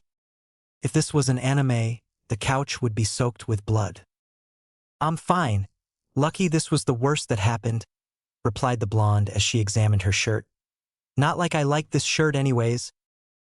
That's good, Izuku muffled, covering his mouth to hide the goofy looking on his face. He struggled to keep his eyes up when they were being magnetically pulled down. His efforts were in vain as Mitsuki instantly recognized what was going on. This wasn't even close to her first rodeo with this kind of thing. Putting a hand over the tear to cover it up so Izuku can both physically and mentally get back control over himself, she got off the couch. Turning toward the stairwell, she tells him, "Oh well, I was going to get changed eventually since I have work soon. Guess now would be a perfect time. See ya!" Before walking off with a smile on her face. Izuku sighed as soon as she left. Fortune saved him this time, but it was only the beginning of issues he began having since his growth. Those nails of his made it difficult to come into contact with anything. They kept on extending and retracting on their own at random intervals. He couldn't handle a brush without issue. He accidentally shredded his bedsheets one night when he turned too much in his sleep. Hordes of his clothes got ruined and he had to avoid wearing any of his favorite stuff. Hero garments aren't cheap, especially if you get the ones made with good quality material. He had to constantly remind himself to be mindful whenever he's at the dinner table to avoid unconsciously scratching up the table, and wrapping duct tape around his fingers before bed quickly became a norm. A new ability Izuku noticed he had gotten from his rapid growth was a more sensitive sense of smell. It wasn't too great, but he noticed that certain scents were affecting him in ways they weren't before. Taking out the trash was torture, and being around Katsuki when he returned from the gym made him feel like he was at a carnival thanks to his nitroglycerin sweat. He smelled like cotton candy. The worst of all was when he discovered he couldn't stand the smell of garlic when the family was eating garlic rice. A favorite of his. He almost wanted to cry. "What do you mean you can't stand it?" An enraged Katsuki shouted at the table when Izuku explained why he was covering his nostrils. "I made it the same way I always do." Izuku quickly pleaded his defense. He knew how much pride Katsuki had in his cooking. "No, I didn't mean the food itself. Just the smell makes it hard to eat. You've been periodically begging me to make this damn thing for weeks now. You're not going to back down now that I made it." It was a bit of an exaggeration to say that, asking, "Oh, are you making garlic rice?" Every time Izuku saw that it was Katsuki's turn to cook and he brought out a bag of rice, but that was nothing new for the explosive teen. "Oi, leave him alone," Mitsuki yelled at her son, coming to his defense. "He doesn't have to eat it." "No, it's fine," Izuku said, trying to calm the situation. "I'll just pinch my nose and dash. You don't have to force yourself." "But I'm not." "Yes, he does. He's going to eat it and he's going to like it." "I do like it. It's not the taste, my nose is just acting up." "And what gives you the right to decide that?" "I cooked the damn food. If I remember, it's whoever makes the damn food can make the fucking rules. And I declare that no one is allowed to leave this table until they get rid of every bit off their plate." "You dare use my own words against me, brat?" "The future is now, old hag. I was going to eat it anyway. I don't see why there needed to be a fight over it," were Izuku's despondent mumbles after seeing no ways to stop them. Katsuki's father looked at him with a confused look. Wondering why he was acting like this was his first time dealing with this, and he lives here. Luckily, the feud ended when Mitsuki flipped the table, using Katsuki's trick of using wordplay to get around the rule. While Masaru was able to save his own and Inko's plate, everything else went with the table as the food was scattered all over the kitchen. Izuku was unfortunate enough to be covered by the very thing that caused the issue and had to take a shower or else he couldn't breathe. When he returned to his room, he found Katsuki was also there, having retreated to his room after the joint effort of cleaning up the mess he and his mom made. It was one of the few times a suggestion from his father was listened to. Feeling a little guilty that the meal he made was mostly wasted over a simple argument over something stupid, Izuku tried to flatter him. "If it means anything, you guys made me taste great." He's new at this.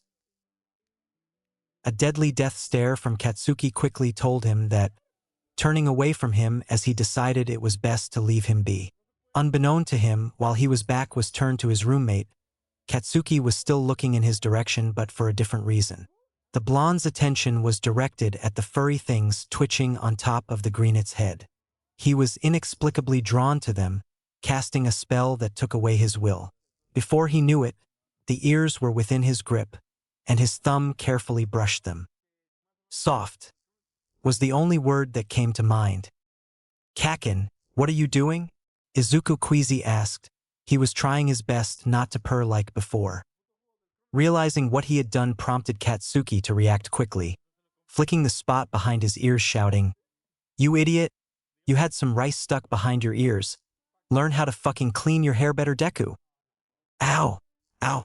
Okay. Okay, I get it. Ow! It was only later that day when Izuku went out and had a few more mischiefs that he decided to have a private phone call with All Might to discuss what happened. All Might, there's trouble. I think One for All did something to me. Oh my god.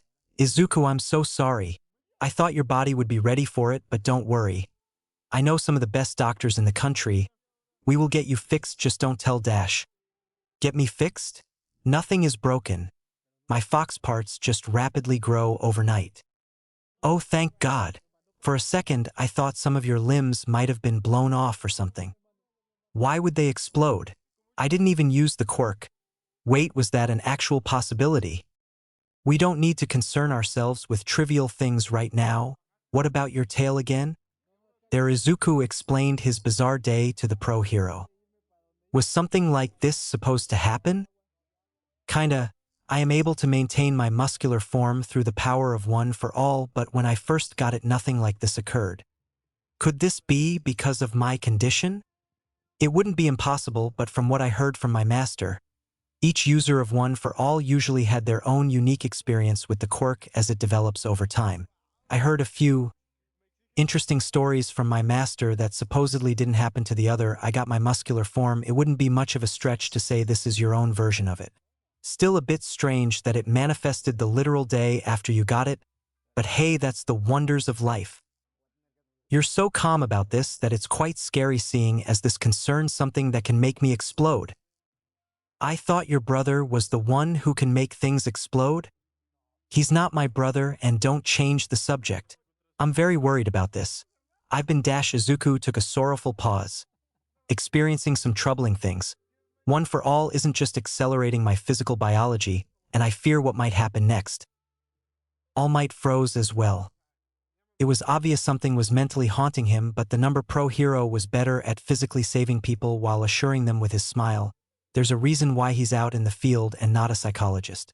He didn't want to accidentally make Izuku's problems worse by giving the wrong advice on a subject he might not be too familiar with.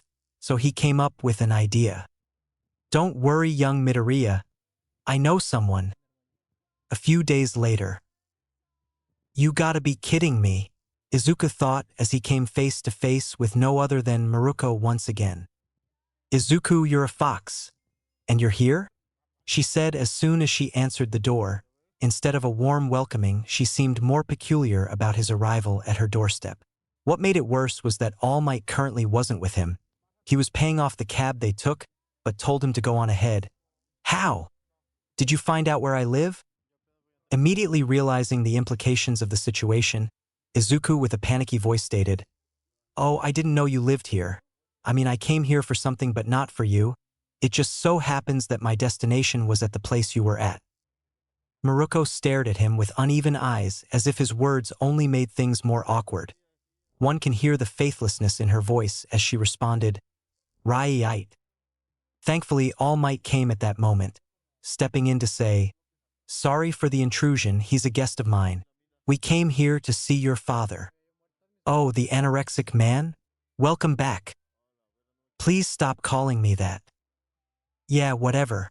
Hey Pops, you got visitors. Taking a deep breath, All Might turned to his student and told him, The man we're meeting is called Nizu. You might be a little surprised once you see him, but trust me, he can help you with your situation. He's the principal of UA for a reason. Shocked, Izuku turned to Maruko. You never told me your dad was the principal of UA. Maruko shrugged her shoulders. You never asked. Wait, you two met? All Might asked. Yes, the two said in unison. Who is it, Rumi? A light orotund voice from inside called out. Who's Rumi?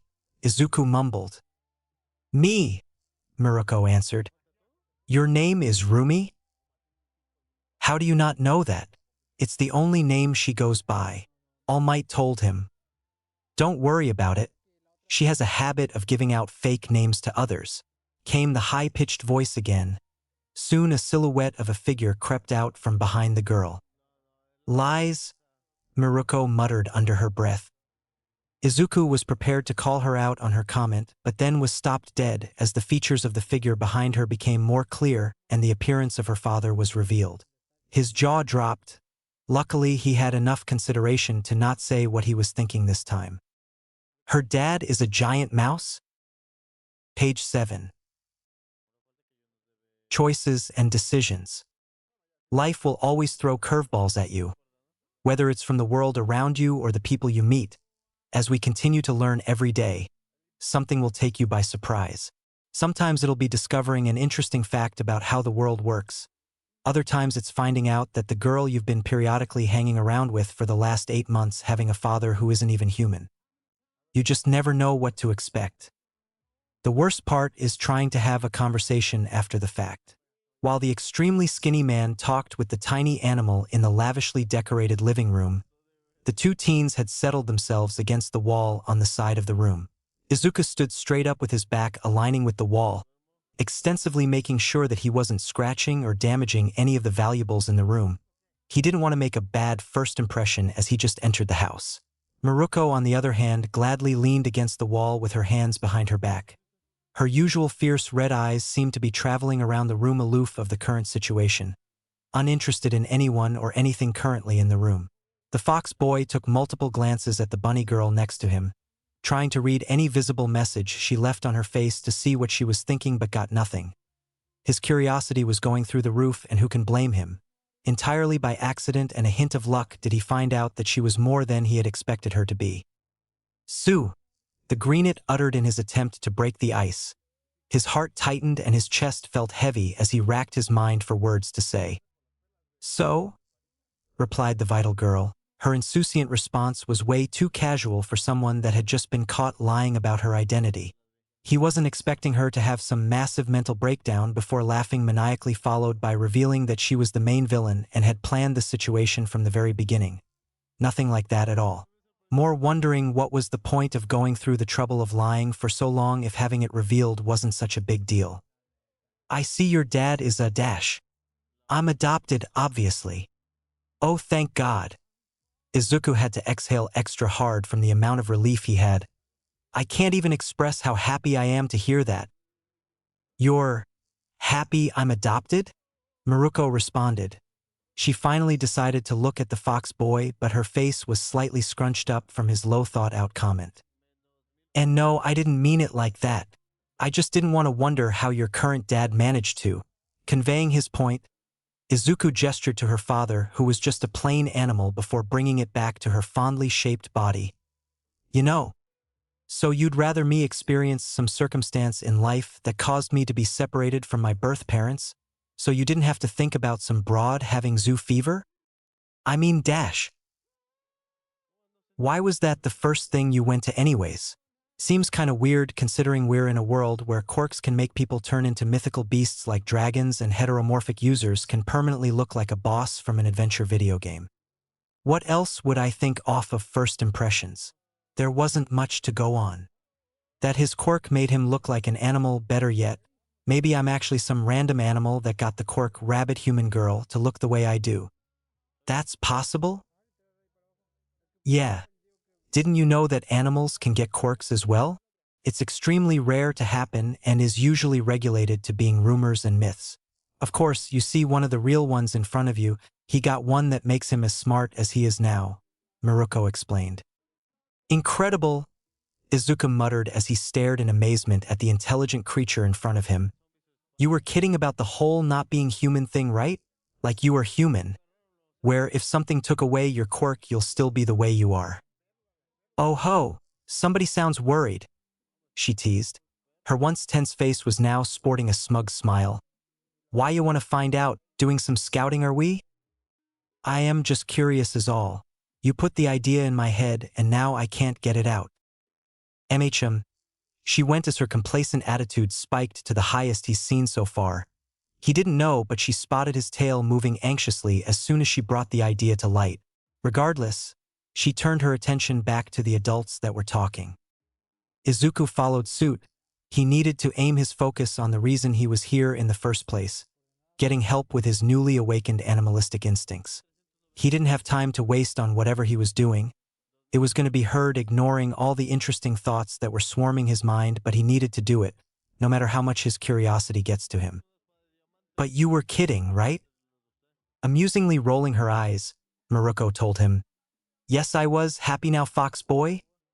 Izuku didn't reply, but he did take another sigh of relief, and his tail began wagging normally again. And that's why we're here, All Might said after finishing the explanation at an extremely perfect time.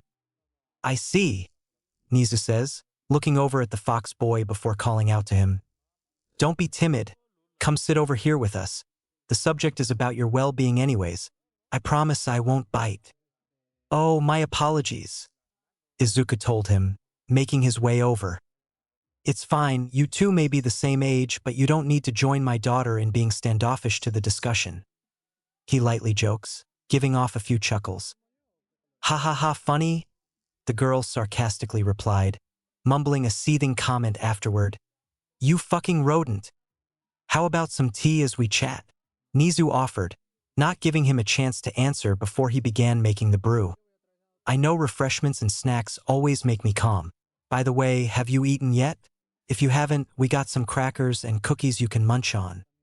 Though he wasn't much of a tea drinker, Izuku didn't refuse the tea to not feel like a rude guest. I'm fine. I ate before we came here, he said, accepting the cup once the tea was made. Once Nizu finished serving his guest, he settled back down on his chair before continuing the discussion. It's a good thing you came when you did. By the sound of it, the way your rapid growth occurred made you skip over important phases of your development. That's an understatement of what happened, Izuku muttered as he tried his best to look at the man, animal, person, thing. He was struggling to look at his conversational partner and think of the proper way to address him while keeping his focus, choosing to keep his eyes down at the tea.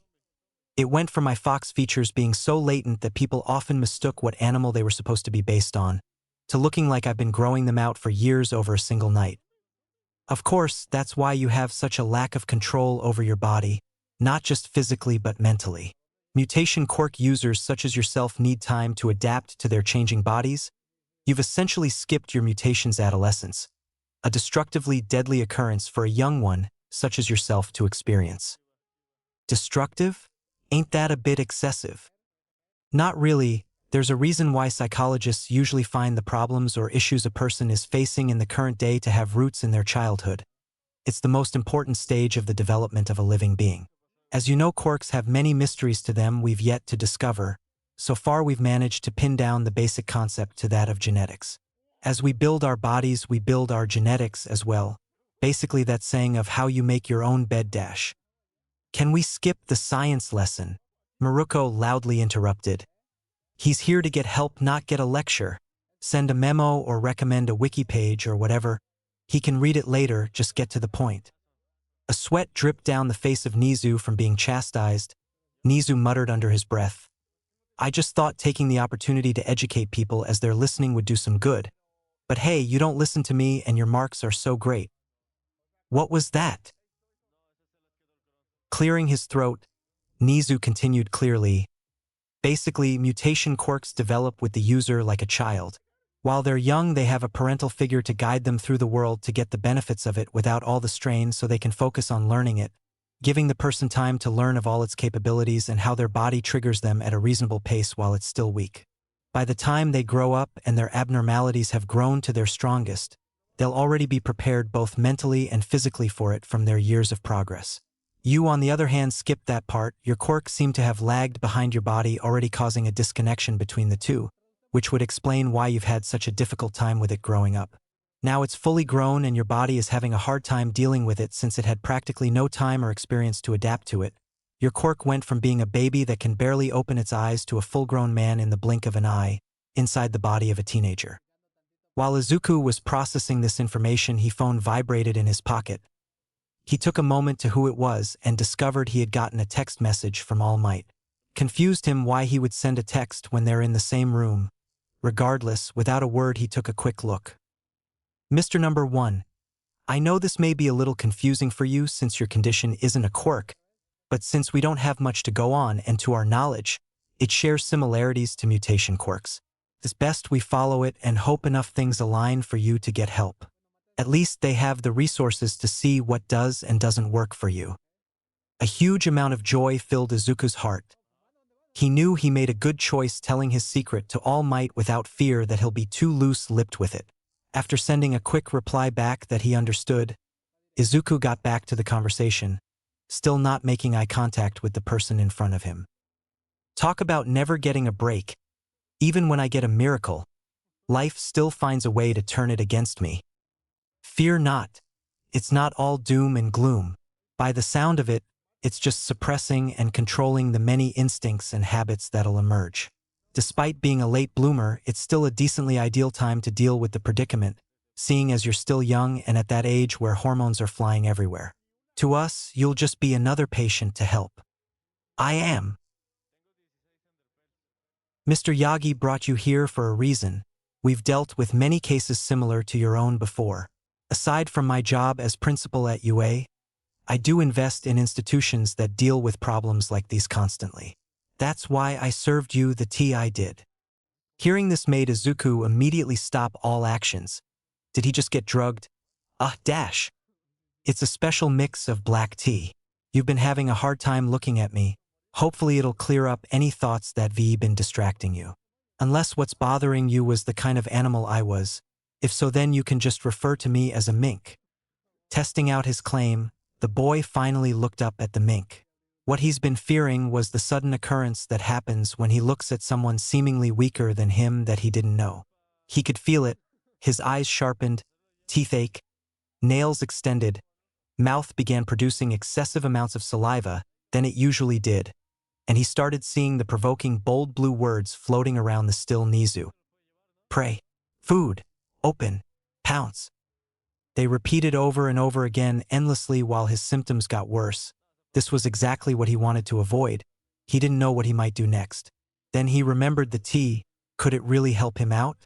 He already was taking periodic sips from it and nothing seemed to have changed. The mink still held a lot of confidence in it, meaning it should have some effect on him. He ultimately decided to trust that confidence and took a large gulp. Wasn't his smartest idea doing that since the tea was still hot, and he promptly let out a blood-curdling scream from his scalding mouth. Watching the boy roll on the ground in pain, Nizu decided now was the time to say, "Of course it won't work immediately. It needs time for the nutrients to flow throughout your body. Better take your time with that, since it's not something you can rush." I whispered Tekken that into consideration beforehand. Izuku groaned, barely able to speak. Insufferable pain filled his mouth, making it hard to move. He hated his new cat tongue. His eye twitched as he still recovered from the pain. "Rumi dear, you mind getting him the aid he needs?" Nizu called out. Izuku was escorted out of the room with Maruko to the kitchen, where she went into the fridge and handed him a green popsicle. "Here, suck on this. Regular ice chips could work as well, but these are my dad's favorite treats, and fuck him," she says him, conveniently getting an orange-colored one for herself. Izuku thanked her but still felt a bit awkward about her reasoning for it, causing him to only loosely hold his own. Watching Maruko enjoy the frozen treat she had acquired, licking and slurping with such a casual but unintentionally bewitching face, certainly made him stiffen his grip. Eventually noticing the fox boy's zany face, Maruko popped the popsicle out of her mouth before saying, "I swear if you're thinking this is carrot-flavored, I'm kicking your ass 30 times over."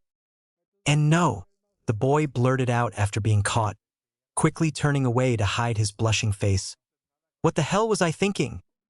He quickly moved to change the topic. "My mind was dwindling on the fact that your dad is the principal of UA. You mean because I've never told you about it before or because he's an animal?" Maruko asked. "Yes." "Well, I'm still surprised that you were a fox. Guess we're both full of surprises." "Hey, that's not fair." My own wasn't even completely my fault. I couldn't help that they looked small.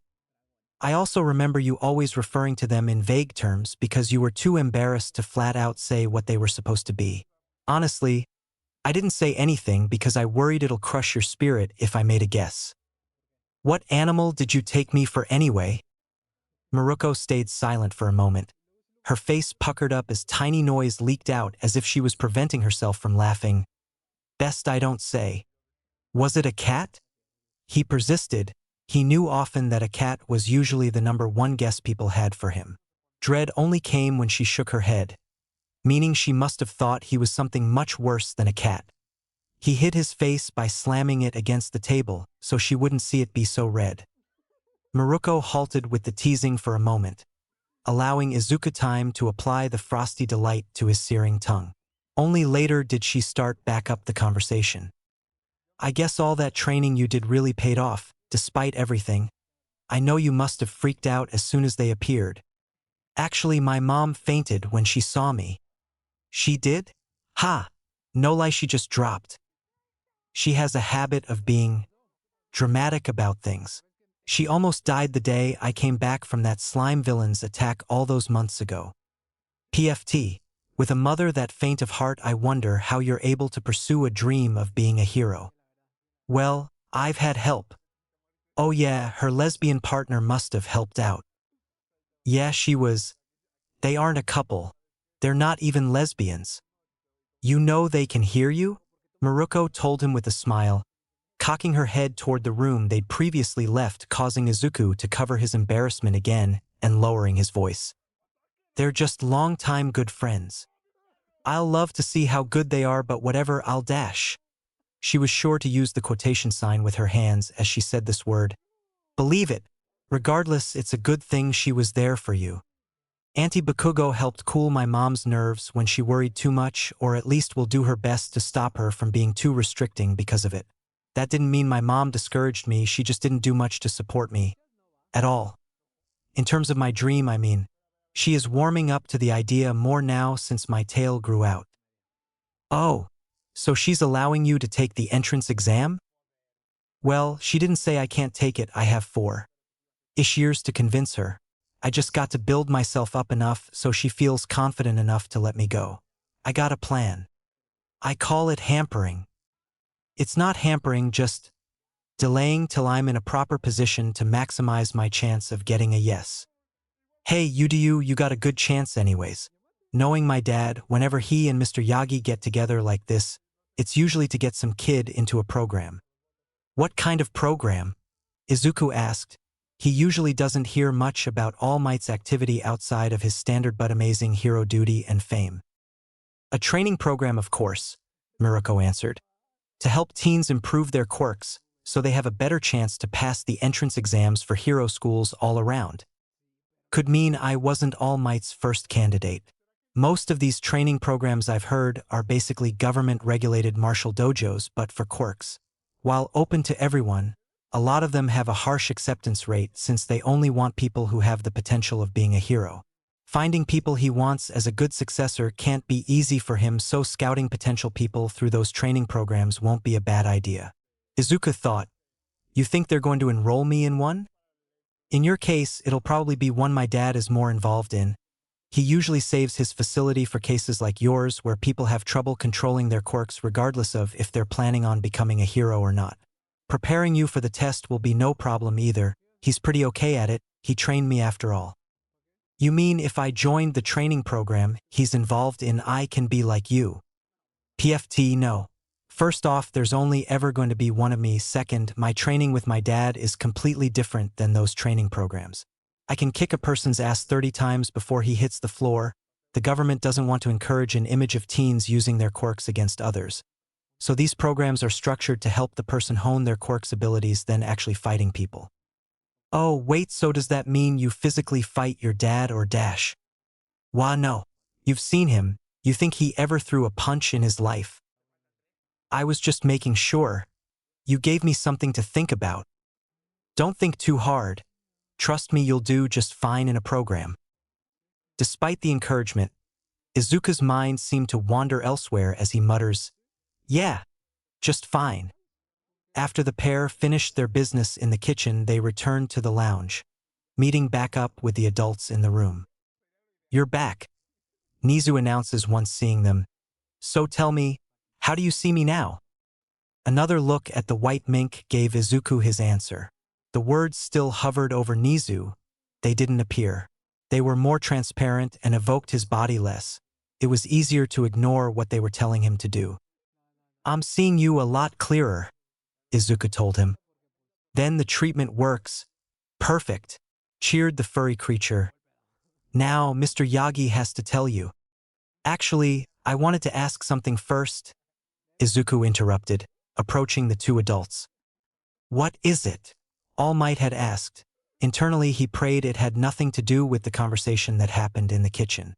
He's helped many people of all kinds of backgrounds before, but he didn't want to get involved with whatever this deal was with his possibly lesbian mom. Sounded too complicated for him to have any input. Before he spoke, Izuku took a deep breath. He knew the options and opportunities that were being offered to him. Yet they didn't truly feel satisfying, just filling. Maybe if this were before that day all those months ago, he would have easily accepted it just to get to the next day with a quick fix. But that kind of thinking no longer matched his resolve. He needed to strive for what he wanted, not wait for it. With the room's attention on him, he announced his resolution. "I want to personally train under you, Mr. Nizu, for the Hero Course entrance exam." "Okay," Nizu answered calmly, sipping his tea. "That easily?" Izuku shouted, flabbergasted to how quick his request was accepted. "You're not even going to object a little to it? I kinda had an entire retort speech planned out and everything." The fluffy round fingers of the mink waved in the air as he replied, "There's no need. I already overheard you two in the kitchen. You see, Izuku, I'm trying to change how society grows its heroes, so we can flourish a generation of better quality heroes both physically and mentally to assure our safety and continuation as a society. So of course I'm always looking for people with a special kind of mindset that's different from your average person and encourage them to join a hero course. Believe it or not, you're the first person besides my daughter who has asked specifically me to train them and not just recommend them to a training program. Though I guess you've had the advantage of knowing my daughter's capabilities with all the trouble she gets into. Either way, you sought out help from me even though I don't look like the most capable person for the job because you know I can personally help you way more than any program. You're clearly striving to be the best you can." Not knowing what else to say, Izuku just went, "Oh, I wanted to suggest it," All Might muttered under his breath, feeling down from having his already small spotlight swiped from him a second time in this story. "Prepare your shit. You're moving in with us," Maruko told him. "I'm doing what now?" Izuku stated out loud. "You're doing what now?" was how the Baku family reacted in unison when Izuku told them after finally returning home. "I got accepted into a preparatory Quirk training program that helps Mutation, more especially animal, Quirk users like me get used to their new bodies," Izuku explained to them. "They suggest that I live in with them to help boost the efficiency of my progress and because they already have the proper equipment needed to tend to my special needs." "We heard it just sounded too good to be true," Mitsuki says. "You've only grown out your quirk less than a week ago, yet somehow got accepted into any kind of those programs so quickly. Not to mention they're giving you a free dormitory pass including food and other essentials. You sure this isn't some scam and we're going to be paying some Russian mafia ransom money for you?" "I gave my mom the owner's number. She's talking to him right now upstairs. He's a person with a record of being involved with this stuff." Mitsuki went as her suspicions weren't quite satisfied yet. Her motherly institution was telling her something was off about this, but she wasn't sure what.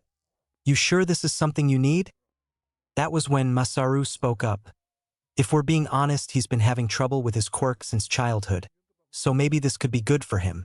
Also, he already tore through 215,236.18 yen worth of stuff, so this'll save us a fortune and save me some tears." That last comment earned him a very stern look from his wife. Smart as always, he knew his best options with as little trouble as possible would be to leave. He already said his input, raising his hands and walking away while muttering under his breath. "There's only so many times I can buy a new mattress. We still haven't finished paying off that TV either." "Anyways," Mitsuki says, turning back to Izuku, I guess it's fine if Inko is okay with it. She'll probably quadruple background check this guy to make sure he's legitimate. I'm just going to miss having you around. I'm not bound to be there forever. I can come back and sleep over anytime I want. I promise I'll come visit, Izuku assured her. Please do.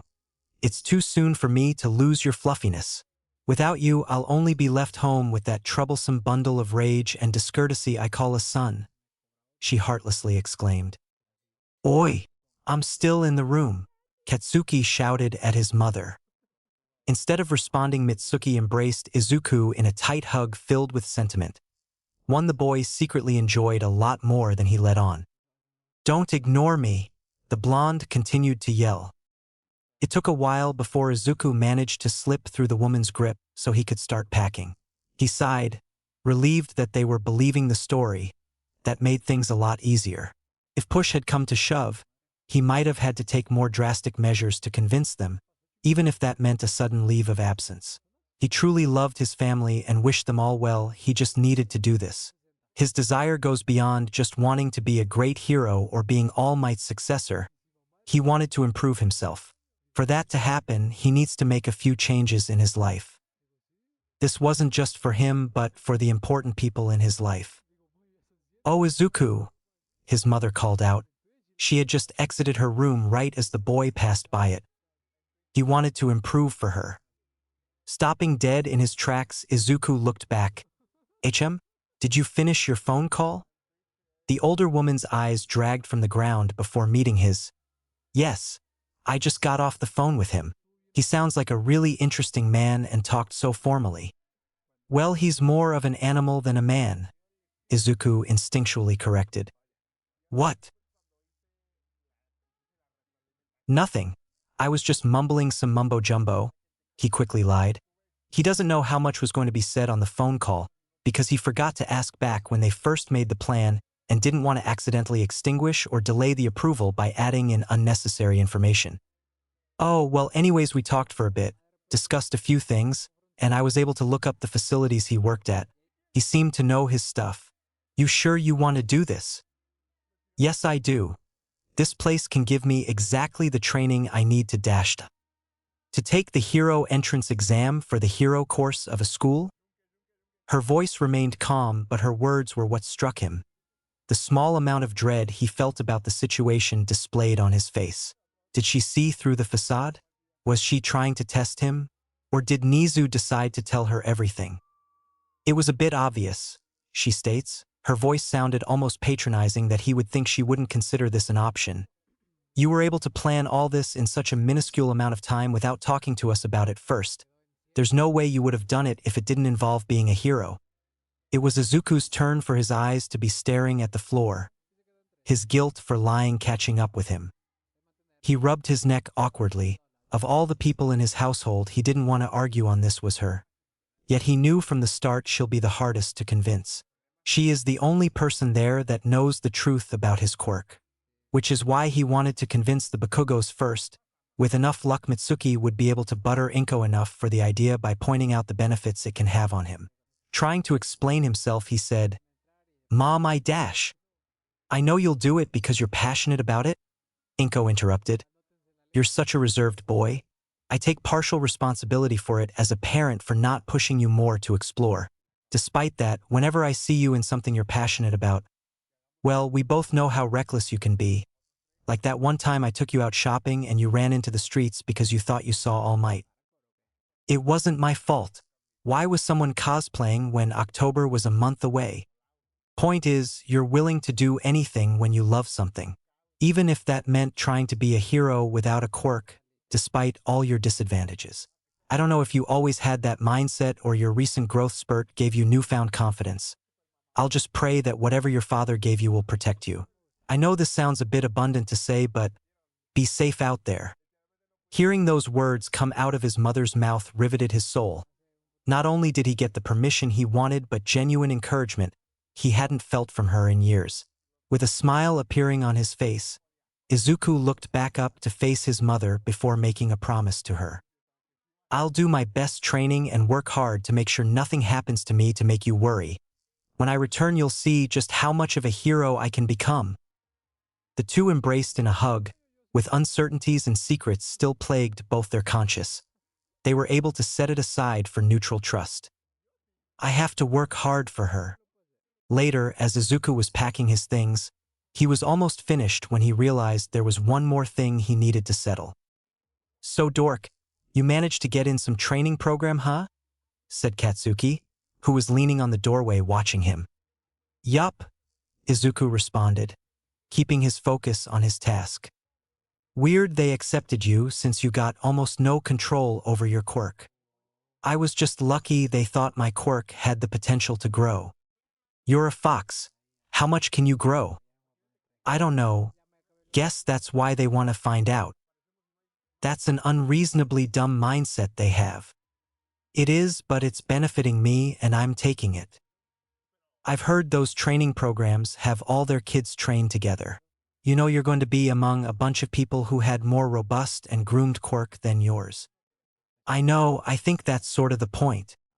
Whatever, I guess you're used to feeling outmatched, so you probably wouldn't mind it. Wouldn't be surprised if on day one they won't make it a habit of taking your lunch rations or whatever. I'll be fine. Honestly, most of those programs are a waste anyways. I heard they don't even teach any person-on-person combat. What a joke. We're trying to become heroes, we need to learn how to kick a villain's ass. Ha, am I right? Well, knowing your dumb ass, you're still going to try to wiggle your way into the hero course, and the only way in is the entrance exam. You know, if you want, instead of wasting your time on some half-baked program, you can just train with me. Why? The sudden change in his voice surprised even Katsuki. You know, so I can dash. So you can keep me close to continue shitting on me? Izuku interrupted. Or insult me or shout at. Or to have someone you can constantly put down. Izuku dash. I'm trying to better myself so I can train to become a hero and not be berated whenever I breathe. Why would I ever want to train with you? He states, picking up the bag he just finished packing. As he headed out the door, no more words were exchanged between the two boys. Changing something, whether it's fate or a situation, can't always be done by keeping everything the same. When you make changes to yourself and your decisions, your life can change. Sometimes it can happen in good ways, other times bad, and others it'll be in a way where you aren't sure how to take it. Regardless, people must always make changes to their life for the better as time moves on. Nothing is ever stagnant for long. A lesson many young people should learn before it's too late. As both caution and hope, life will always change and you can't be the same person forever. Which is just fine, because Izuku Midoriya never wants to be the same as he once was again. He was prepared to face the new world, as they stepped toward the familiar estate. Chapter 3, Jungle Book. Page 8. A new life, but got a lot to learn. For most people, their morning starts with waking up to the sunshine. For Izuku Midoriya, his morning started with a dream. Emerging from the lake, the boy gasped for air as he paddled his way to land. As soon as he secured himself, he frantically looked at his surroundings, trying to understand what was going on after suddenly waking up underwater. He recognizes the well-kept garden, forest of bamboo he was lost in for literal months, and most important, the Sankey house. It was all coming back to him, he knew where he was. Yes, I'm back in that dream again. Izuku cheered in excitement. He's been waiting for this to happen ever since his last visit when it was cut short by that masked fellow. The masked fellow who he just remembered threw him into the lake in the first place. He's gonna remember that next time they meet. He just got finished distancing himself from one person who fucks with him a lot and will not be dealing with that again so soon. Crawling out of the water, he did his best to wring his soaked clothes as dry as he could get it. I'm so lucky I can pick up right where I left off in these things, Izuku stated, thankful about that advantage or else he might have drowned. Wait, can I die here? It is a dream after all. If I do die here, what'll happen? I hope it's not one of those you die here, you die in real-life situations. Considering all the things this place put me through, I won't last long. If he wanted answers for anything, there was only one place he knew of where he could get them. Approaching the house, Izuku paused at the door again, remembering his last encounter here. Last time, it didn't seem as though the masked man wanted him to hear the conversation he had with that other person. He wasn't sure if they were still talking, but to be safe, it'll be better to not make his presence known. At least, that was the plan. Before he even had a chance to touch the door handle, the entire door was flung open, and once again he came face to face with the masked man. Like last time, he had his fox-like mask with blue markings and a green kimono on, but his eyes couldn't be seen and the tail he had when he first saw him was gone. "I knew you were back," he exclaimed, grabbing the teen by his shirt and picking him up. Izuku didn't have time to resist, only managing to shout out the question, "How? All the noise you made coming out of the water, why did you think I sent you there in the first place?" The man states, stepping a bit outside facing the lake. "Still too soon for us to properly talk, sorry kiddo. You're going to throw me into the lake again?" "No. Last time I pushed you into it, this time I'm tossing. It's a subtle difference." "Oh, come on, please. You have no idea how long I'm going to have to wait till I can come back here. If you want something to blame for that, blame your lack of control over your powers.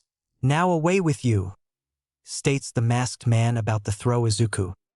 "Stop," called out a voice, making the man stop in his tracks.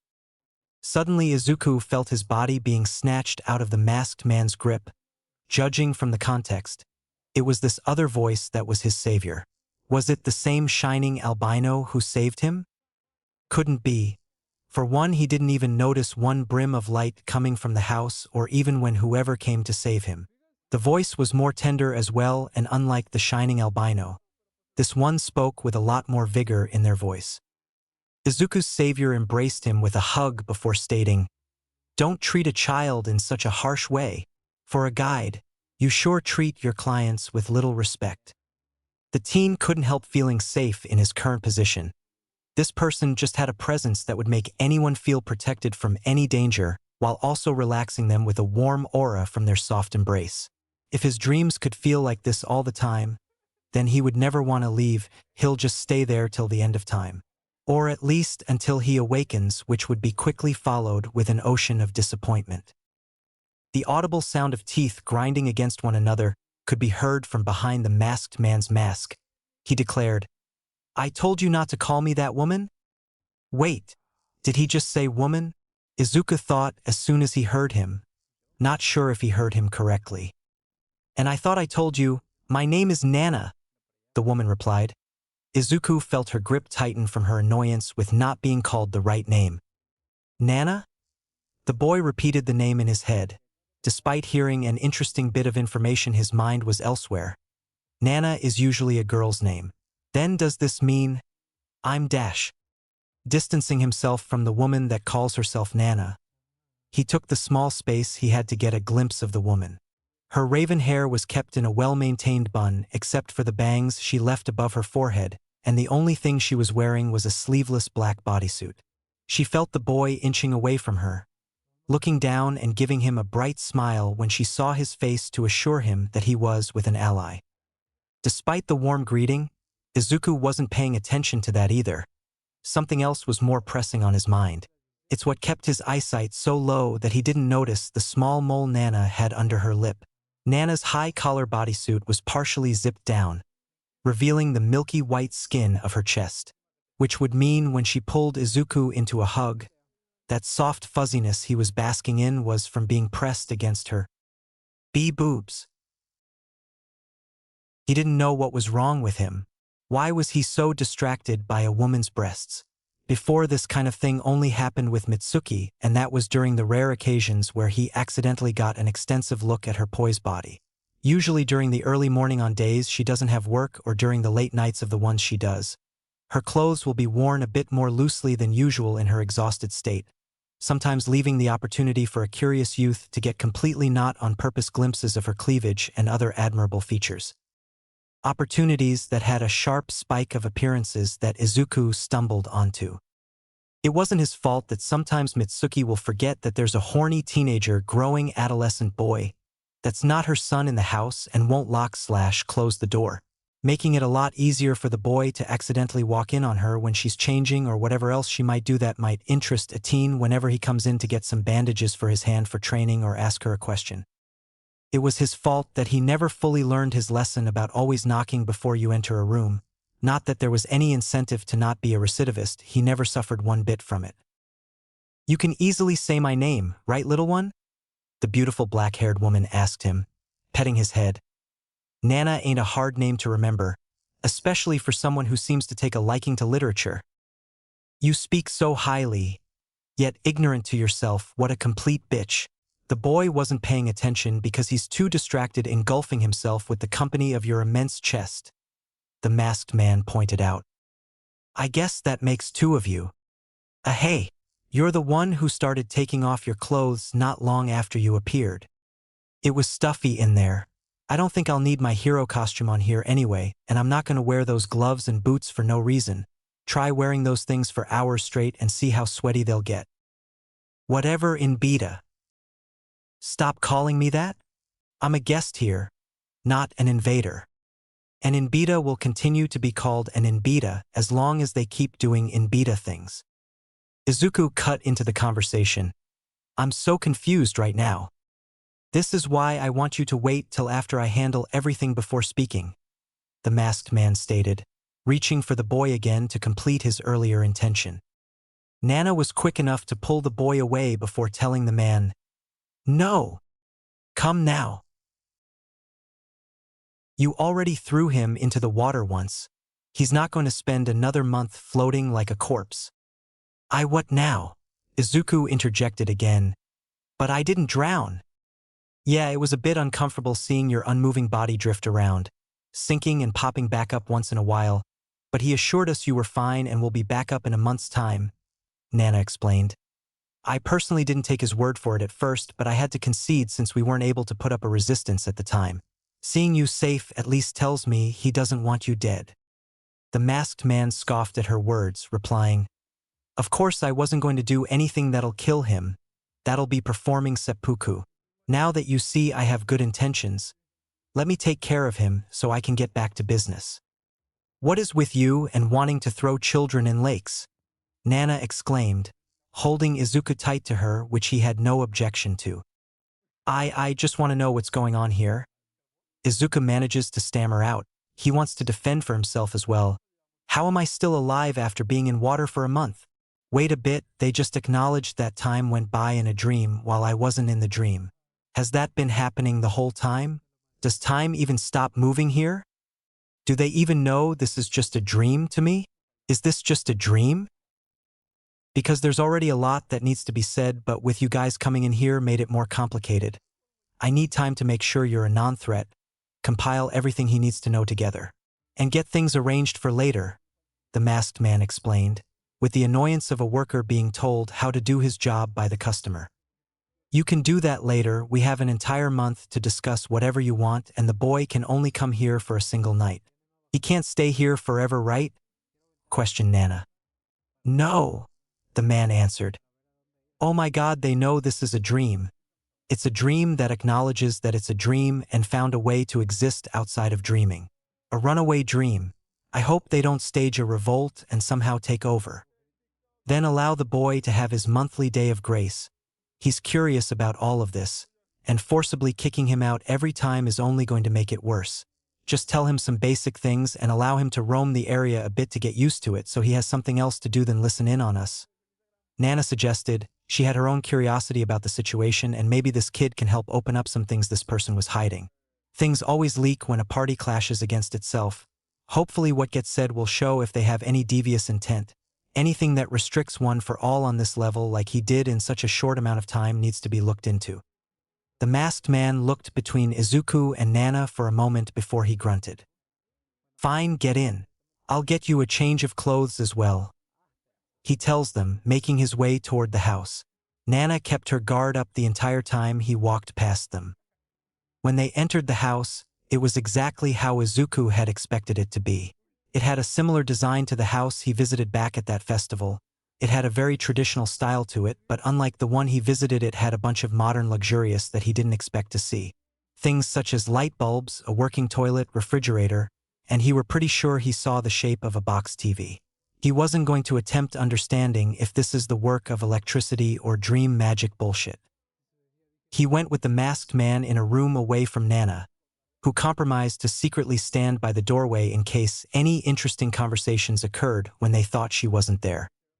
"What color do you want?" the man asked Izuku once they were alone and the teen put aside his wet clothes. "What?" Izuku replied, not sure what he meant as he gave no context on what he specifically meant. "The color kimono you want. What else would I give you?" "Oh, sorry. I guess green." "TCH, talk about unoriginal. Alright, fine, here." When the man first said that, he expected there to be a fresh pair neatly folded in front of him.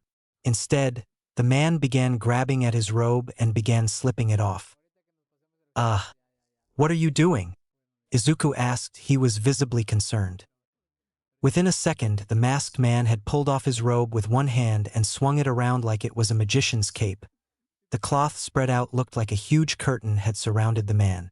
The more it was spun around, the larger in scale did it appear to have become until it became a spiraling spherical ball that took up a half the room. The entire time the man's hand moved in a swift motion, perfectly wielding the fabric with great finesse by showing how he can willfully change the shape and speed of the ball. It was one of the most amazing displays of control the boy had ever seen up close before. He wouldn't mind learning this kind of skill as a party trick. Then he remembered that he has no friends to show this trick to, excluding Rumi, but knowing her she might find it to be a bit too ballerina to find enjoyable. Hearing the objects inside the room clatter because of the rushing wind the masked man was creating, Nana broke her self-agreement to only listen from the doorway and opened the door by a pinch to gander a peek into the room. Though she had little knowledge about the start of this performance, she had enough context to get the situation. It wouldn't take much to piece together what came before. Suddenly a voice boomed from the center of the sphere. "Henken Jujutsu!" Stunned from the voice alone, Izuku didn't think of moving out the way when the masked man began to move toward him. With a stomp, he commanded the entire array of clothing to flow into a single direction, following the wind turbulence his hand left behind. With a swing similar to a speedball pitch, the wave of fabric flowed through the air before crashing into the teen. Dorisu! Took a moment for Izuku to realize what happened. He looked down to see that the kimono the masked man wore was put on him. Except it wasn't the same kimono the man had on. The past wearer had over an entire foot on him in height, and even under his clothes, Izuku could tell the man had more bulk than him. That's why it's strange it fitted him perfectly. A single kimono being able to fit the two different body types of a man and a teenager the same way was impossible. Even if this was a dream, there had to be a limit.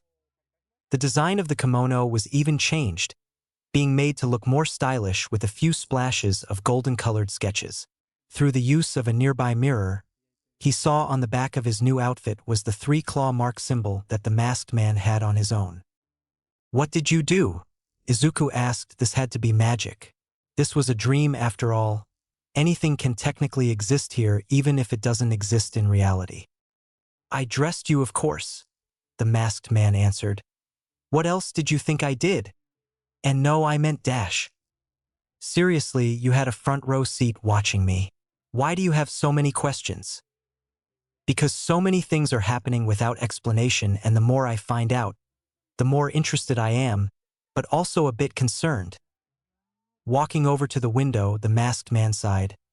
"This is why I would prefer doing things my way. That way I could tell you everything as it is at once. Sadly, because of the Inbita, One for All was the name right. Everything here is mostly screwed up and the landscape has changed to something new. I need to understand it as well before I'm able to explain it, which I'm taking seriously with a proper amount of time I feel is needed. It may seem fine now because you've only ever seen the base of this world, but when we eventually go outside you'll see what I mean, and this was after I stopped it early."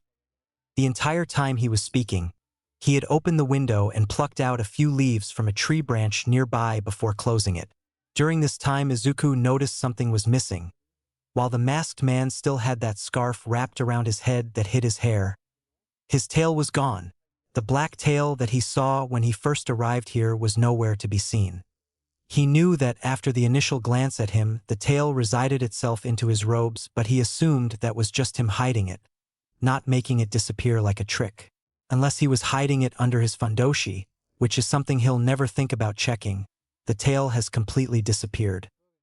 Izuku was going to ask about it, but then suddenly Nana completely opened the door she was hiding behind to say something. "That's a neat trick you got there. I knew tons of ladies that would kill to be able to dress themselves up like that. You mind doing the same for me?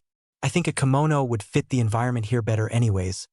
Plus they look quite stylish compared to everything else we have to wear here. Not that there's a problem with walking around in a loincloth." Taunted Nana. She did love the designs they had, but her main goal was seeing that technique again from the beginning up close. "I just need to egg him on enough to do it again. This should give me a hint to how his powers work. I just prefer something that'll cover enough without looking and being so well compacted. To be demanding is to be annoyingly consistent with requests," the masked man mumbled to himself before walking toward her. "Choose a color. Well, if you're being so generous, I'll take something yellow with flowers on it. Don't be afraid to spiff up the design a little. I'm not that old. Is that too much to ask?" "Not at all." Nana watched him closely, waiting to see what he does first. When he walks by, she decides to give one more taunt to make him lose focus, saying, "That's a surprise to hear. After being so begrudging with everything, I'm surprised there isn't an issue with this request."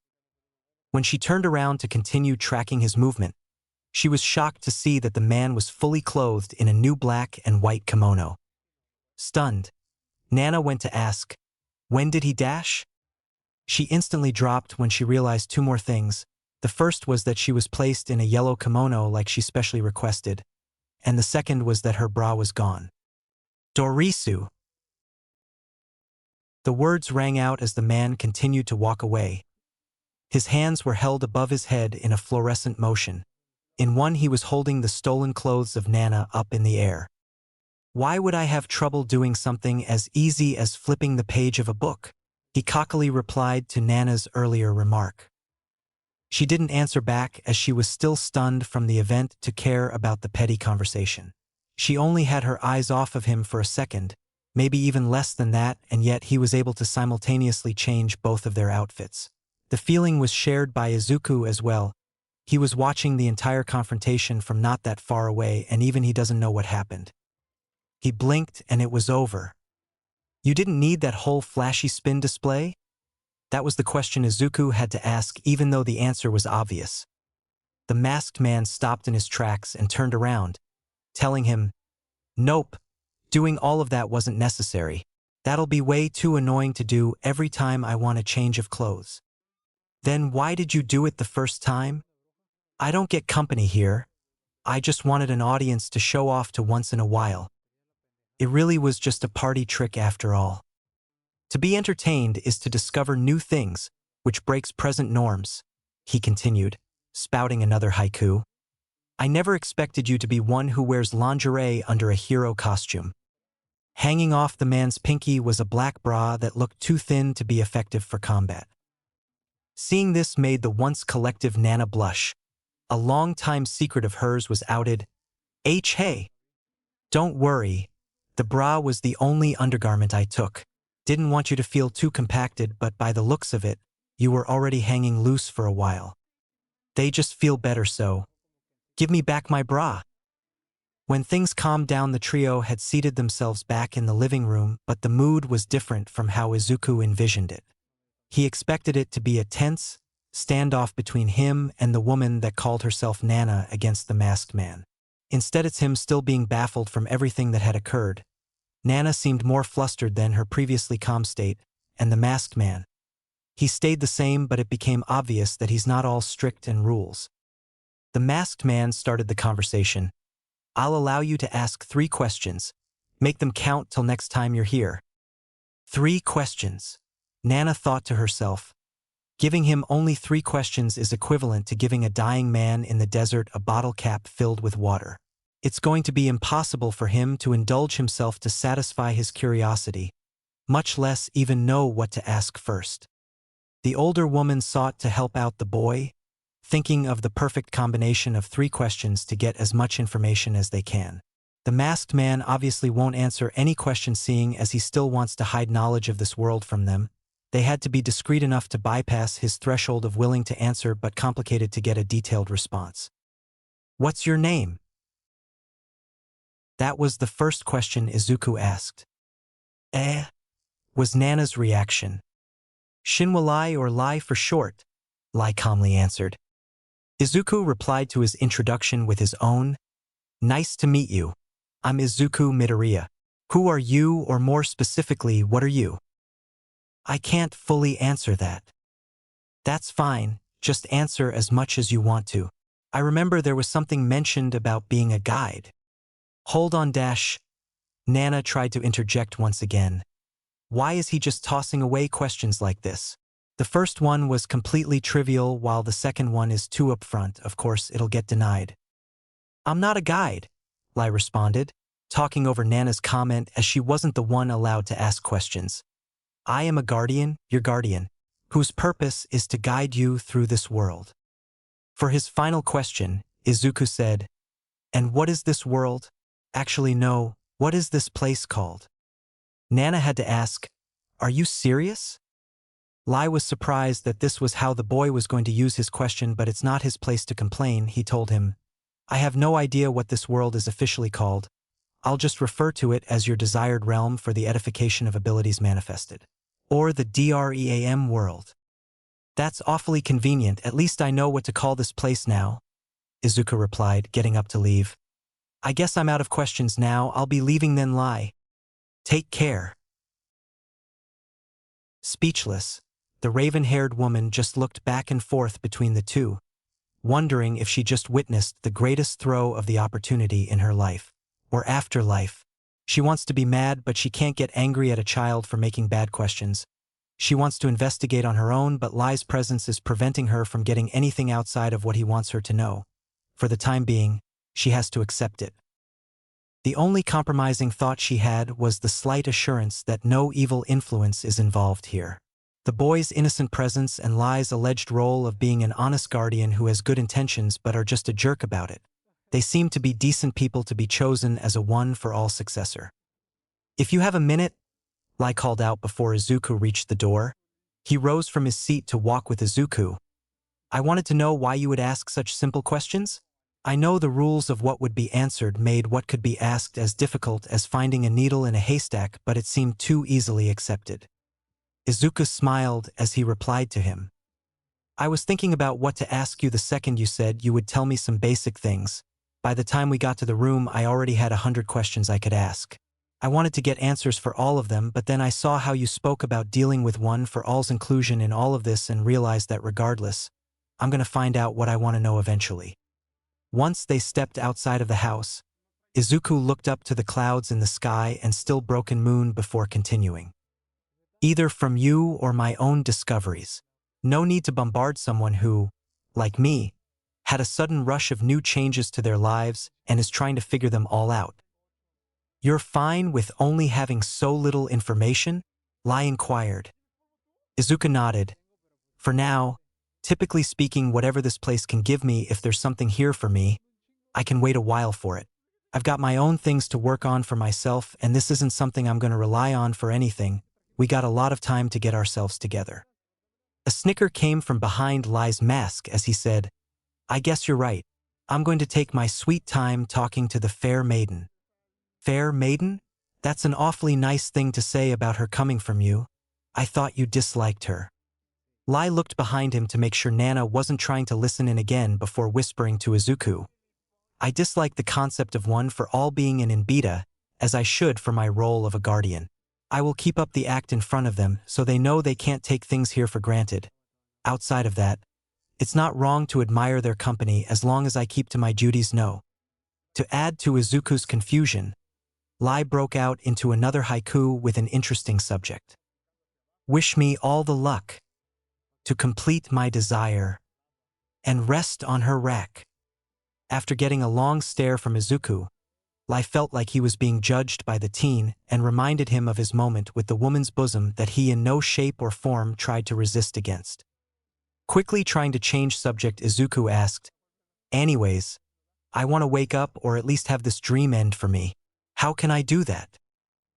No words were exchanged, but Izuku knew he had misspoken. He swears he saw the mouth of the fox mask lie head-on curl into a smile. "Just following your requests." "No, wait, don't." "Goodbye, kiddo." "Oh." In the seconds leading up to hitting the water after being flung, Izuku had enough time to think about something he noticed. It was about Lai. He has a good heart, no doubt, and works hard for his goals. But he's also lonely, obsessed with boobs, and despite being a hard worker, is pretty terrible at his job at the moment with only a few golden moments. Relatable, yet that doesn't excuse the most important thing. He's pretty immature for a guardian. Splash. Izuku gasped as he shot up from his bed. Unfortunately, when that happened, Rumi was already in the room and had a front row seat of seeing the body randomly wake up as if he was being attacked. She was only in a white t-shirt that covered all the way down to her thighs. It displayed the words, "If life pushes you down, don't be a bitch and go kick its ass." One can tell her surprise with how wide her eyes were when she stopped in her tracks. She wasn't fearful of anything, more of a mixture of confusion and awkwardness. That last part defines Izuku's emotions after seeing her in his room as well, except to replace confusion with embarrassment. They stayed dead silent for a minute. Rumi seized him up to make sure he wasn't going to do something else unexpected, and Izuku was trying his best to act as nothing happened. "Do you always wake up like this?" Rumi had asked him, gesturing a finger over his body to signify that she meant his prior actions that looked like he had a spasm. "Would you believe me if I said no?" Izuku answered, giving his own inquiry. Rumi shrugged, stating, "I have no reason not to." "Then no. I just had a weird dream." "What kind of dream could have caused, well, that? By the way, you should warn my dad about that before he sees it for himself and assumes you're possessed. He's very paranoid about that stuff and trusts me. He will exorcise you." "Good to know. And this dream is kinda crazy to explain."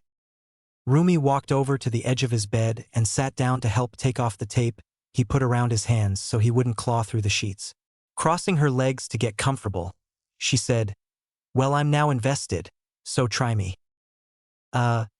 Okay, I'm going to need to give a bit of context because it's kinda like a long-running dream."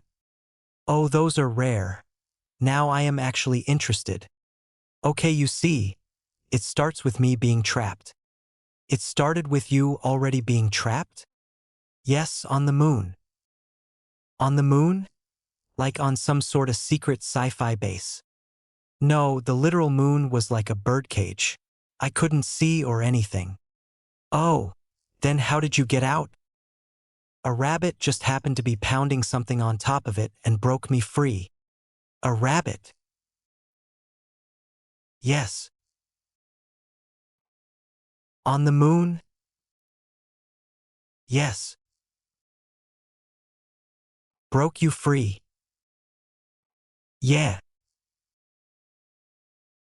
"A random rabbit got on the moon and through pounding it with its tiny fucking paws, or legs, or whatever it has, broke the moon in half." "I know, well, I actually didn't get a chance to see the size of the rabbit, but I guess that doesn't matter. Honestly, I don't get it either." "And then what happens?" "I fall down to Earth." "All the way from the moon?" "Yes, and ended up in a swamp covered by a forest of bamboo that was so dense I couldn't see an exit even if I climbed upon them. After waking from blacking out, assumingly from the fall, I then got lost in there for the betterment of like 6 months worth of time.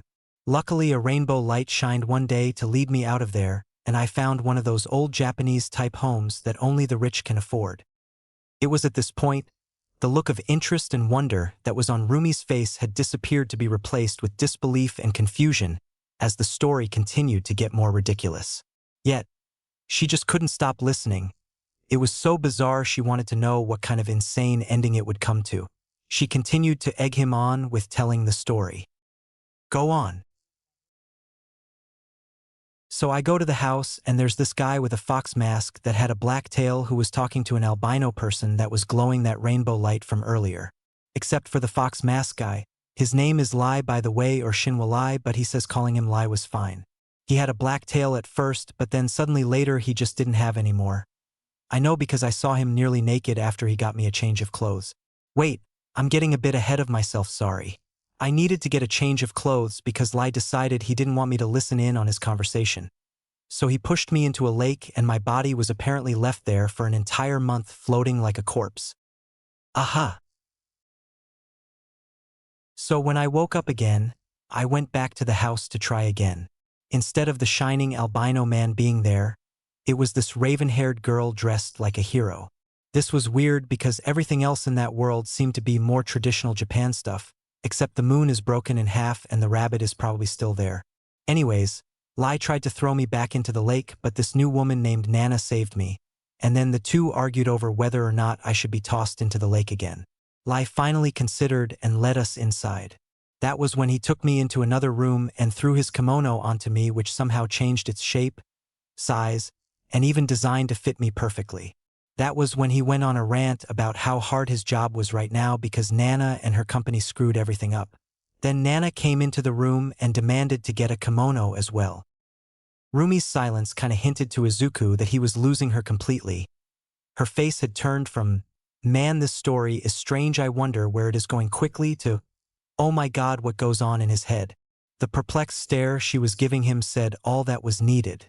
He even felt it stupid saying his dream out loud and regretted mentioning it. So, he, walked by her and, in a fraction of a second, dressed, both of them. He coughed awkwardly before saying, "Yeah, it's a really stupid dream where things got out of control quickly. This is why some people prefer keeping their dreams to themselves."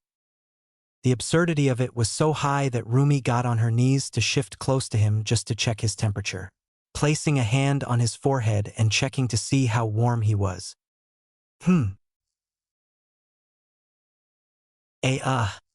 WHY, are you checking my temperature?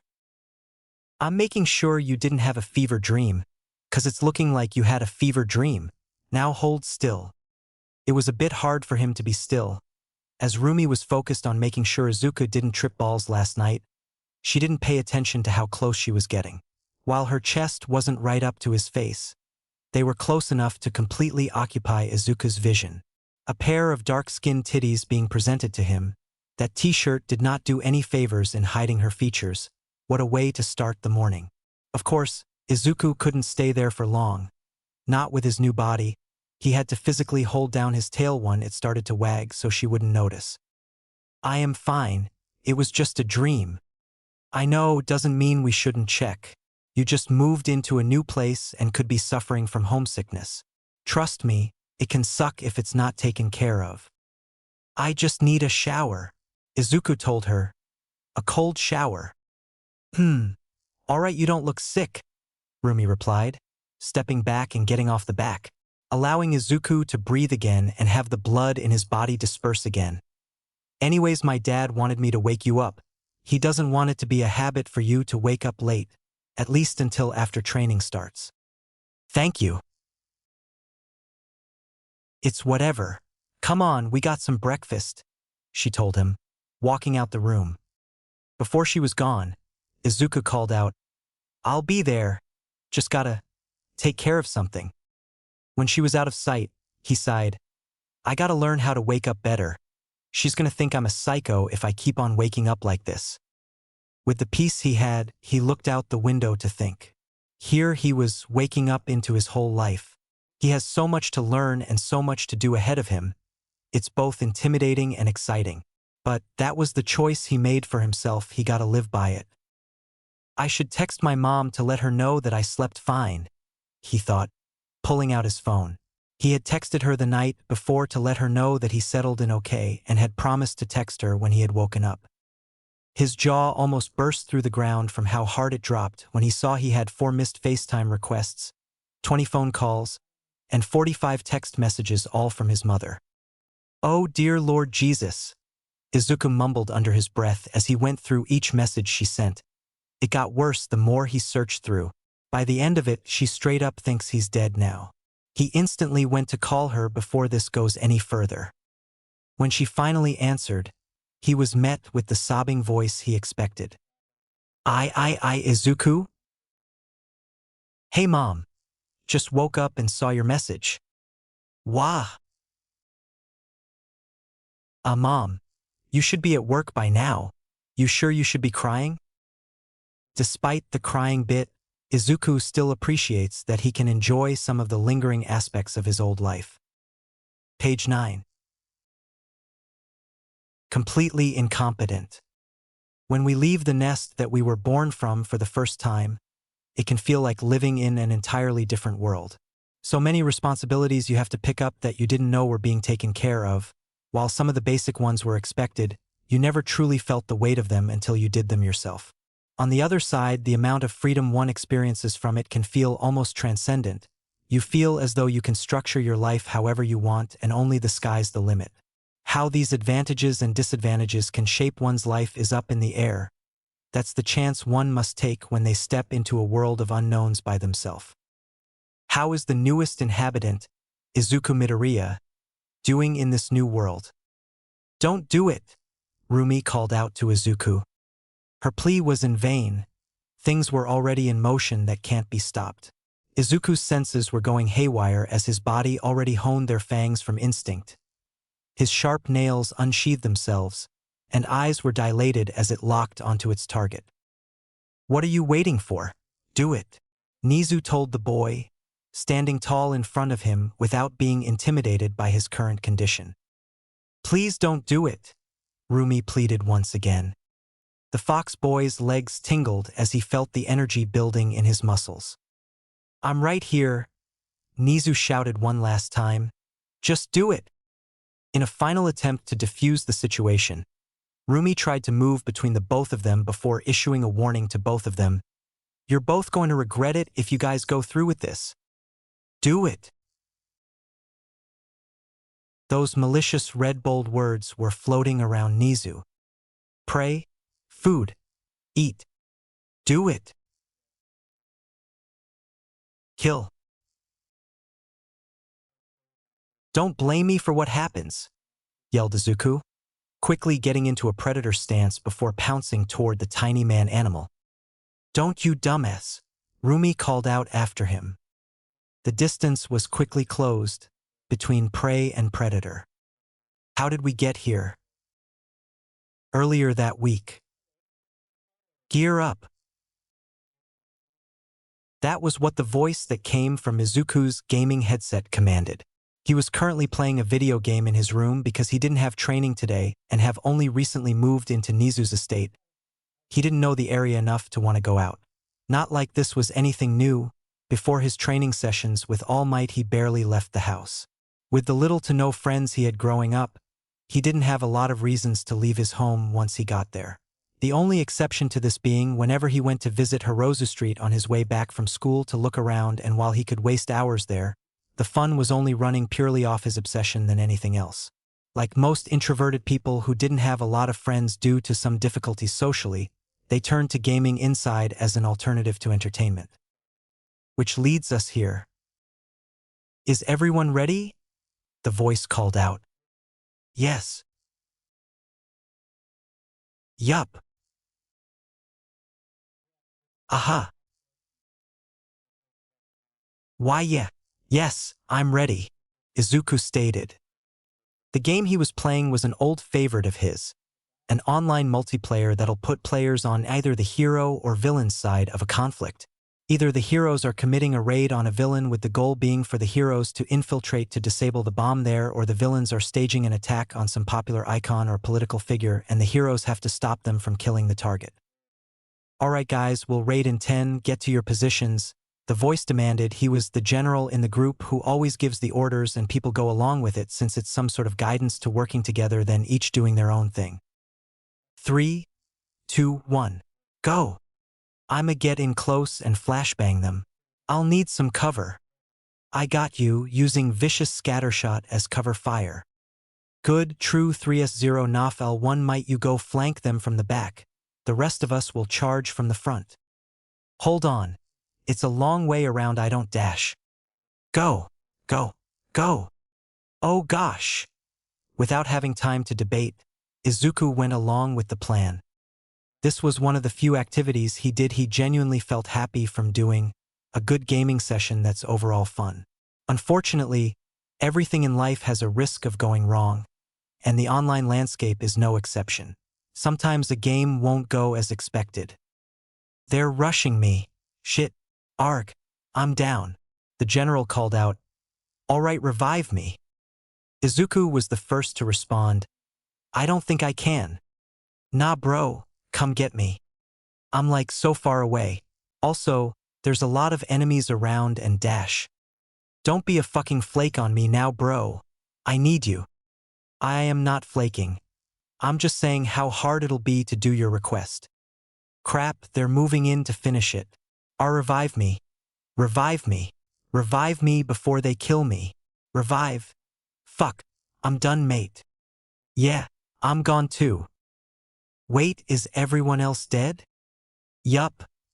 Alright bro, it's all up to you. Wait, what? Yeah man, clutch the win. I'll try, Izuku responded. A drop of sweat slid down his face at his task. I hate being in this kind of pressuring situation. Nah, fuck that, do it. All of them are still alive. So what? You're always bragging about heroes all the damn time. Now be one. Come on, All Might Jr. I'm low HP and all of them have maxed out abilities. Bro, legit, if you lose this game, you're trash. I think that's a bit dash. In that brief moment, Izuku was distracted. The entire enemy team blitzed Izuku at once, killing him instantly. The dreadful message was displayed in large red print on Izuku's screen. Hero team eliminated. Villains win. Staring in dismay at the screen that showed his failure, he knew what was coming next. All he could do was put down his controller and take it with a sigh. Oh my god, you fucking suck. Wow. You're trash. Understatement. You are human garbage. I can't believe this guy got the nerve to think he should still be alive. Trash. This man can really wake up in the morning and look himself in the fucking face as if he's not shit. Hot pile of shit. Oh my fucking god. Fuck. Izuku didn't say anything back. He knew there was no point. Now, most other people would probably just mute their headset or leave the team call, but Izuku was too used to being insulted that he didn't even think about the fact that he had an option to shut them out. Unlike other bullies in his life or Katsuki, he doesn't live with these people nor do any of them know him in real life. He also couldn't take it too personally. It's not like any of these people knew how his life was. Also, they were the most reliable people he can play within this game. If you don't have at least a few teammates you can rely on, this game becomes a lot less enjoyable. You have no worth in life. There's nothing for you here. Your MOM made a mistake. That doesn't mean they didn't hurt to hear. If you ever have a girlfriend, I hope she cheats on you, and then bust your jaw. I hope she stomps on your balls with a spike boot bitch, 48 times in a row, just to make sure you can never reproduce, and then dump you. Now he's just being excessive. You should burn your tongue on hot soup. I hope you burn your tongue on hot soup. That way you can know how much of a burden you are to everyone around you. Hey, Midoriya? Rumi says once she enters the room. She was on her phone when she looked up to see Izuku was playing video games. Oh, are you winning? No, Izuku solemnly replied, turning to her with a sorrowful face. From how his wrinkled eyes looked, he seemed like he was about to cry. What's up? Rumi asked, curious about what's upsetting him. And nothing. Izuku told her it was just a game after all. He didn't find it was necessary to take it further than he had to just because he has thin skin and went to an online multiplayer game. Rumi didn't fall for his lie-seeing as he looked visibly upset and the fact that he was a terrible liar. His tail wasn't wagging. It was unmoving like a sad puppy that's been told that the owner won't throw the ball again. Taking a few types into the room, she got a chance to look at the TV and see the giant defeat screen on it. Putting two and two together, she yoinked the headset off of Izuku's head. "Let me see this for a moment," she casually told him. Izuku tried to reach to get it back, saying, Hey, give them back." Stepping out of his sitting reach, she gave him a one-moment gesture as she put the headset to listen in. "Why you even waste money buying this game? You're bad. You're just wasting money at this point. Donate to a homeless shelter, you selfish prick."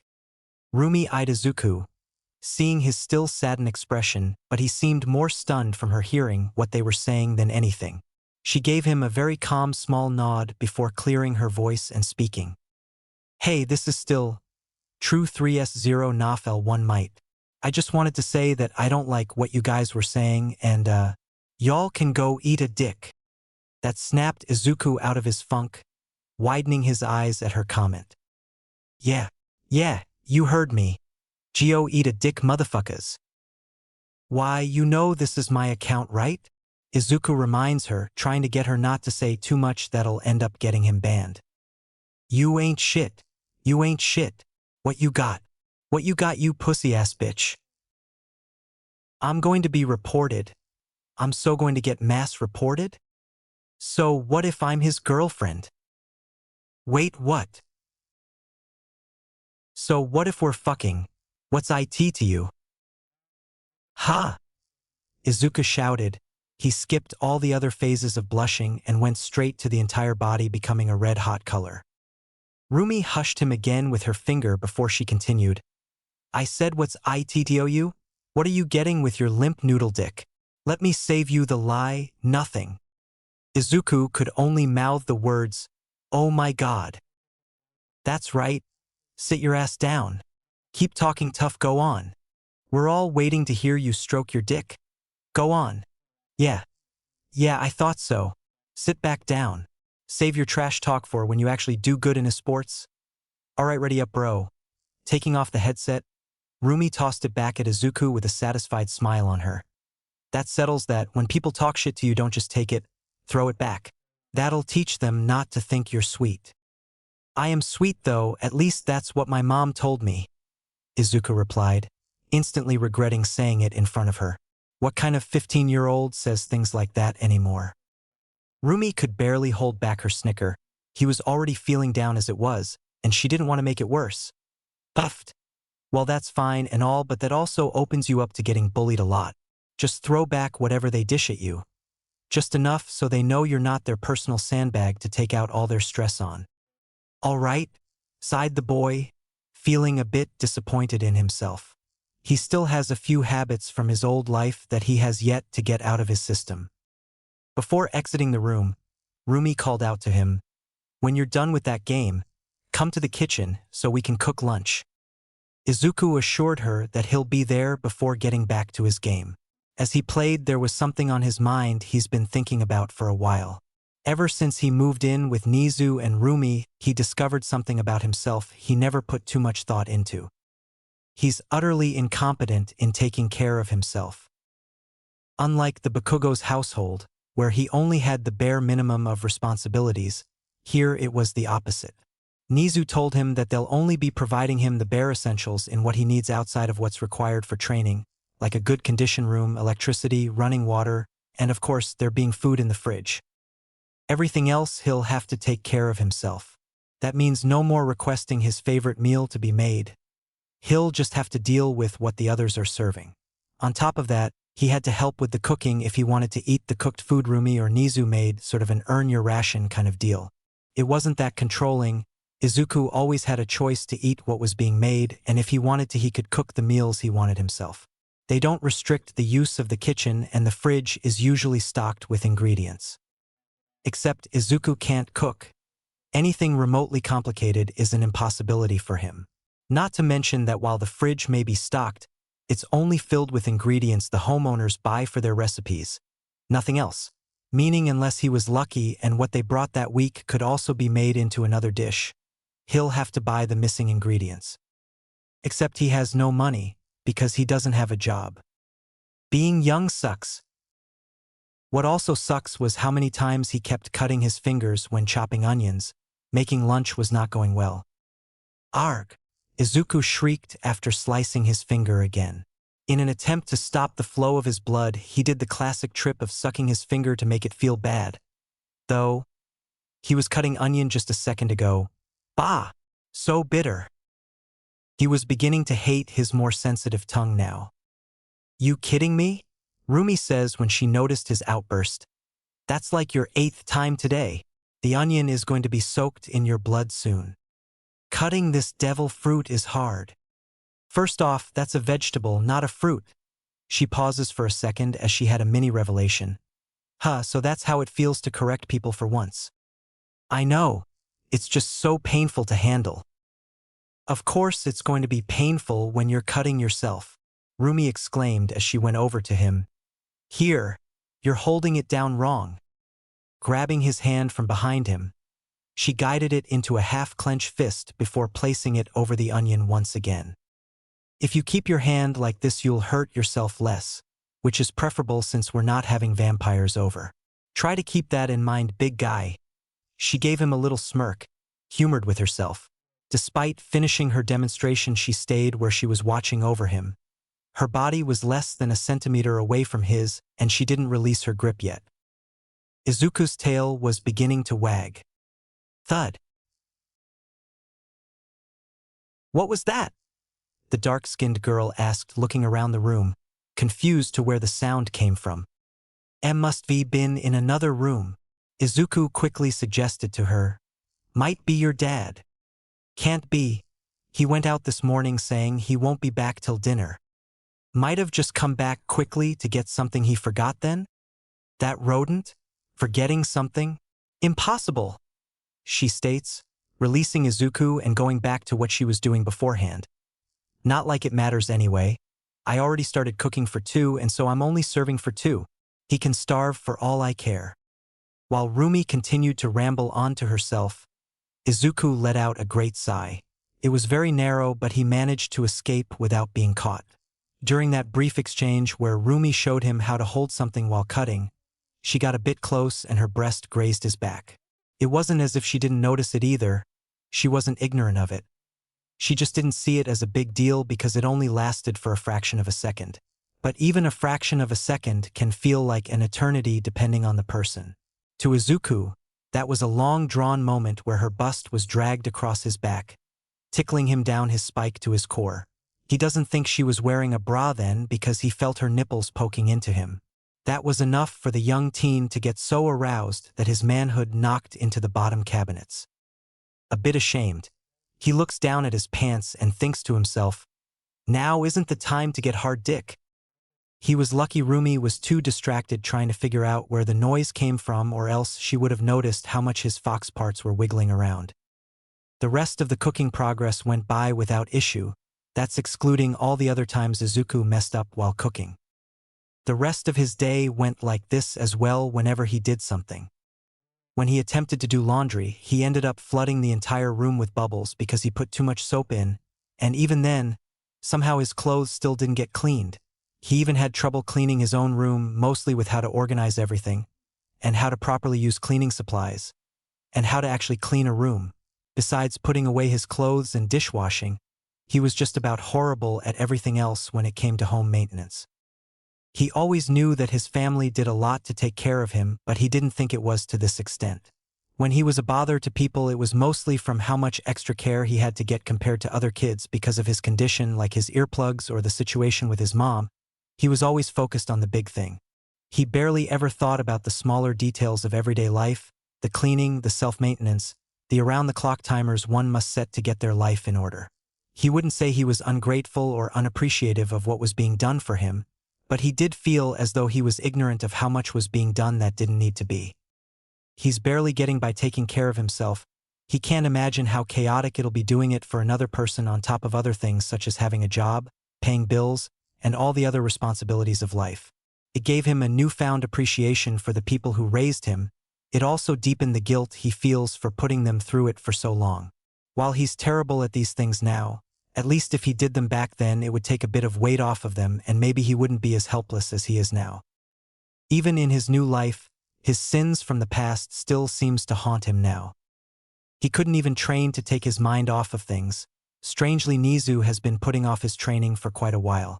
It was understandable at first, as he didn't expect to immediately be put through the ringer. Maybe if Rumi was his personal trainer, but Nizu seemed like he'll be more sensible with his methods. Yet as days went back, nothing happened. It wasn't as though Nizu was too bust. Izuku has spotted several times where Nizu was completely free and yet still refused to do any session with him. He doesn't even assign him a regiment to do to keep him fit. For someone who was so happy to accept him, he's being quite negligent to him. Later that night, when Nizu came home, the trio would have dinner. Another vegetarian meal, no meat. For a fox or normal people like him, this was torture, but it wasn't like he had many other options to eat. He assumed they always ate like vegans because of Nizu. For a mouse-like creature, it'll be pretty mortifying if he's constantly watching others eat his species. He knew it wasn't true, but he also felt like it's because they don't want to trigger him attacking Nizu if he tastes meat around him. Better safe than sorry. They can't purely rely on Izuku not looking at Nizu as they eat. "You always eat so fast, dear. Be careful before you choke," the little animal said to his daughter. "Eat a dick, old man," Rumi casually responded, continuing to dig into her food. Nizu sighed before asking the fox boy, "So how was your day today, Izuku?" "It was fine," Izuku answered. "Do anything interesting today?" "No, I kinda just stayed inside all day. Crying over losing a game," Rumi silently mumbled. It was just loud enough for only Izuku to hear, so he could blush from it. The boy gave her a small pout, telling her it was only one time it happened. Nizu continued, "I hope you're settling in okay. You should walk around the streets here and get used to this area." "Okay," Izuku replied, stirring around his food before saying, "But I would much prefer if we start my training soon." "Sure." "Really? I'll get to it eventually, but not right now." "Oh." Izuku would spend the rest of supper being non-talkative. Since Rumi cooked or was the main one cooking, it was left to Izuku and Nizu to take care of the dishes. There, Izuku decided again to poke him about his training. "Mr. Nizu." "Just Nizu will be fine, we are living together," Nizu told him. He had the usual calm, unmoving smile on his face. "Right, Nizu. I was wondering what you have planned for my training, once we actually get to it." "No idea, I haven't thought about it. Give me a little more time." "Okay."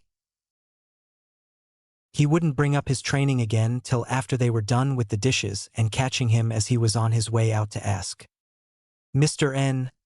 Nizu, are you going anywhere?" The white animal stopped to turn him, responding, "Yes, I'm just heading over to my studies." "Your studies? Oh, I guess that means you're busy." "No, I'm just going there to relax and plan some things." "Like my training program?" "No, I meant for some of my more personal hobbies, like making tea reviews online."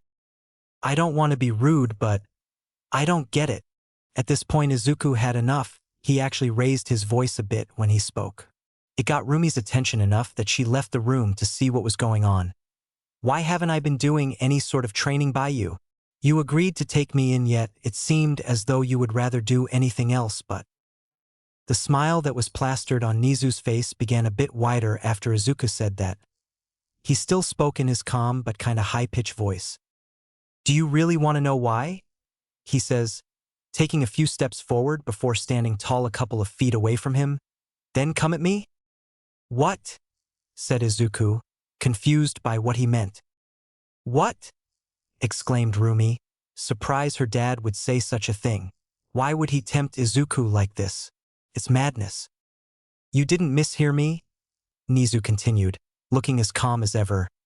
"Look me in the eye and attack me." And that was how it all started. "Don't do it." "What are you waiting for? Do it. Please don't do it." "I'm right here. Just do it. You're both going to regret it if you guys go through with this. Do it. Do it." Don't blame me for what happens. Don't you dumbass. How will this encounter between predator and prey play out? Gah! That was the blood-curdling screams of Izuku because the moment he swiped his claws at Nizu, the man nonchalantly pulled out a black object from his pocket, back stepped his swing, and pressed the object against his neck, which shocked him. Quite literally. Falling to his knees, Izuku looked down at Nizu to see the object in his hand and recognized what it was. Is that a taser? Good eye. It's a bit small but custom made to work for someone my size. Nizu calmly tells him before pressing the taser against his shoulder. Braz. Izuku's knee gave out, leaving him only being kept up by one arm. He was now eye level with the little white devil, who still had a smile that he was no longer seeing as sweet but purely sadistic. Why are you still tasering me? That's dangerous. Considering our weight difference and your dangerous attributes, I can't take the chances. I may be a hero, but I don't have that many things to naturally protect myself, he explains, placing the taser on his back but not activating it. Don't worry, this is one of the lowest settings it has. Judging by your current build, you'll need to be shocked with this in this neck at least over several times before you'll be in any kind of danger of anything. Izuku looked horrified hearing him say something like that so casually as if he's not tasering a minor. Then he was tossed one more time before dropping flat on the ground, still conscious but his body was getting sore. Rumi sighed, shaking her head. Idiot! I tried to warn him. With Nizu not being the one looking down at Izuku, he says, Oh, to answer your earlier question, I'm holding off on training until you can get your life together. You have little to no self-control over yourself. You just attempted to take on a pro hero by charging directly at them and doing the most telegraphic attack possible after they tempted you to attack them first. If that's not a rookie mistake, I don't know what is.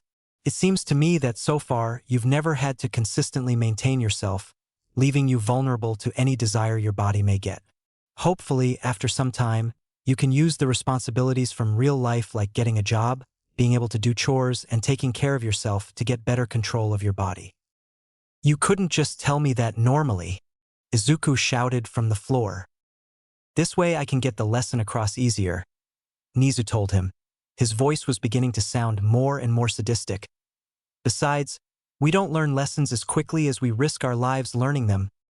The fox boy was left speechless at his demeanor, and he thought Rumi would be the insane teacher. Oh, and Midoriya, Nizu continued. Right now your body still sees me as prey, seeing how despite my daughter or Mr. Yagi being here you never had a problem with them. Will know your responsibilities training is complete when your body realizes that I'm the predator in this relationship. Ahahahahahahahahahaha. I think I made a mistake, Izuku thought as he watched the white animal laugh maniacally. That was when Rumi came along, picking Izuku up and telling them, All right, well, this is now a bother. Dad, go to your studies and try to calm down, if not take your meds. I got the dumbass. Okay, sweetie. Ahahahahahaha. Nizu continued to bellow, walking away. Taking Izuku back to his room and settling him down on the bed, she tells him, I tried to warn ya. My dad can be a bit excessive at times. Thanks for warning me ahead of time. Izuku took a deep breath before asking, What was that? HM? Oh, that? According to my dad, he got experimented on when he first manifested his quirk. So he, kinda has a grudge against all humans, leading to some sadistic tendencies. That's horrible on all sides. Yeah, I know, it sucks. Just a vicious cycle of hate and abuse. Yeah, sure, whatever. The most annoying part is that he'll stay like that for the rest of the day unless he luckily calms down. Imagine hearing that laugh at 2 a.m. when you're trying to sleep. It's annoying. That's why they gave him those pills, so he can sleep easier or else he'll be up all night. I'm troubled that we're worrying about two completely different things. Meh, you're caring too much as if he's a threat. He's practically harmless. He tossed me multiple times. If we're being fair, you did technically attack him first. In his own home, in front of his daughter. Yeah, the law is not on your side here. Continuing this conversation was utterly pointless seeing as apparently he was in the wrong despite being ordered to by Nizu himself. He laid back in his bed, letting out an exhausted groan. Seeing this, Rumi told him, "Don't worry about it. After a while you'll get used to dealing with his insanity. Trust me. Getting tossed is the least crazy thing he can do to you." "No, not that," Izuku replied, putting his hands over his face to rub it. "Actually, that last part only makes me even more concerned about your sanity and your father's influence over it, but it's more of everything else today." "You're still upset about that game?" "What? No. I mean, kinda. It's one of them, more of what it means than anything else." "So it's a no, then a maybe, then a yes but not fully? You're losing me here," she states, plopping herself down on the bed next to him. "Explain. You remembered how I rushed in against that slime villain?" "Yeah. I don't think I mentioned that I was attacked by that same villain earlier that day and survived only because All Might came in to save me. It's kinda my fault that the second attack happened that day. I don't know the context, but I can say, it's fucking stupid to put the blame of a villain being, well, a villain on yourself because of some slight mistake you made.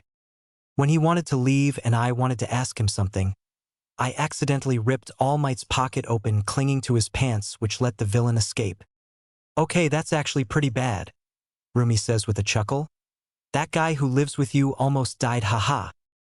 Izuku would snap his head up to look at her with judging eyes that told her that wasn't what she was supposed to say, at least not right now while he's moping. It took her a moment of him staring for her to get it, making her quickly add in, "But it's not entirely your fault, at best I say only 45% at worst. You're horrible at cheering someone up. You only got a lick of what my dad does and you're surprised I have issues?" "Fair point.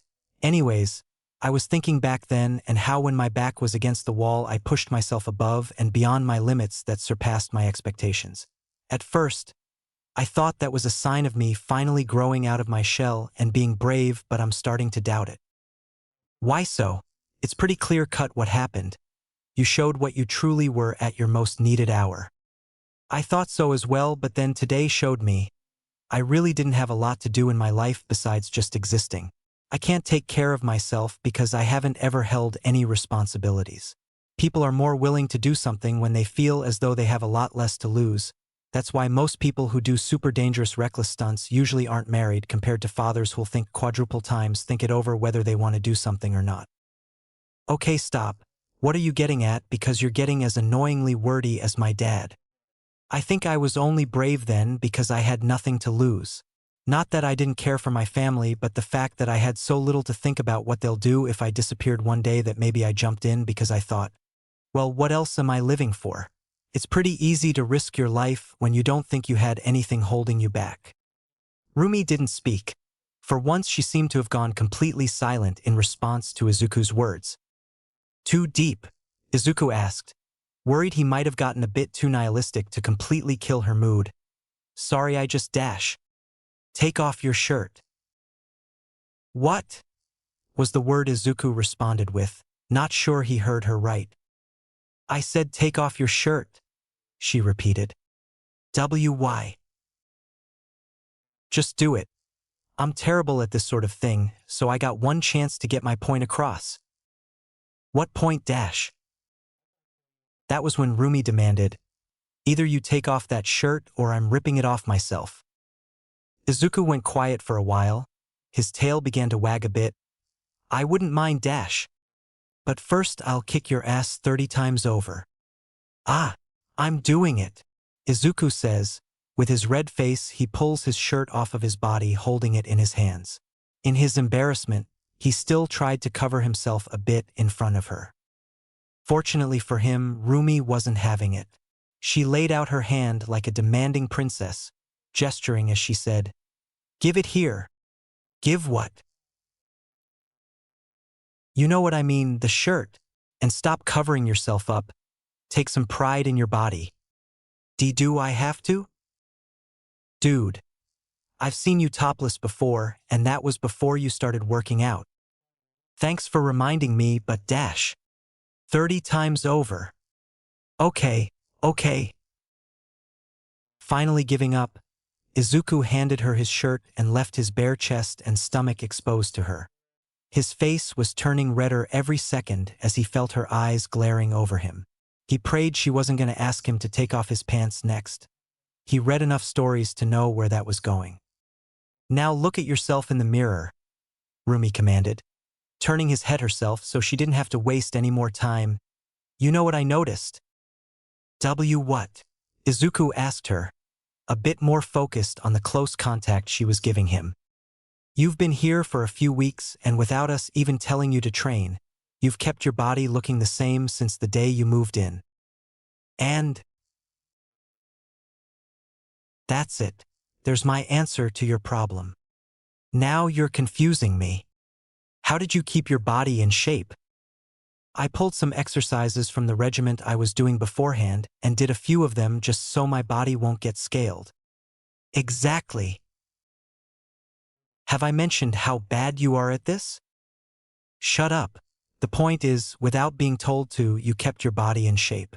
Because you had a goal to work toward, you maintained yourself without being told to. You can't do laundry, but you wanted clean clothes, so you still attempted to do it without us reminding you every day to do it. Etc., etc. I'm not naming everything.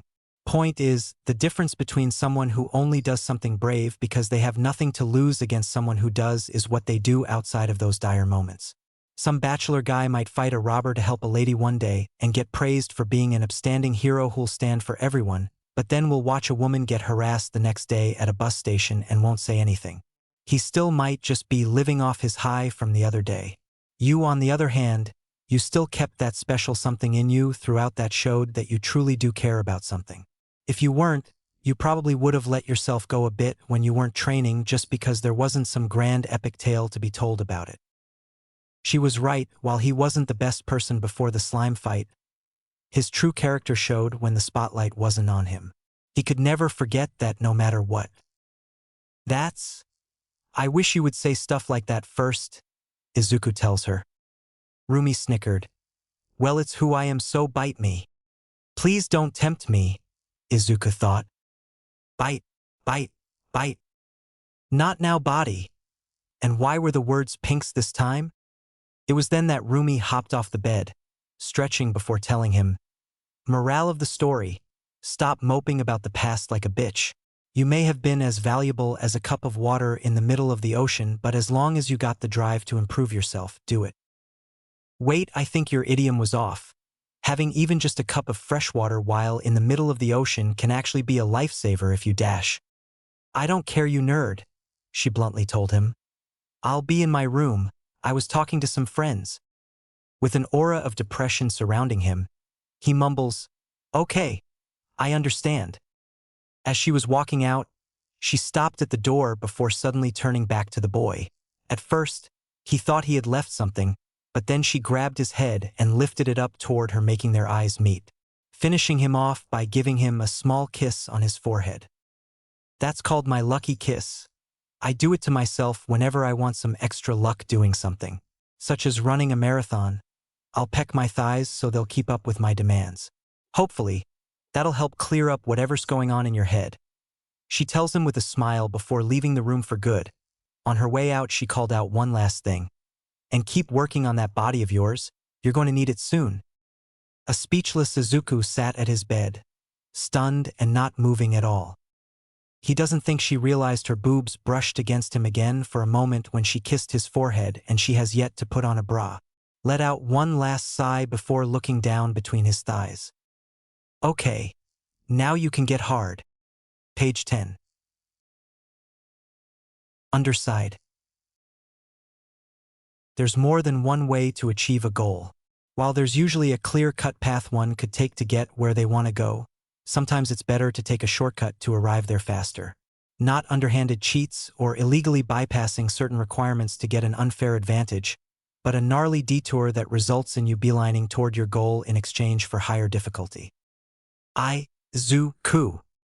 Those were the soft words spoken by the maiden. You're cute when you're so vulnerable. With his back against the gray bed sheets, Izuku stared up to the black sky, watching the stars that hung above them before drawing his attention back to the woman that had mounted him. He couldn't see her face. It was covered by the strands of her lavish white hair. Yet, Izuku still found her immensely attractive. From her glossy poised lips that utter the most seductive of words, to her silky brown skin that marvelously contrasts with the snowy color of her hair, and the shapely figure of her nude body that was grinding against his own. The term "a fine woman" would be an unforgivable insult to describe the person who was on him. She was nothing short but an exquisite gem. It was electrifying being near her. Her smooth motions and grinding only served to invigorate the boy. She softly planted kisses on the boy's defenseless neck. Each one had an absurd level of care put into them that added an extra layer of intimacy. At the same time, she was stroking his midsection with one of her legs. The circular motion she did it in slowly stimulated him. He swore when he looked down he saw a marking of some kind on one of her thighs that reminded him of someone.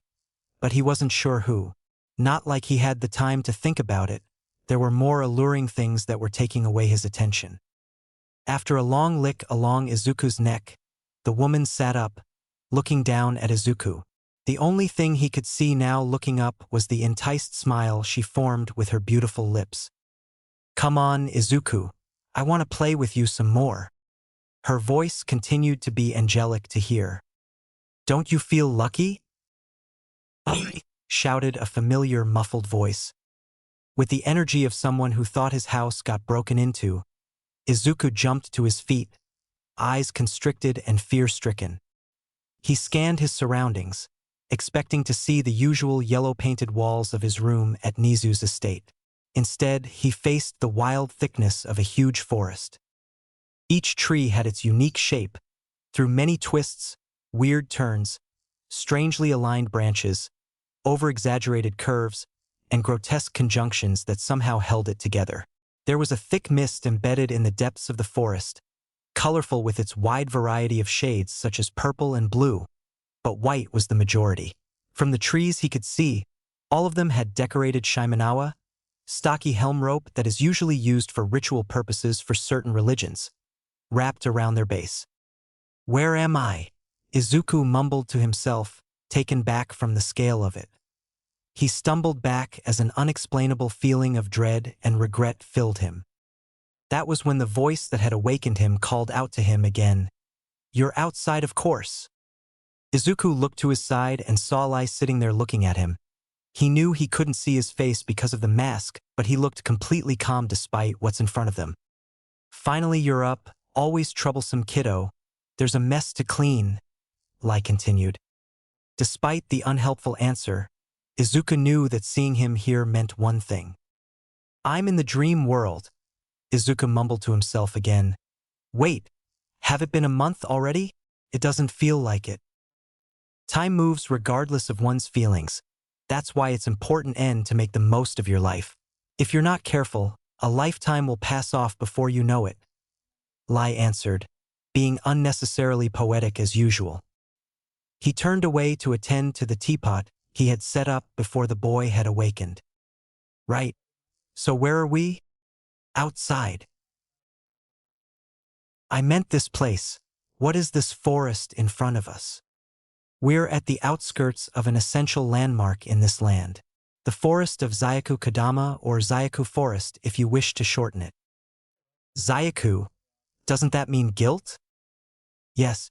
What you are looking at is the place where all your guilt lay, from the past and present, dead or alive." Izuku took another look at the forest, taking a deeper look into this new place he found out about. Abnormal trees, thick strange mist, all these attributes combined to form something distorted. The trees that were deeper in the forest were covered by the mist, and their silhouettes took the form of what looked like a deformed monster straight from hell itself. He didn't know what to make of the sight he witnessed. It seemed like the essence of a specter was amalgamated with nature. The fox boy's chest felt heavy just by looking at it. How vast this forest is was intimidating. Trying to escape the eerie feeling, Izuku turned toward Lai and asked, "Wait, you said this was essential. Does that mean we'll be returning here?" "This will be one of the multiple places you will train when we can finally begin." "Training?" Izuku thought to himself. Lai flinched at his slip of the tongue. It only lasted for a moment before he relaxed. Exhaling, he scratched the back of his head before muttering. Maybe a bit too soon to mention that? Oh well, there's a time where a secret becomes trivial to hold and unnecessarily destructive to the bearer. Judging from our last discussion, you know this place holds more importance to you than just a dream, and my discussions with One for All are progressing smoothly. We should be coming to an agreement soon. You'll start getting some answers soon. Take your time, Izuku tells him, sitting on the ground as well. As I've said before, I got a lot on my mind right now. I can tell. It wasn't easy learning how to take care of myself, but it was during the darkest of times that I found one of the priceless treasures of modern society to assist me and Dash. Oh, I wasn't talking about that. Huh. What I was referring to was that erotic fantasy you were having with that maiden a few moments before I woke you up. Like most dreams, Izuku didn't remember all of his after waking up. It took him a moment to realize what he was referring to. Better said, it took a moment for Izuku to remember being with that white-haired woman. You saw that?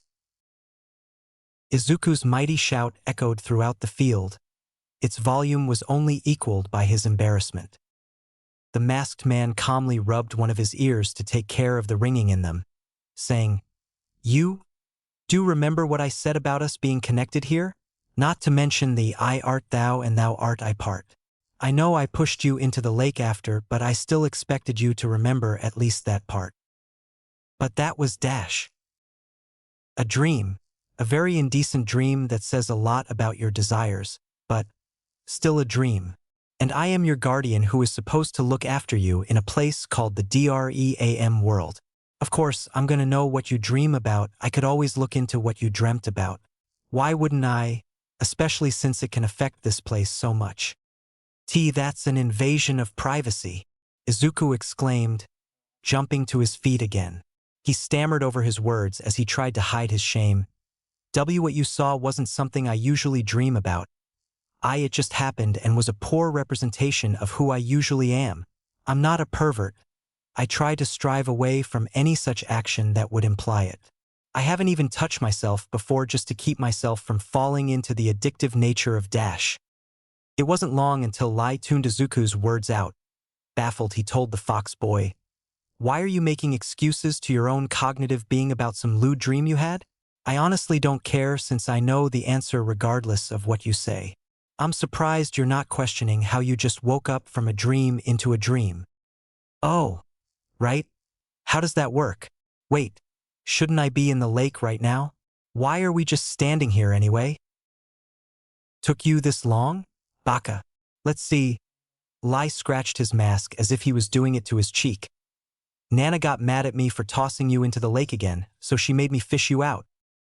Thank goodness for her. Honestly, I have no idea the limits this body of mine has in here, but I don't think it's healthy spending so much time in the water. At least I know someone will make sure you'll pull me out. I didn't pull you out, I fished you out. Hauled you out of there like a fish, pole, and everything. It was immensely humorous. Nana was furious about it, which only made her look more adorable in my honest opinion. Why do you love tormenting me so much? Consider it my payment for keeping me waiting for so long, Lai abruptly shouted.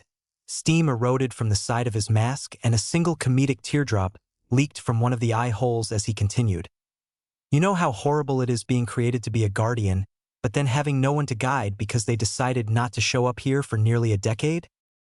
Wah, I was trapped in the moon. What else could I do? Heh, that's what everyone says. How is that even a thing? There's only one moon, and I broke out of it. My belief in that story is slimmer than a strand of hay. How do you not believe that? You live right under Dash. Izuku calmed himself. Even with context, the discussion being had was too ridiculous for him. The kettle began blowing out steam, signaling that it's ready. So then, why are we here? Izuku asked, looking around the area, but he couldn't seem to find the familiar Sankey house. We're pretty far away from the house. Your perverted dream unleashed a yokai on these lands. I managed to chase it off and it ran into this forest, Lai explained, calmly bringing out a cup and pouring himself some tea. Seeing a perfect opportunity, I dragged you here to face it so you can become accustomed to fighting in this place, but Nana objected, going in herself. We're waiting on her to return. A completely separate dream can cause something like that? Wait, and Nana went in by herself? Shouldn't we go in and back her up? She'll be fine, Lai states, taking a sip from his tea. Aya! Oh fuck! The mouth of Lai's mask curled a bit into a smile, putting down his cup and getting to his feet. Maybe not. Dumbstruck, Izuku pointed to the forest as he asks, was that Dash? Before he finished, being flung out of the forest was Nana herself, back in her hero outfit. She skidded against the ground before coming to a rough stop, panting heavily. Nana! Izuku shouted, running over to her. Calmer with his approach, Lai walked over as he spoke. How are you doing there, Miss Nana? Taking care of it in a 5-minute flat just as you said you would. He was sure to add an extra form of obnoxious to his voice when repeating Nana's own words to her. He took a taunting glance at her body top to bottom, nodding before saying, seems to be on the right track. Nana grunted as she tried to pick herself off the ground. Giving an annoyed stare at Lai, she said, you know all the other predecessors of One for All find you annoying. That's why they constantly make me be the spokesperson for them. For a bunch of heroes, you guys are incompetent at dishing out justice. Having you around more is more of a reward than a punishment. The curled lips of Lai's mask continued to grow into a wide grin. Nana was about to say something back, but then something shot out from the forest. A giant yellow tentacle, similar to one an octopus would have, wrapped itself around the woman before yanking her into the air. Slithering to the outskirts was the being that had grabbed her, a beast with snow fur in a humanoid form. Its multitude of razor-sharp teeth seemed too many to be contained by its mouth, exhaling smoke with every breath it took. Its eyes were only red with no pupils in sight, looking blind to the world around it and only rushing toward his goal in a frenzy. It didn't even have hands. Instead, they were replaced with nearly a dozen of its weird tentacles. An unholy amalgamation. As it stepped out from the forest, it wrapped one of its legs around the base of one of the smaller trees and crushed it just by flexing its muscles. A black shadow emerged from the tree before quickly dashing away deeper into the forest. Its tentacles clenched themselves before they began wildly whipping around, slamming the ground and trees in the area. The strikes rumbled the ground Izuku stood on. Looking up to the sky, the monster unleashed a ferocious but abnormal roar. Ay. Seeing the monster that towered over him, Izuku's eyes widened as he stumbled back onto the ground.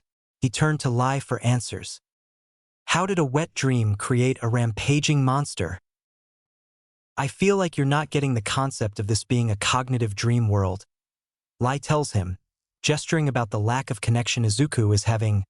What goes on in your mind affects here. To this extent? Lust is considered a deadly sin for a reason, Lai says, holding his chin. The mind is a powerful weapon that is often underestimated due to our shallow ideals. Every thought can be used to create something grand, whether it's good or bad is up to the beholder. That includes our more indecent thoughts as well. What kind of monster is that thing? Hentai yokai. A what? A hentai yokai, a demon made out of pure lustful desires. Are you sure? I'm not questioning your knowledge, I just don't think that's a thing. No, trust me, they exist. Don't you see the tentacles? The fact that this has anything to do with a wet dream makes it obvious that it's a hentai yokai. Weaad even kawawazaos thias, Nana shouted, being swung around in the air elongated her word. Lai called out to her. I told you before, it was the boy's dirty dream, remember? When he suddenly got a boner in bed and you asked why. That happens here too? Izuku asked, his face turned red extremely quickly. Yes. When are you going to get it? Things in your mind can manifest here, Lai shouts, aggravated at the boy's refusal to accept such a simple concept that was explained many times. He continued to scold the boy. You get a boner in real life. You most likely got a boner here. And it's because of your damn boners that we're dealing with this hentai yokai. I'm never telling anyone about these dreams. Ever, thought Izuku. He didn't want to say anything else out of fear that the situation will become even more insane. Goas, I'm style waiting on instance were. I just told you. The kiddo's dick was the problem. Lai told her. Is everyone hard at hearing today? Not feeling comfortable about how his manhood is being discussed, Izuku stammered. Can you guys not talk about my thing that way? I meant what caused that. Nana stopped, luckily getting a moment of clarity as the monster stopped shaking her. Oh, that, Lai says, giving a tiny chuckle before turning toward Izuku. All you kiddo. I don't want to say, Izuku said, flustered about the whole thing and the girl who caused it. Lai shook his head, stating, the ugliness you want to hide is already out in the open. We know what it is, and it's affecting us. Why still hide it? Ignoring it doesn't make it go away. Might as well come clean and be honest. Okay. Izuku cried. He took a breath before blurting out, a girl kissed my forehead. Are you kidding me? Shouted Nana. She wasn't angry at Izuku, more so mad about the catalyst that led to the position she's in. This is honestly the best way to sum up puberty, Lai added. Unexplainable and devastating. You can say that again, Izuku sighed, taking another look at the monster. Each breath the monster took looked like it was panting heavily, and the red coloring across its face made it seem like it was constantly blushing. The weirdest part was how human the form was, at least the lower sections. The body looked extremely feminine, with a gracefully humongous chest, and strangely marbled legs that were shown to break a thick tree in half. Why do I strangely find that thing attractive?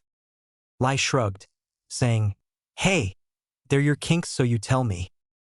Izuku looked at the top of the erotic monster's head. Seeing the long white ears, he mutters to himself, I'm going to have a hard time looking her in the eyes later. Judging from the yokai's appearance, you probably weren't looking her in the eyes all that often. Can I get some help here? Nana called out again. This thing is sticky and is reaching everywhere. I mean, it's called a hentai yokai for a reason, Lai nonchalantly states. While the two were talking, the monster tightened its grip on Nana. The way the tentacles were wrapped around her were suggestive, to say the least. It tightening itself only served to look more erotic than it already was. The slimy appendage squeezed her, making her breast look like they were barely being contained by her costume, something the two males paid real attention to instead of helping. Stop watching and help, Nana shouted. A tint of red was appearing on her face. Right, Lai states, snapping out of his perverted distraction and turning toward Izuku. Go get them, kiddo. Me? Izuku exclaimed, shocked at the vague command of his so-called guardian. Yes, that was the reason I brought you here in the first place. What's the matter? What's the matter? I expected the first thing I'll do here was some kind of spiritual bodybuilding training like in those old martial arts movies, not fight a giant tentacle monster. Hentai yokai. Does it matter? I know we technically don't exist in your world, but even demons don't like to get mislabeled. Now go strike that monster. It'll be easier to scale your abilities after witnessing you in combat. Yeah, about that. Before Izuku could finish speaking, Nana seemed to have flown up in the air, carrying the monster with it. Worried, the monster released its grip on Nana, so it wouldn't go airborne, but Nana grabbed onto its tentacles herself, lifting it high into the air. With a quick toss-up and a heavy punch, the hentai yokai was sent flying back into the forest at high velocity, disappearing into the mist. Damn it, woman, shouted Lai, shaking his fist in the air. Now what can I use to test the kiddo's abilities? The Byakuya chamber is only useful for practicing technique than anything else. It'll just be a waste of 100 days. 100 days? Izuku repeated in his mind. At this point, he was in no mood to question anything any further. He was getting a headache from all this. Lai continued to berate the raven-haired woman. First you ignore me and go in alone. Now you ruin a great opportunity. It's like you want to ruin my life here. Be quiet, Nana demanded as she softly landed on the ground. Her eyes were stern and form was dominant as she strode past Lai. He knew it would not be smart to comment. She went over to Izuku, picking him up with a word before flying away. Oh, and you're taking away the kiddo as well, Lai exclaimed. Your obnoxious attitude is getting on my nerves. Ignoring him, Nana continued to fly away from the masked person. Once Lai was sure she was out of earshot, another smile appeared across his mask as he spoke his mind. Such a fetching woman. Back with Nana and Izuku, they were silent for a while. Izuku didn't even bother asking why Nana can fly. He felt terrible since it was his fault this happened. Nana was the one who broke the silence in the end. You know, I'm not mad at you. You're a growing boy after all, and your body is changing in ways you don't understand. Sorry about all that, Izuku says looking down. He wasn't sure why he waited so long to apologize. He was always a quick apologizer even if it was completely unneeded. Yet this time, true guilt made him think it wasn't. No need, no one was prepared for today. Except for Lai, of course. Soon after, Izuku started to see the Sankey house off in the distance. Can you do me one favor, Izuku? Nana would ask looking down at him. What? Izuku answered, wondering what she wanted him to do. Some advice or wise words of wisdom to his endeavors. Save us all the trouble next time. Just masturbate. With those words, Nana dropped Izuku. Having a feeling where this was going, Izuku looked down. There it was, that dastardly lake. At this point, Izuku should start greeting this lake like an old friend. Splash. Walking out of the convenience store, Izuku was carrying a little under half a dozen store bags, each filled with the raw materials used to create meals he'll be enjoying that night. Yes, enjoying is the word being used here. This was not going to be the usual vegetarian meals he reluctantly ate for the last couple of weeks. With what's in these bags, tonight he's going to be eating meat. Meat, meat! Izuku cheered in his mind. A giant smile grew on his face. Oh, how long I've craved for the savory flavors of this stocky treat. It's been far too long. The fox could barely contain his excitement, skipping in broad daylight like a little schoolboy as he hummed a tune. Oh nae ku suki suki, oh niku suki suki, suki suki, oh niku suki sway. His emerald tail swayed side to side in a fluent motion, going along with the tune of the song. Each syllable was followed with his ears twitching, hitting each beat perfectly. Soon his entire body was pulled into the motion, twisting and swaying like his tail to perform a sort of dance as he bounced. Every cell of him was ecstatic with joy. Suki suki, oh niku suki suki, suki suki, tabitai naku dash. What the hell are you doing? Asked an intrigued Rumi. The gates of hell might as well have busted open when Izuku heard her voice. That would describe the state his mind was in. When he turned around, he saw his totally don't have a crush on friend Rumi. Rumi was not far away from him. She was standing behind him with a hand filled with grocery bags against her hip, cocking an eyebrow at him with an amused expression. Stammering, Izuku replied, singing. When did you get here? What do you mean? She states, letting out a few chuckles at his strange question. I came with you when you left. Actually, scratch that. That would imply I asked you to let me come along.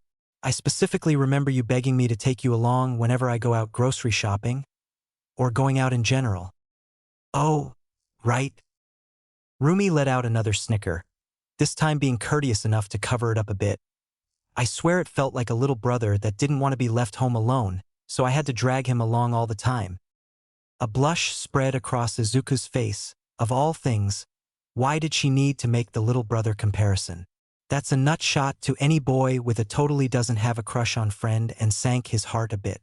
He quickly tells her, That was only because I wanted to get used to where all the stores were, and you didn't even take me all that often.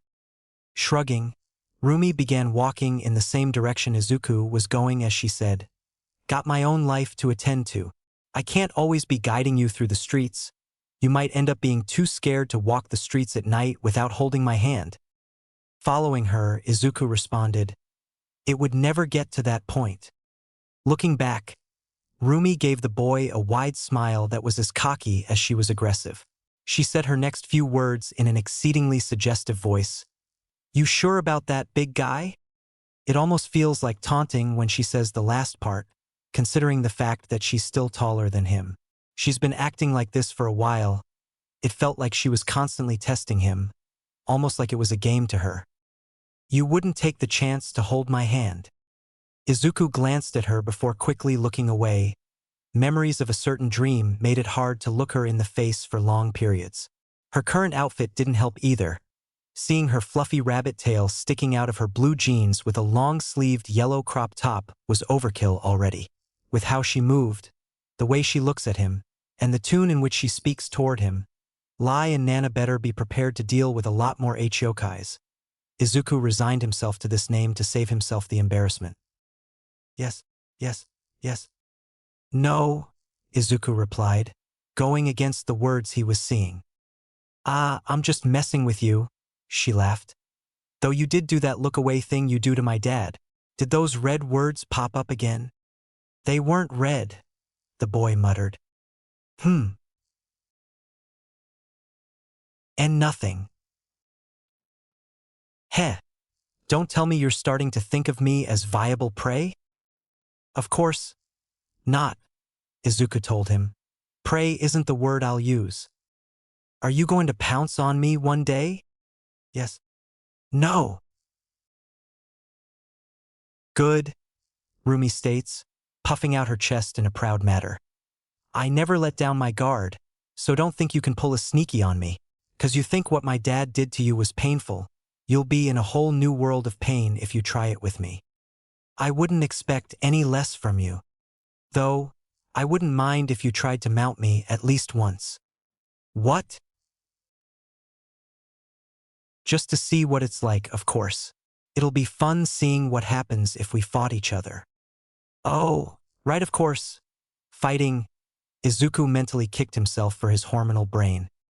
"What else would I be referring to?" "Nothing." "You're a strange one," Rumi states, still smiling. "I'm not that strange. You wash your bedsheets like every other day. Who else does that?" "And my mom was a huge clean freak," Izuku lied. A trail of sweat dripped down his face.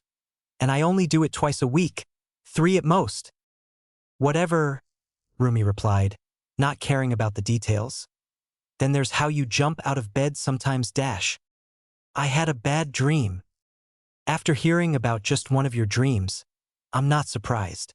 It sounded like an acid trip without the acid." "You have no idea."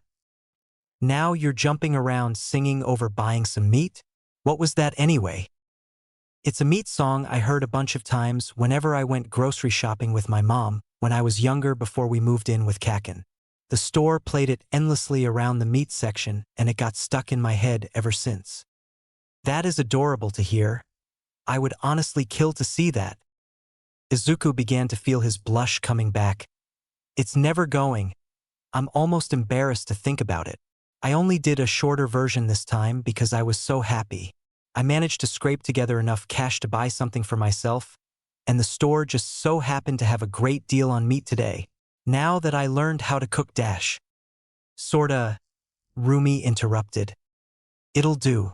Regardless, I can finally eat meat again. I'm still surprised it took you so long to realize you can just YouTube everything nowadays. You guys didn't tell me. I'm ashamed of myself as well. But you and Nizu watched as I starved." Izuku yelled. A tear dropped from the painful memories. "You didn't starve," Rumi states, rolling her eyes as if he's being overdramatic. "I lost nearly 15 pounds. Losing weight over meat deprivation is completely different from starving. It felt like the same." Drama queen. I honestly could have died or gotten worse from that. Don't you know how dangerous dash? Drama queen. A dash. To be honest, we thought you would get it after like a week or two. Boy, was we wrong. When you didn't, we wanted to tell you, but then we didn't know what to make of us having to tell you how to look up something. I mean, the internet was so vast. If you needed to be told to use that to look for something as simple as cooking, I don't know what to tell you. Fair point, Izuku said. Either way, I learned my mistake and now I'm getting rewarded for it. Nothing can ruin today. Fucking stupid machine. Die. The rainbow died instantly, being savagely shot down, stabbed to death on the ground, and buried with cement. He was in heaven for quite a while but was cruelly dragged back down to the earth, all from a single voice. Oh hey! I recognize that screaming. Rumi cheered, searching to see where it came from. It's your blonde brother friend Guy. Man, it's been a while since I last saw him. I was wondering how he's been doing. You stopped mentioning him a while ago. Then again, I guess when you don't live in the same house anymore, you boys tend to stray apart because you're too tough to keep in touch, right? While the bunny girl continued to look around for where Bakugo's voice came from, chuckling over her own joke, as usual, Izuku was sweating bullets. Of all the things Izuku had told Rumi about, from his crazy dreams to some embarrassing stories of his school life and a few snippets of his early life, he has yet to tell her about the short but colossal confrontation he had with Bakugo before he moved in. Izuku quickly went to draw her attention away, saying, "Anyways, about my meat. If you want, I can show you how to do it dash." "There he is," Rumi exclaimed, pointing across the street. Shouting at a vending machine that had dared malfunction and not giving out its delightful snacks after being fed money was the blonde ball of anger, Katsuki Bakugo. Izuku rushed over to grab Rumi's hand to stop her from calling out to him, telling her, "Let's not dash." "Hey, Blondie. Fuck." Only then did Rumi acknowledge that Izuku had grabbed her hand, giving him a smug look as she held it up and said, "I thought you wouldn't jump at a chance to hold my hand? Fuck." It was right at that moment when Rumi was holding up their hands. Did Bakugo turn around and saw them? Fuck. The blonde recognized him instantly. For the first time in over 2 months, the two made eye contact with each other. That was it, they just kind of stood there and stared at one another. As the world around them continued to move, they remained frozen in a single moment. People who were once like brothers now stood far across from one another, distant as if they were common strangers. Yet still, a ghost chain tied them together. Human beings do have the strange ability to unknowingly attract one another. Even if we both mentally and physically don't want to, our spirits will to as it pleases. Sometimes to our benefits, other times to our detriments. The results of either are up for one to decide. Izuku's been avoiding the topic between him and Bakugo for quite a while. It was a touchy subject to get into that he didn't have the time or mental fortitude to deal with. He doesn't regret his actions or the fact that he told Katsuki off for his attitude. From all the uncertainties he had in his life, this was one of the few hills he'll die on. Yet, culpability still filled his stomach, a slimy ooze that sits there and makes him feel sluggish. Was it because he felt bad about how he went about calling out Katsuki? He immediately left after greatly criticizing him, not even giving him a chance to react or so if they could even work things out. Then again, knowing Katsuki, there was a great chance he would have just yelled back or had left himself, and then nothing would have gotten solved. Not to mention that Izuku only snapped at that moment because Katsuki was trying to convince him not to go with Nizu and stay home to train with him. Maybe it was because he felt like he didn't do enough to Katsuki that day. Telling him off was one thing, but that couldn't cover years of frustration from him. Yet, Izuku was never one whose malice can grow to spill blood. Could be their kinship. Regardless of their current feelings for one another, they can't easily sever their connection with people they were once close with. They've lived together for nearly 6 years and have known each other for longer. Izuku wasn't going to lie to himself and say that the entire timeline was horrible. A rotten apple had to have been ripe first before it became rotten. The sweet taste of that ripe apple can leave a long-lasting impression as a bite from a rotten one. The self-determined sensation of doing anything that harms that special red thread that connects the two might be what's overwhelming the boy. Such as life, it is all mysterious. Sometimes something bad feels good and other times something good feels bad. A clear action on which to take can never be given, not when there's never a certainty of what path you walk until after you walked it. Which brings us back to the two boys. Does Izuku hate him? Does Katsuki hate him? Should they hate each other? What is their current status? Could it be made better or should it be put to rest? It was something that Izuku didn't want to touch on because he didn't know what to do about it. Judging from the expression Katsuki had, he didn't either. In a typical fashion, Katsuki just scoffs at Izuku before snapping his head straight as if he was looking at someone who wasn't worth his time and walked away. The hell is his problem? Rumi states after seeing Bakugo's reaction. She propped her fist against her hips and tilted her head as she said, "Was a high too much?" He always was someone who did whatever he wanted. The fox told her, diverting his eyes away from the direction the blonde went off to. "If I didn't know any better, I would assume that you two had a fight or something and aren't talking to each other like a bunch of stupid petty schoolgirls," she casually says, putting her hands behind her head. "Yeah, about that. Are you kidding me? I was half joking. I wouldn't call us schoolgirls, though. What happened between you two? After seeing the way you two fought that slime thing together, I thought you two would bond closer. It's a lot more complicated than just that. Some hatchets can't be buried after a single occasion. Gross complications. Give me a TLDR. A Titish. What? Too long didn't read. It means an extremely shortened explanation of something. Give me one in like 10 words or less. I don't think I can condense the entirety of it in 10 words. There are so many history and events to span over nearly a decade. That's why I'm asking for a TLDR. Don't get all day to listen to your backstory. Hurry up and figure out a way to convert it into a TLDR before I get bored. Ah.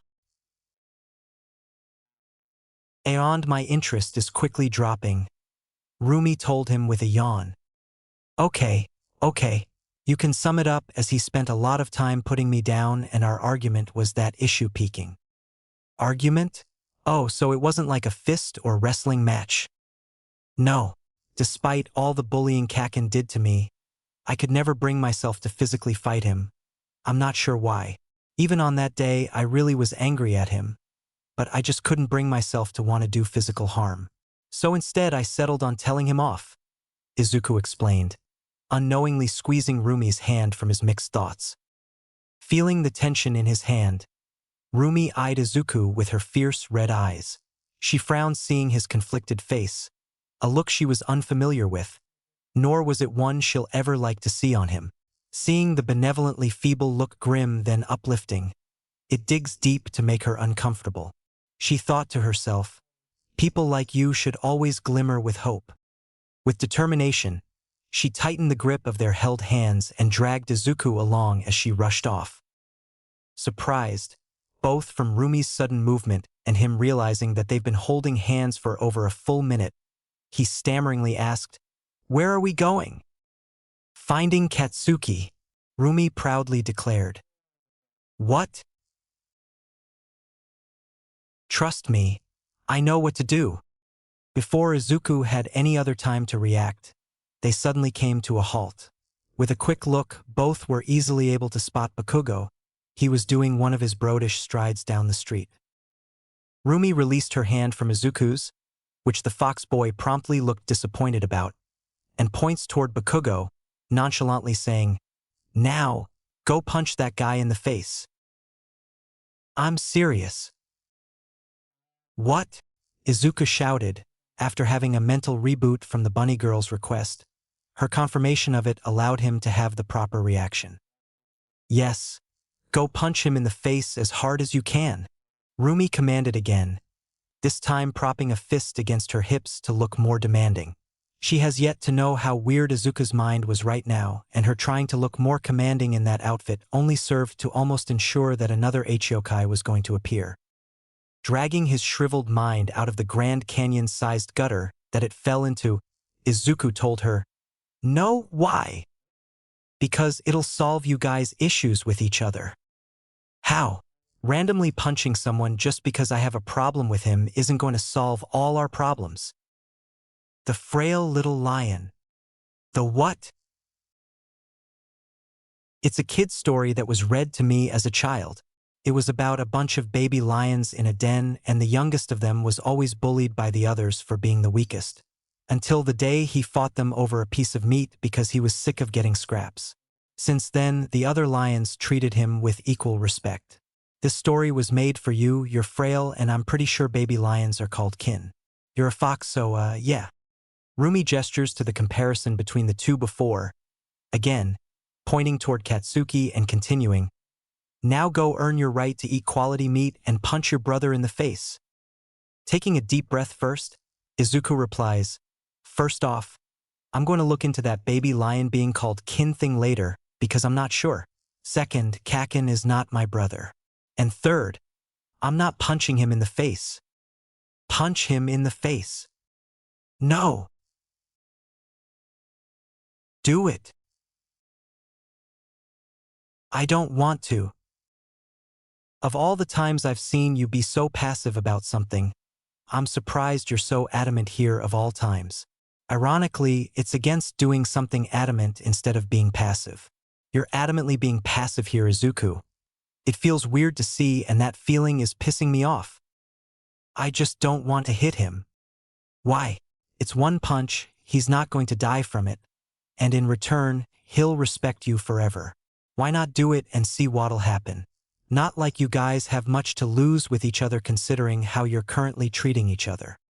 I just feel like there's a better way to handle our issues. Look, I won't waste my time marshalling what you guys' past is and how you feel about it or whatever. All I know is that you've never tried solving it through punching him in the face. What's the worst that can happen? I mean, does it have to be now? Why not now? We're shopping and I'm carrying all this stuff dash. Rumi quickly moved to take Izuku's precious bags of meat away from him, grinning as she says, "Your hands are free now." Izuku sighed, "I'm surprised you're getting so involved between us. Always took you as someone who wouldn't bother herself with that kind of stuff." Good, keep that mindset because it's true. I'm just making an exception this time. What luck. Go get him, tiger. With a final deep breath, Izuku let out a battle cry and set off, dashing down the street and crossing the road at the appropriate crossing. Just because the boy was going to punch someone in the face doesn't mean he needed to jaywalk over it. His mind was racing. He had yet to ever throw a punch at someone in his entire life, but now he was going to do it toward one of the most violent people he knew. He thought back to what All Might told him when he first got One for All. How do I use it? What do you mean, young Midoriya? Is there a special technique or kind of punch I have to do? Because I don't feel any different. It's going to take a while before you can use it, but when the time comes and you're determined, you'll know dash. Izuku shook his head. No, it was something after that. You're still curious about how dash. A good stepping stone is how you throw a punch. A punch, huh? Right, show me how you punch Midoriya. That's not how you throw a punch. It lacks any sense of wanting to accomplish something. An aimless punch won't help anyone. No aimless action will do any good. When you throw a punch, it should have a determined goal in mind. As Izuku closed the distance between him and Bakugo, he yelled out, "Kakin!" The blonde only had enough time to look back when he saw Izuku with a cocked back fist. Like instructed to him, Izuku grit his teeth, clenched his buttocks and yelled those famous words. Smash! His fist collided with Bakugo's cheek. The feeling of hitting bone vibrated throughout his entire body. A unique feeling he hasn't experienced before, The searing pain stung, but it wasn't the same feeling he felt from the multitude of times he's been in pain. There wasn't any angst in his pain. It was different, exhilarating to put it into words. Finally confronting someone he viewed as so strong he could never come close to and should never bother trying. All of Izuku's training and hard work had built himself up to this moment, accumulating strength in his body which gave him the power to not just disorient Bakugo's balance, but launched him off his feet and slam into the wall of a nearby building. As Izuku came to a stumbling halt, he looked down at his fist in awe. "Did I really do that?" he asked himself. The excitement from what just transferred made him want to chuckle. "I actually did it. Right." His victorious shine didn't last for long. An eerie cold voice grunt rang out that sent a shiver down the boy's spine. He didn't realize that Bakugo had already recovered. With a big mark on his cheek, he staggered back onto his feet, still feeling the shock from the hit but wasn't close to staying down. The eyes that looked at him might as well belong to the devil for how ferocious and red they were. With his quirk erupted in his hands, he let out another frightening growl. WRRYYYY. Bail, getaway, avoid, flight, run. The yellow bold words surrounded themselves around the enraged Bakugo. Stepping back, Izuku tries to talk to the fuming Katsuki. Let's not get crazy here, Keikaken. I only meant to give you a light hit to show how much I've grown, haha. I guess I didn't know my strength." His nervous laughter showed how much he was panicking. To his surprise, Bakugo did stop using his quirk, stating, "You're right. Did that actually work? Rumi was right in this?" Izuku thought. He was almost relieved he managed to come out of this unscathed. Almost. Cracking his knuckles, Bakugo gave him a crooked, friendly smile that looked innocent enough at face value. But the demonic aura radiating off him would tell you a different story. Izuku felt chills when Bakugo opened his mouth and spoke in such a calm, cool voice as the blonde stepped toward him. "Let's see how much you've grown. Run." "Oh," and Izuku called out behind him. "Rumi, help! What do I do?" "What do you mean?" she shouted back. "We didn't plan past this. Fight!" Crack. "Ow! That wasn't part of the agreement. What are you doing? Put up your guard. Haven't you been in a fight before? About that dash." Crack. "Ow! OWWW. Ah! Fight back. Do something. Don't just take it. Rarol. Fuck. Let go, Deku. Why are you biting him?" Muffled. "I don't know what else to do." "Ow. Okay. Now this is just embarrassing," Rumi stated, staring at the chicken scrap in front of her with disdain. "All right, I'm coming." "Why didn't you tell me you've never been in a fight?" Rumi asked, bandaging up Izuku's bruised face with equipment she brought from the store. "It was embarrassing. It's not easy confessing to someone that the entire time you were bullied you never once fought back," Izuku answered, looking down at the ground. "It was a lot easier making it ambiguous on what happened. You said that you didn't have bullies anymore. Unless they had the greatest character redemption arc ever, I doubt they just decided to leave you alone. Who took care of them?" "Kaken." "Fuck, are you kidding me?" "I know and I'm not. Talk about there's always a bigger fish. Either way, I call this a success." "How?" "If I'm being honest, I expected you to get knocked down or flat out lose. Just not like that." "So you purposely sent me to get beat up?" "I was testing you. You wanted to see if you were brave enough to do something when you're not in a forced life or death situation. So you confess. It worked out in the end. You took a hard loss, but that punch is going to leave a mark on the blondie. He's not going to forget that feeling anytime soon." The biting part was a bit weird though. "I couldn't think of anything else. No one taught me how to fight yet. They just kept telling me to work out. How did you do so well against the slime villain? You weren't perfect, but for a guy with no training, you made it pretty far. I don't know. I just kept flailing and it kept working. It still amazes me that I didn't die either time I ran into that thing. I swear something happened to me that day that gave me a godly amount of luck.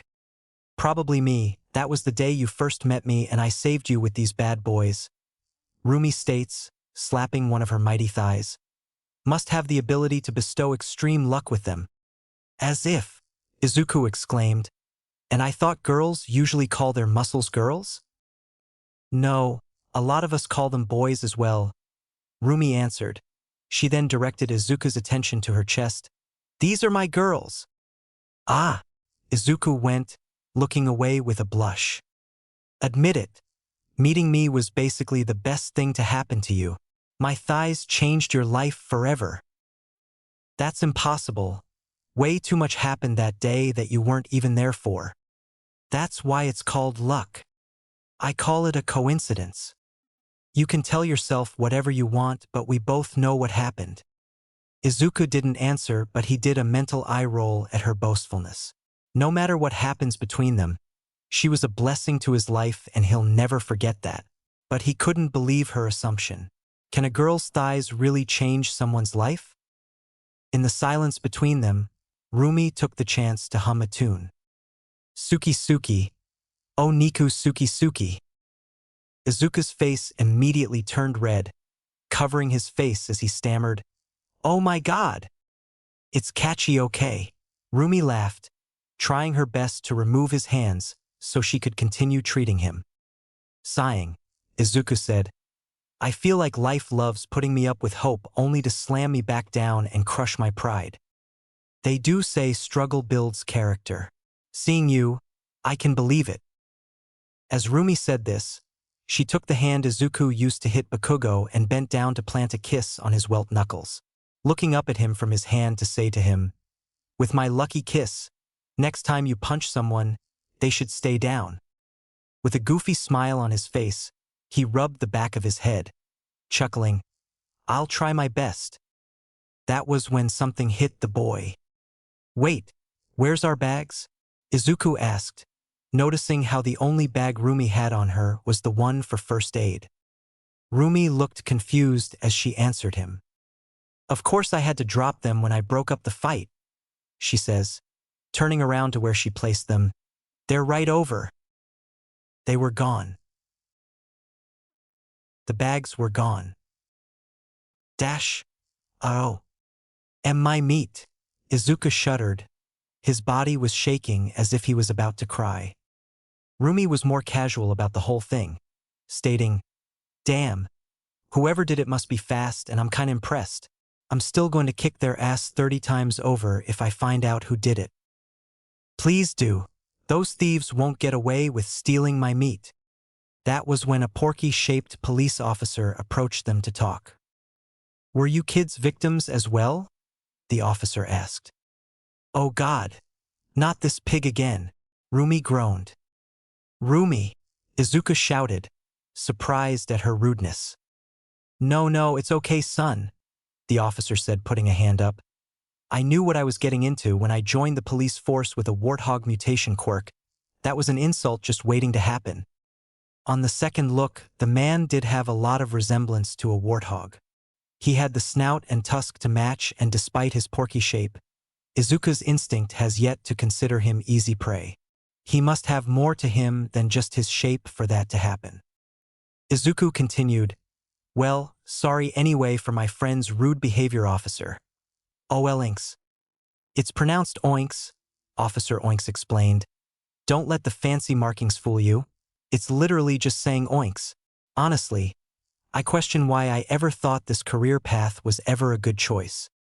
Okay, Officer Oinks. Anyways, so you kids got robbed as well? Rumi doesn't answer. She just gave one of her more steely looks. Izuku, on the other hand, immediately answered, Yes, someone stole the meat I bought. We've been getting reports of a lot of thieves in the area, the officer explained. Someone is yanking a bunch of people's things and disappearing before anyone can get a look at them. Nothing dangerous has happened yet, but based on witnesses, we're suspecting the culprits are a group and have some sort of snatching or invisibility quirk. That'll explain how they were able to make as many hits as they did while still not being seen. So please be careful with your things. I will, sir, Izuku told him. The officer then turned toward Rumi, giving a friendly bow as he said, "By Rummy, give your father my regards." "It's Rumi, am I?" the rabbit girl shouts. For the first time in his life, Izuku witnesses a blush come across the girl's face. "I told you to stop calling me by that name. You were the one who called yourself that first." The fox boy looked between the two before asking, "Wait, do you two know each other?" "He's some fuck my dad knows," Rumi begrudgingly answered. Oinks answered the question properly. "I was an associate with her father and babysit her a bunch of times when she was younger." "Worst time of my life," Rumi rudely added. "I remember a little bunny crying whenever I couldn't babysit. That was because the replacement was always the worst. It was this guy who looks like he wanted to die that always complained about his eyes and his stupid girlfriend who never shut the hell up with jokes. And I'm not a bunny?" The officer chuckled. "Oh, little one, despite your mysterious resentment toward me, it warms my heart to see you're well." Officer Oinks then checked his watch before stating, "I have to get going. You kids be safe now. Keep your things well secured until we take care of this snatcher business." "Yeah, whatever. Go eat some donuts, you fat fuck," Rumi told him, crossing her arms and looking away. Her face has greatly decreased in tension since Oink's arrival, now sitting at a more childish pout than anything. When the officer had left, Izuku turned to Rumi and asked, "He seems so nice. Why were you so hateful toward him?" "Because I hate authority. That'll explain a lot." "Okay, funny guy. Come on, let's redo our shopping." "Crap!" Izuku shouted, his tail spiraled out of control. "What?" "I can't." "Can't what?" "Rebuy the meat. I'm all out of money." "Oh. Okay, you made it sound like it was the end of the world." "It is to me. I'll die if I go another week without meat." Rumi thought to herself for a bit before asking, "Can you survive another few hours?" Izuku looked at her confused. "Why, yeah." "Good. Then let's go out tonight," Rumi tells him, giving him a coy smile. 7:49 p.m. "Rumi, are you sure we should be here?" Izuku asked, looking around the area the bunny girl had brought him. Why does she know of a place like this? It wasn't some nice house or fancy street. Every building on this street looked abandoned. The street lights were cracked and crooked as if something busted them, but no one bothered to repair them.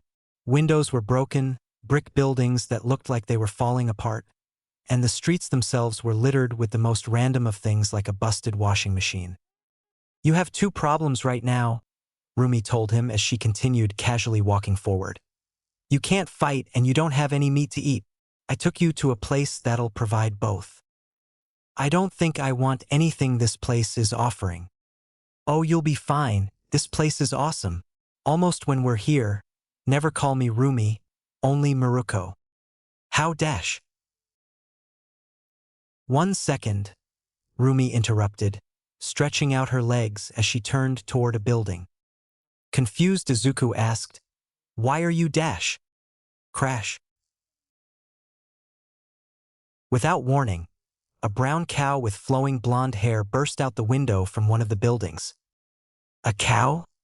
Izuku shouted, more shocked than anything of a rampaging cow here of all places. "Yup," Rumi calmly says, bending down into her bunny-sighting stance and facing the approaching monster. "Sit back. She's mine." "She?" Preparing herself for the stampeding cow, she walked until it was less than a few feet away before acting.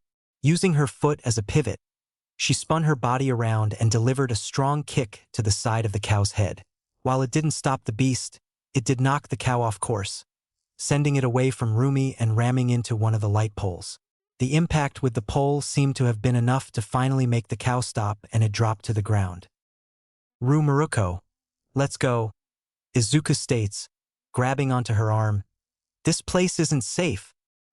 Of course it's not safe, that's the fun of it, Rumi replied, resisting him. Don't worry, Cassidy's rashness is her best trait. You named a cow? I ain't just a cow, a voice called out from where the cow was. Slowly the body of the brown beast began shrinking as it morphed into another form. I'm the best darn stampeding beast out there. If you need something destroyed, hun, just give me a call. A red-faced Izuku covered his face when he saw her form. Sitting there on the ground was a blonde girl with blue eyes in her birthday suit, causing the Fox boy's reaction. She spoke informally but upbeat in a weird accent, sometimes saying words in English instead of Japanese. Despite her indecent appearance, she nonchalantly greeted them, raising a friendly hand as she said, "Howdy, I'm Cassidy Gozu. You can just call me Cassidy. Cassidy the cowgirl at your services." "Sup, Cassidy," Rumi says, walking up to her. "Hey, Maruko, who's the greenhorn?" "Just a friend of mine." "A friend? Are you getting soft on me now? I didn't take you to be friends with someone who seems like a yellow belly." "Me soft? Ha! You fucking wish. Do I need to give you another kick to prove it?" "Maybe you should. You've yet to challenge my charge head-on before. You've always been avoiding it by hook or crook," Cassidy states, confronting Rumi by getting up in her face. "You got the guts for it?" Meeting the brashness with her own, Rumi bashed her forehead against Cassidy's and gave the blonde a close look to her aggressive smile. "I got the guts for anything," she growled. It was similar to watching two bulls charging at each other, heads repeatedly hoping one would give an inch only to be left in a stalemate. Lightning sparked between their eyes as they stared each other down, and the trash-talking began. "You're going to get trampled. The only person who's going to be slammed on the floor is you, cowgirl. I'll send you flying into next week. I'll smack that stupid accent out your mouth. It's sweet you think you have a chance against me. It's funny you think your bloated beefcake of a body can do shit. At a dime I can stomp you out. Why not right now? You scared of a little rabbit like me? Are you going to scurry away again? I'm right here. Can you put some clothes on?" Izuku shouted at the Busta Blonde, trying his best not to peek through his finger to get a look. He was failing horribly, but it's the effort that matters. "The new guy is right," said a voice behind Izuku, causing the Fox boy to look behind him. Walking past him was a boy a bit taller than him.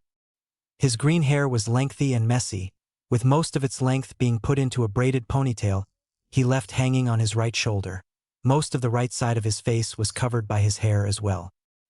He took one lazy passing look at Izuku, staring at his cold blue eyes that seemed to sparkle before turning back to the girl without so much as a greeting. He wasn't the only one who appeared. From the other buildings around them, for people stepped out from the shadows to approach them. Unlike the guy before, each one seemed to have some animal-based mutation quirk or dress similar to an animal. A normal-sized girl who was dressed like a lizard, a much bigger guy with the ears and look of a bear, a girl with a frog-like face, a dark-skinned girl dressed like a sheep, and a guy with a lion's mane. "Oh great, the whole gang's here," Rumi states, pulling away from her and Cassidy's little contest. Turning toward Izuku, she gestures to present everything to him and says, "Welcome to the Yase Alley." Page 11. Welcome to the Jungle Book. You know, young Midoriya, I've been wondering something. What is it All Might? Since inheriting One for All, how are your doing? I'm sure they should have experienced some change from all this. They did. I can them now. Really? That's great. Have you told your caretakers about it? I'm sure they'll be mighty happy about it. No, I'm gonna hold off on that for now. I've been quite lucky no one has brought it up yet. Why? This is amazing news for you. Are you shy? No. You see, the issue is dash. Mr. Yagi? Nizu called out, snapping the skeletal man out of his trip down memory lane. Is something on your mind? The two had agreed to meet in Nizu's office on UA's ground, a place where they can speak more freely about certain topics without fear of someone overhearing them because of how late it was. Yet, they were still able to enjoy the pleasures of a cup of tea. Shaking his head, the hero known as All Might said, "Ah, I was just, oh my god." The eyes of the hollow-cheek man almost bulged out of his eyes when he saw a grenade live in the air, coming right at him.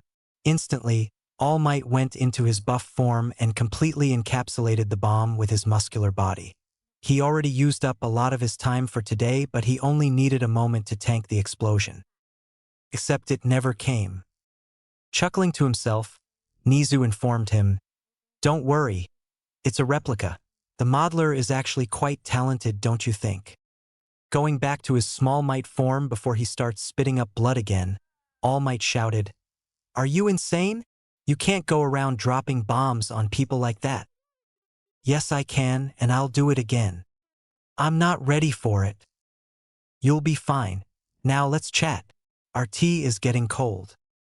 Izuku and the rest of Maruko's gang of friends had settled themselves inside of the abandoned buildings that seemed to have furniture left over.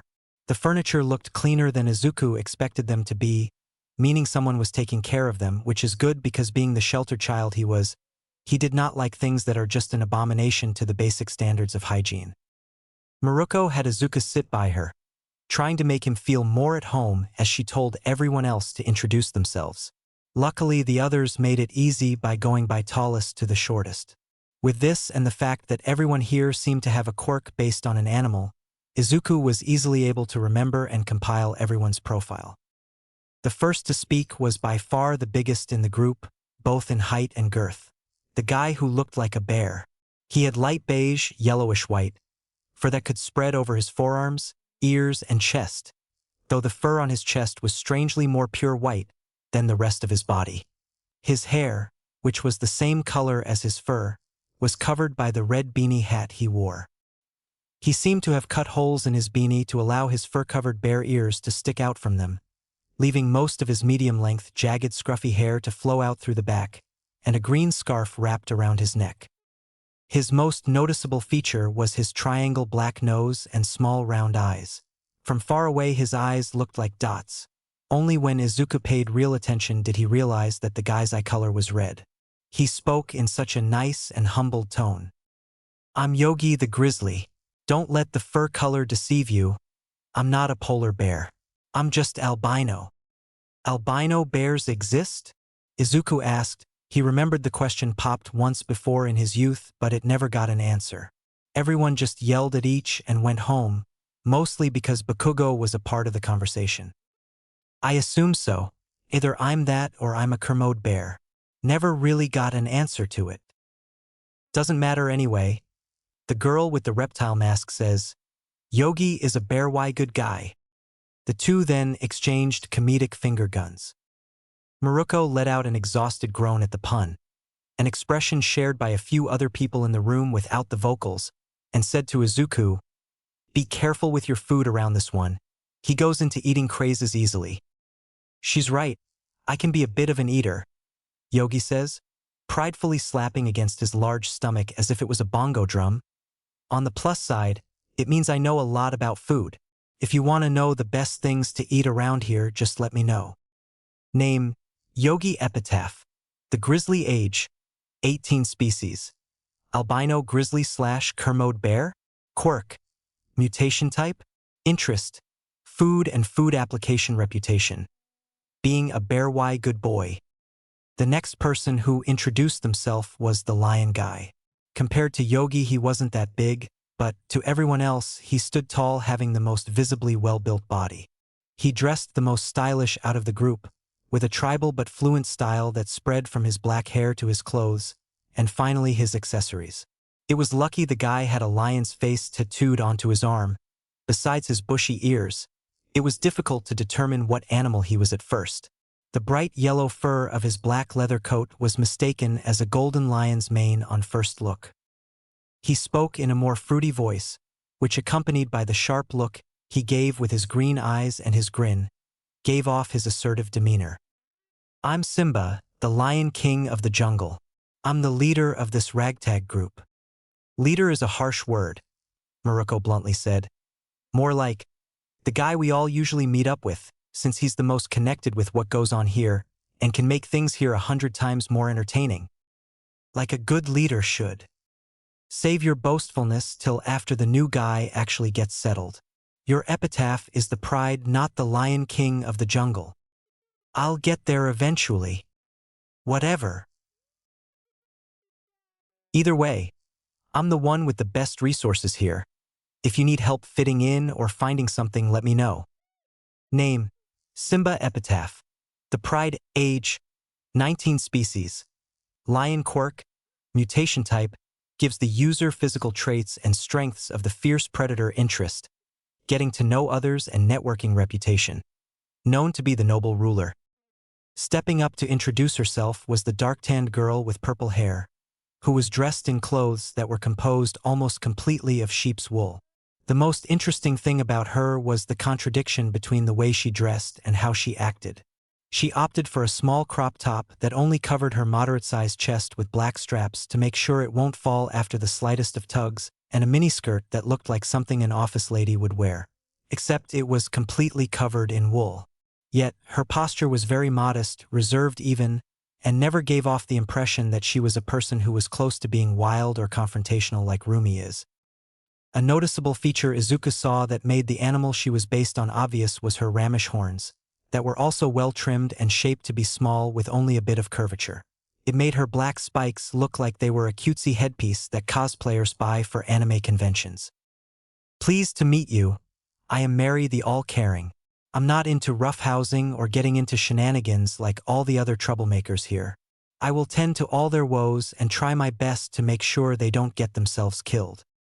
Muruko nudges Izuku's arm to get his attention before stating, "That's why we call her Mary the Mom."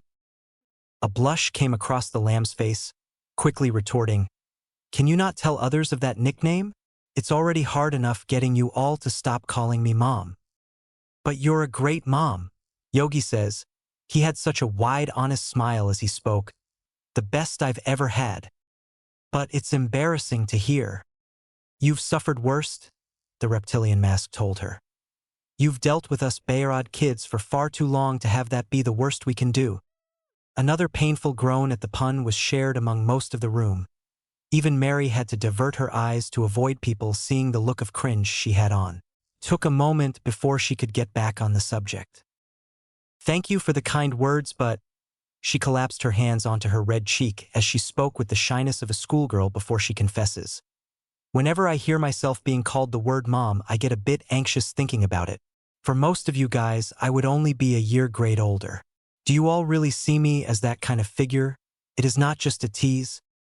The room, excluding the guest Izuku of course, gave their own varying degree of a nod. "Well, in that case, physically or mentally, don't be afraid to come to me if you need something taken care of. I'll do my best." How can one dress so immodestly yet seem so docile? Name: Mary Epitaph. The All-Caring, age, 17 species. Sheep Quirk, tending wool, emitter type. User can emit special wool throughout most parts of her body. The wool is generated based off of how much protein she eats. Interest: nursing. Reputation: known to be a total mom, even if she denies it. "Alrighty, I'll be going first if you don't mind," a certain cow-transforming blonde said to the cold-looking boy with green hair who paid little mind to Izuku's presence earlier. The group has been introducing themselves in terms of tallest to shortest, and these two seemed to be the same height. It was a bit difficult to tell because while Cassidy is standing tall, being about the same height as Rumi, the boy stood with a bit of slouch making his exact height blurred.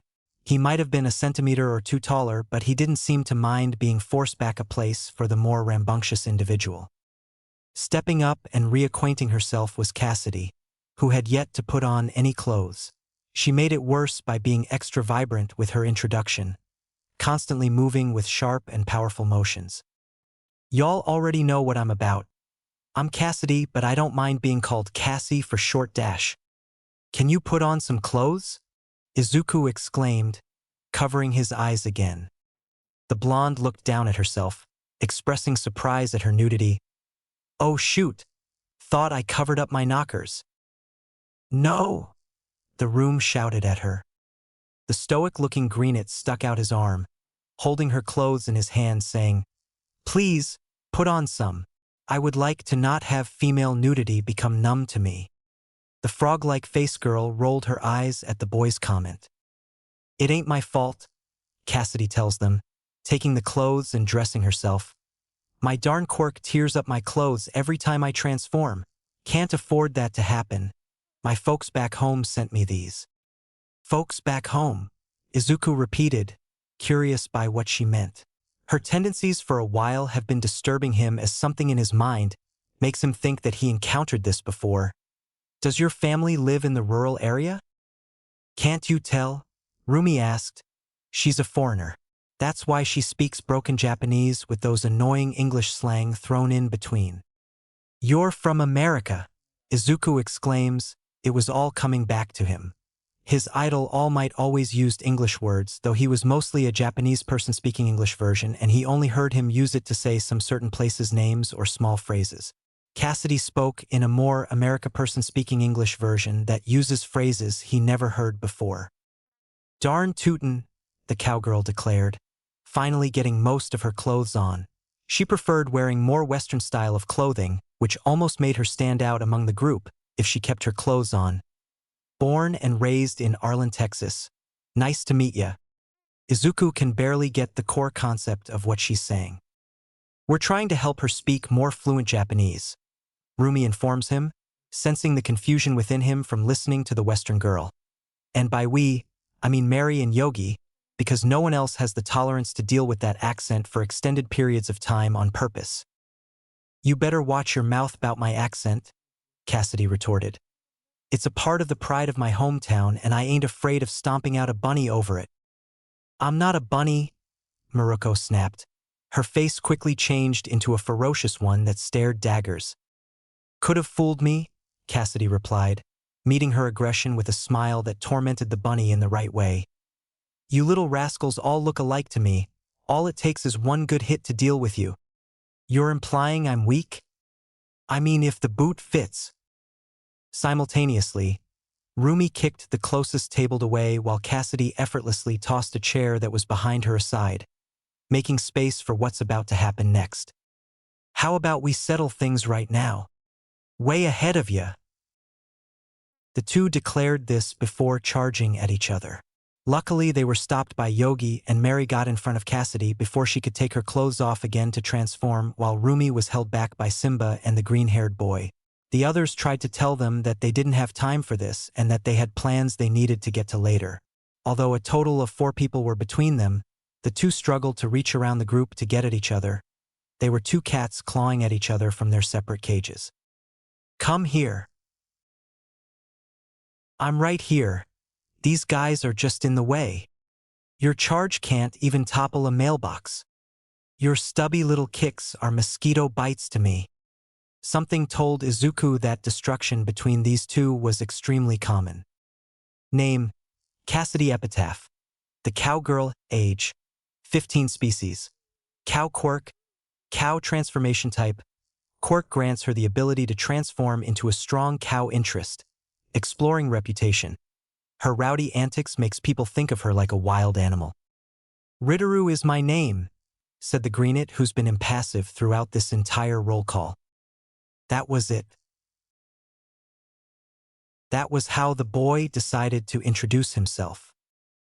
Simba called out to his fellow member, "Come on, Ritteru. Put a little bit more effort into it."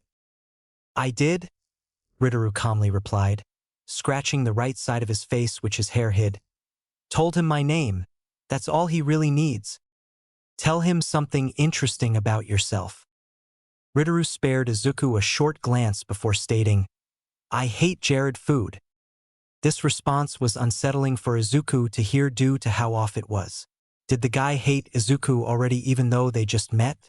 Rumi assured him by putting an arm over his shoulder, which only really served to slightly distract him from her words, sighing before telling him, "He's a difficult one." "Agree, Dribbit." the frog girl added in. "Fucking bite me and see what happens," Ritteru muttered to the two calmly. With that and his introduction done, Ritteru retreated to the wall, distant from the gathering. It was only later that Rumi told a bit more of Ritteru's, mostly just his age. Name: Ritteru Epitaph. Age: 16 species. Quirk: interest. Reputation: being difficult. The girl with a reptilian mask introduced herself next. Setsuna the Silver-Tongued, with her more noticeable features being her hair that looked like seaweed, that mask of her made out of what looks like the skin of a lizard, and her honeyed smile that showed off her sharp teeth. Rumi pulled Izuku real close to her as she informed him, "Be careful with this one. She's not to be trusted, and any favor she'll do might as well come at the cost of your soul. I bet Setsuna isn't even her real name." "Oh, it is?" Setsuna told her, giving a coy smile. "Instead of going through the trouble of creating another fake name and trying to maintain that secret, I thought it would be a lot more fun to tell people my real name. With my reputation, they'll assume I gave them a fake name and will assume every other name except the one I gave them was my real name." "See!" Rumi exclaimed, gesturing toward the ambiguous-sounding girl. "Convincing as fuck. Who'll think of doing something like that?" Then again, the sharp-toothed girl continued. "I could have just said that so that you'll believe the fake name I told you by revealing a believable truth of how I could have lied." "Oh my God. Why would you say that? Now I'll think about it all week." "Maybe it's because I want to instill a constant sense of doubt revolving around my name. You'll never be sure if you have the real name that I told you guys, so you'll never guess it, or a fake name I'm making sound real by pointing out a very obvious trick I would most likely use." "Arg, my brain hurts." "Overall, you're just going to constantly think whether or not the conclusion you came to is the one I planned for."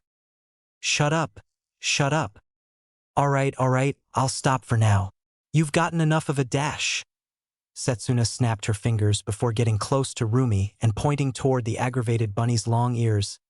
"Earful already." "Arg." In her frustration, Rumi used his leg to swipe at the sharp-toothed girl to make her back off. The greenette's eyes then set its predatory sights on the fresh meat in the room, Rumi's guest. Holding out a friendly hand toward the boy, she greeted him. "Despite my habits, I do hope we do become good acquaintances. If you want, I can even teach you a few tricks." The Izuku stared at the hand, straying away from taking it. Instead, the green fox took a quick glance at his friend for a second opinion. She obviously shook her head at accepting it, advising against it. His stomach felt queasy about his decision, but he accepted Setsuna's hand with open warmth, thanking her for her generosity. "That'll be great. You sure you want to give out your secrets like that? Not like knowing my tricks will do you any good. Besides, I don't like using them against friendlies." "Well, that's Gria Dash. Pop." For some reason, the hand Izuku sent out to shake Setsuna's hand felt weird. Slowly he looked down, seeing that he was holding a detached human hand. The boy promptly freaked out. Chuckling as she brought her detached hand back onto her wrist, Setsuna said, "Except when I need a good laugh, of course." "Warned ya," Rumi told Izuku, who was still recovering from the mini heart attack he had. "She's like a snake." Name: Setsuna Epitaph. The Silver-Tongued. Age: 15 species. Reptilian? Quirk. Lizard tail splitter. User can split up her body into many pieces. Each split piece is able to levitate and move freely through the air. Interest: magic reputation. Nothing about her can truly be confirmed due to her lies. Finally bringing up the rear was the girl with a frog-like face, who, like Ritteru, made her introduction quick and to the point except less awkward. "Karo, I'm Tsuyu, but just Tsu is fine. I don't need anything extra around my name. I like the rainy season and jelly while I don't like the cold seasons. So don't worry if you don't see me often around winter if you decide to come back here often. I'll most likely be at home ribbit." "Nice to meet you," Izuku said, happy to get a more regular introduction. His tail and ears became less tense thanks to her normality. Name: Tiu, Su, Epitaph, None age, 15 species. Frog Quirk, Frog, allows her to do anything a frog can do. Interest: swimming and reading. Reputation: none. You already know me. Maruko the White Whirlwind, Rumi told him, unsubtle, putting extra emphasis on her name to remind him not to call her by her real name. Izuku felt nice meeting some new people. Between moving into a new house and all his nice changes, his circle of people he can talk to was very limited. Now there's a whole new group of colorful people who almost all have some animal-based quirk he can talk to despite his fox attributes technically not being a quirk. Best of all, none of them, excluding Rumi, knows about his past. It's a fresh slate without stigma to bully him or think lowly of him. Some of them seemed a little rough on the edges toward him, but at least they were kind enough to greet him without any unneeded insults. That's all he could ask for. Now all he had to do was prevent himself from doing anything embarrassing in front of this new group of people, like trying to eat any of them. Mostly toward the girls, since 3 out of 4 of them, not including Rumi, have animal-based quirks that are easy prey to a fox, and the remaining one is going to trigger a different bodily instinct if she keeps taking off her clothes. Though he did wonder what would Rumi be doing in a place like this. He was about to ask her this himself, but then Simba looked at his watch with shock and called out to the group. "Oh shoot, guys, we're going to be late to the X Games." "We better get moving then," Yogi tells the group, grabbing a nearby crate and lifting it up by himself to take with them. The rest of the group started mobilizing to leave as well. "Is the X Games some kind of sports event?" Izuku asked Rumi, following behind her because he had no idea what he should be doing. "Sorta," Rumi responded, grabbing the bag they brought here when they left the house. "I'll explain on the way. You brought what I asked you to, right? An extra pair of shorts I can move around in? Yeah, I'm wearing them underneath as you told me to." "Great, then let's go," Rumi cheered, leading him out with the rest of the group. As the group began exiting the building, Izuku noticed Tsuyu split off from the group and went the opposite way they were going. "Are you leaving already?" Ritteru called out to her. "Yeribit," Tsuyu told him, stopping to turn to him. "You sure you don't want to come along this time? We're breaking the new guy in and a few good matchups are happening. You know I have no interest in any of that stuff here. Besides, it's getting late. I should get home in case my siblings need anything. Thanks for the offer though." Ritteru shrugged. "It's not much to me. We were going to celebrate after with some grilling, and you know how Yogi likes it when everyone is there to eat together. I'll make it up to him another time," Tsuyu told him. She yawned before turning away. "I am actually tired. See you guys later." "Yup," Ritteru replied, shoving his hands into his pocket and returning to the group. Seeing only a part of the interaction, Izuku softly asked Rumi, "Does she always diverge from the group?" "Only when we do things she doesn't like," Rumi answered. "She finds some things we do a bit too iniquitous for her. She's cool about it though, never condemning us by belittling our activity. She'll just state what she thinks about something we do and we'll either stay out of it or just leave in general. That's considerate of her. But what do you guys do that'll be considered heinous?" Rumi didn't answer. Instead, she let the chilling silence get to the boy before striking him with a wicked, warlike smile. She gritted her teeth, barely able to contain her excitement, and ruin the surprise. Enjoying their tea and talk, Nizu and All Might discussed many casual topics at first, such as the rise of a few golden rookie heroes Hawks, Blue Note, and Uwabami. How Yue's new teacher Eraserhead is holding up in his first year, and All Might's process on earning his certification to teach came up as well. Even the Ryukyu and Endeavor drama even made its way into the conversation, though they both found it weird why heroes from 2 separate generations have so many issues with each other. Then finally, All Might eased into more essential topics. "I'm grateful you took my young apprentice under your wing. For the time being, it's a bit embarrassing to admit my lack of knowledge on mutation quirks. I can advise on how to combat them, but personal care might as well be me taking care of a newborn baby. It's nothing at all. If anything, I call all our paths meeting a miracle to behold." Maybe even fate depending on how you view it, Nizu says, stirring his tea as he smiled to himself. Strange how the stars align at times. Yeah, was All Might awkward reply, rubbing the back at his neck at the mini bear's uncanny use of words. I just hope helping him isn't too much for you or is causing any problems in your household. He's a great kid. Rumi has already taken a liking to the boy, and they seem to have become close. A positive influence would do wonders for my daughter. Really, Rumi? That's a pleasant surprise. From what I last heard, she's been giving you trouble for quite a while. It's not her fault, Nizu calmly tells him, taking a moment's break to sip his tea. She was basically a baby when the situation with her parents happened and I had to adopt her. It was only natural that she had difficulties adjusting to such a different environment.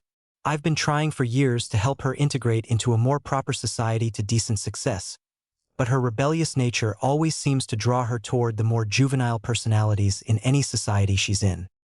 How far away is the entrance exam again? In about 2 years and 10 months. All Might momentarily pause. His face, while frail, was still able to display a perturbed expression. He says, that's a little under 3 years. I hope she grows out of that phase soon before she gets into UA.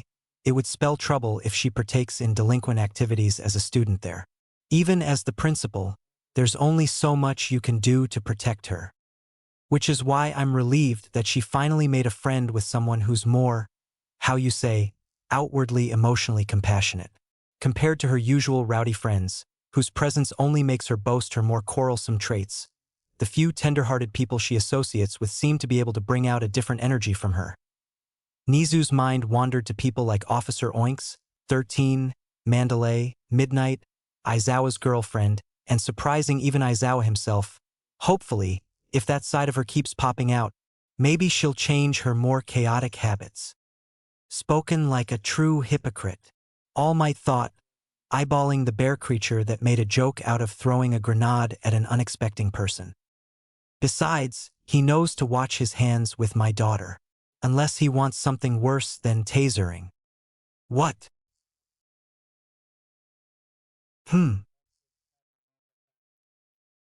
Finishing his cup and denying the offer for another, he told his colleague, anyways, I don't want to take up too much of your time.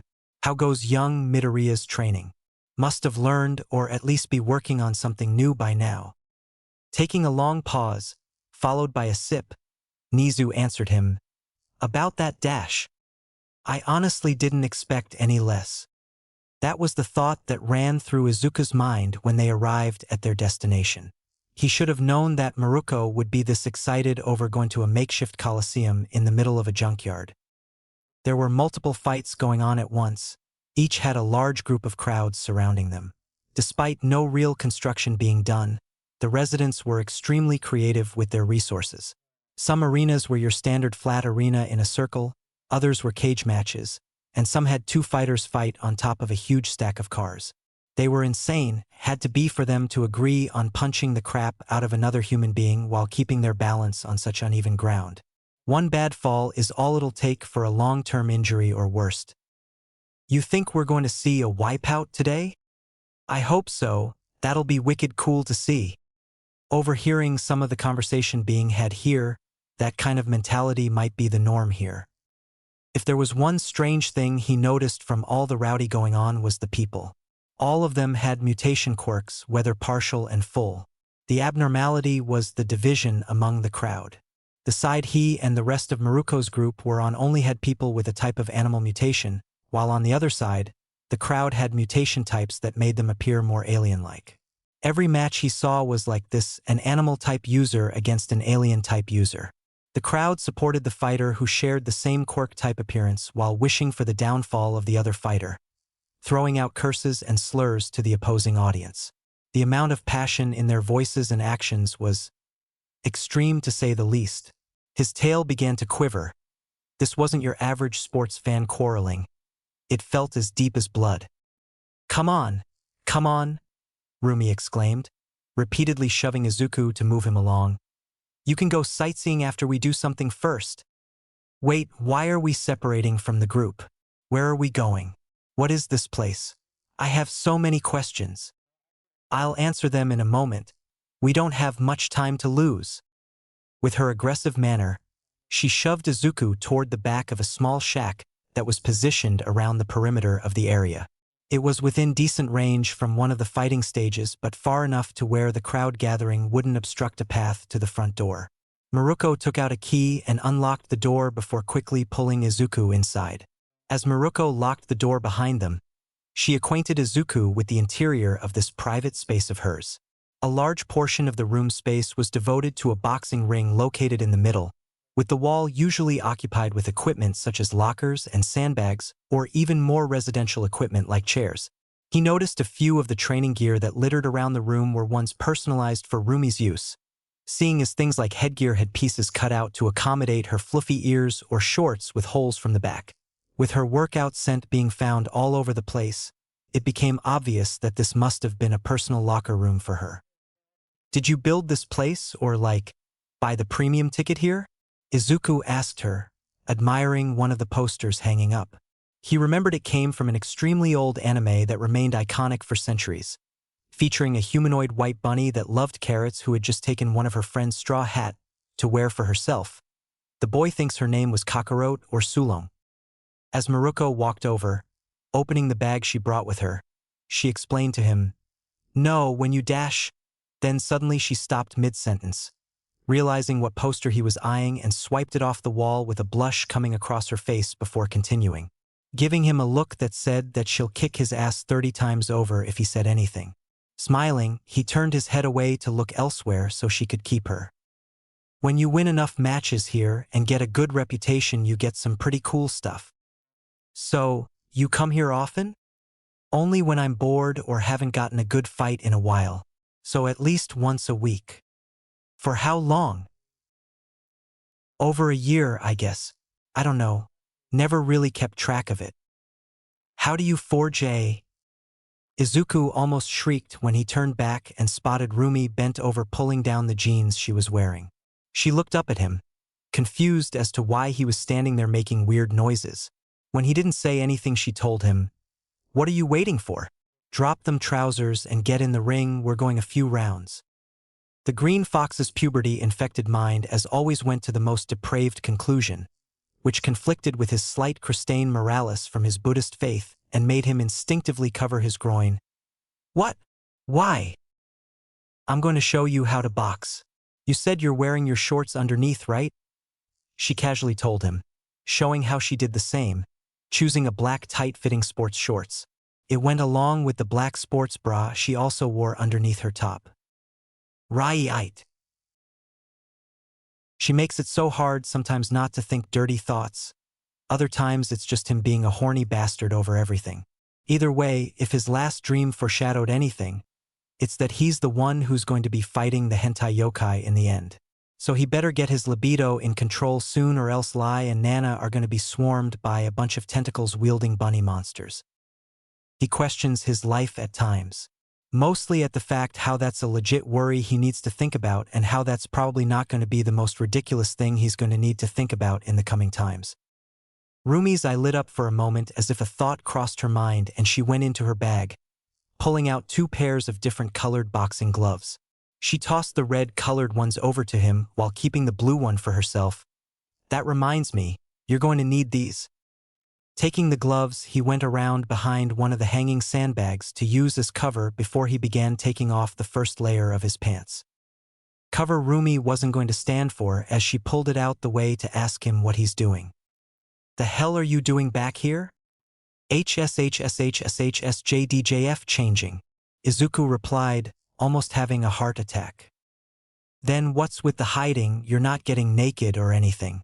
We lived together for like 2 months and I often walk around the house naked. What you gotta be shy about? You're just dropping your pants for the shorter version of pants you have under." "I know, it just feels weird to." Fox. Izuku has stopped working.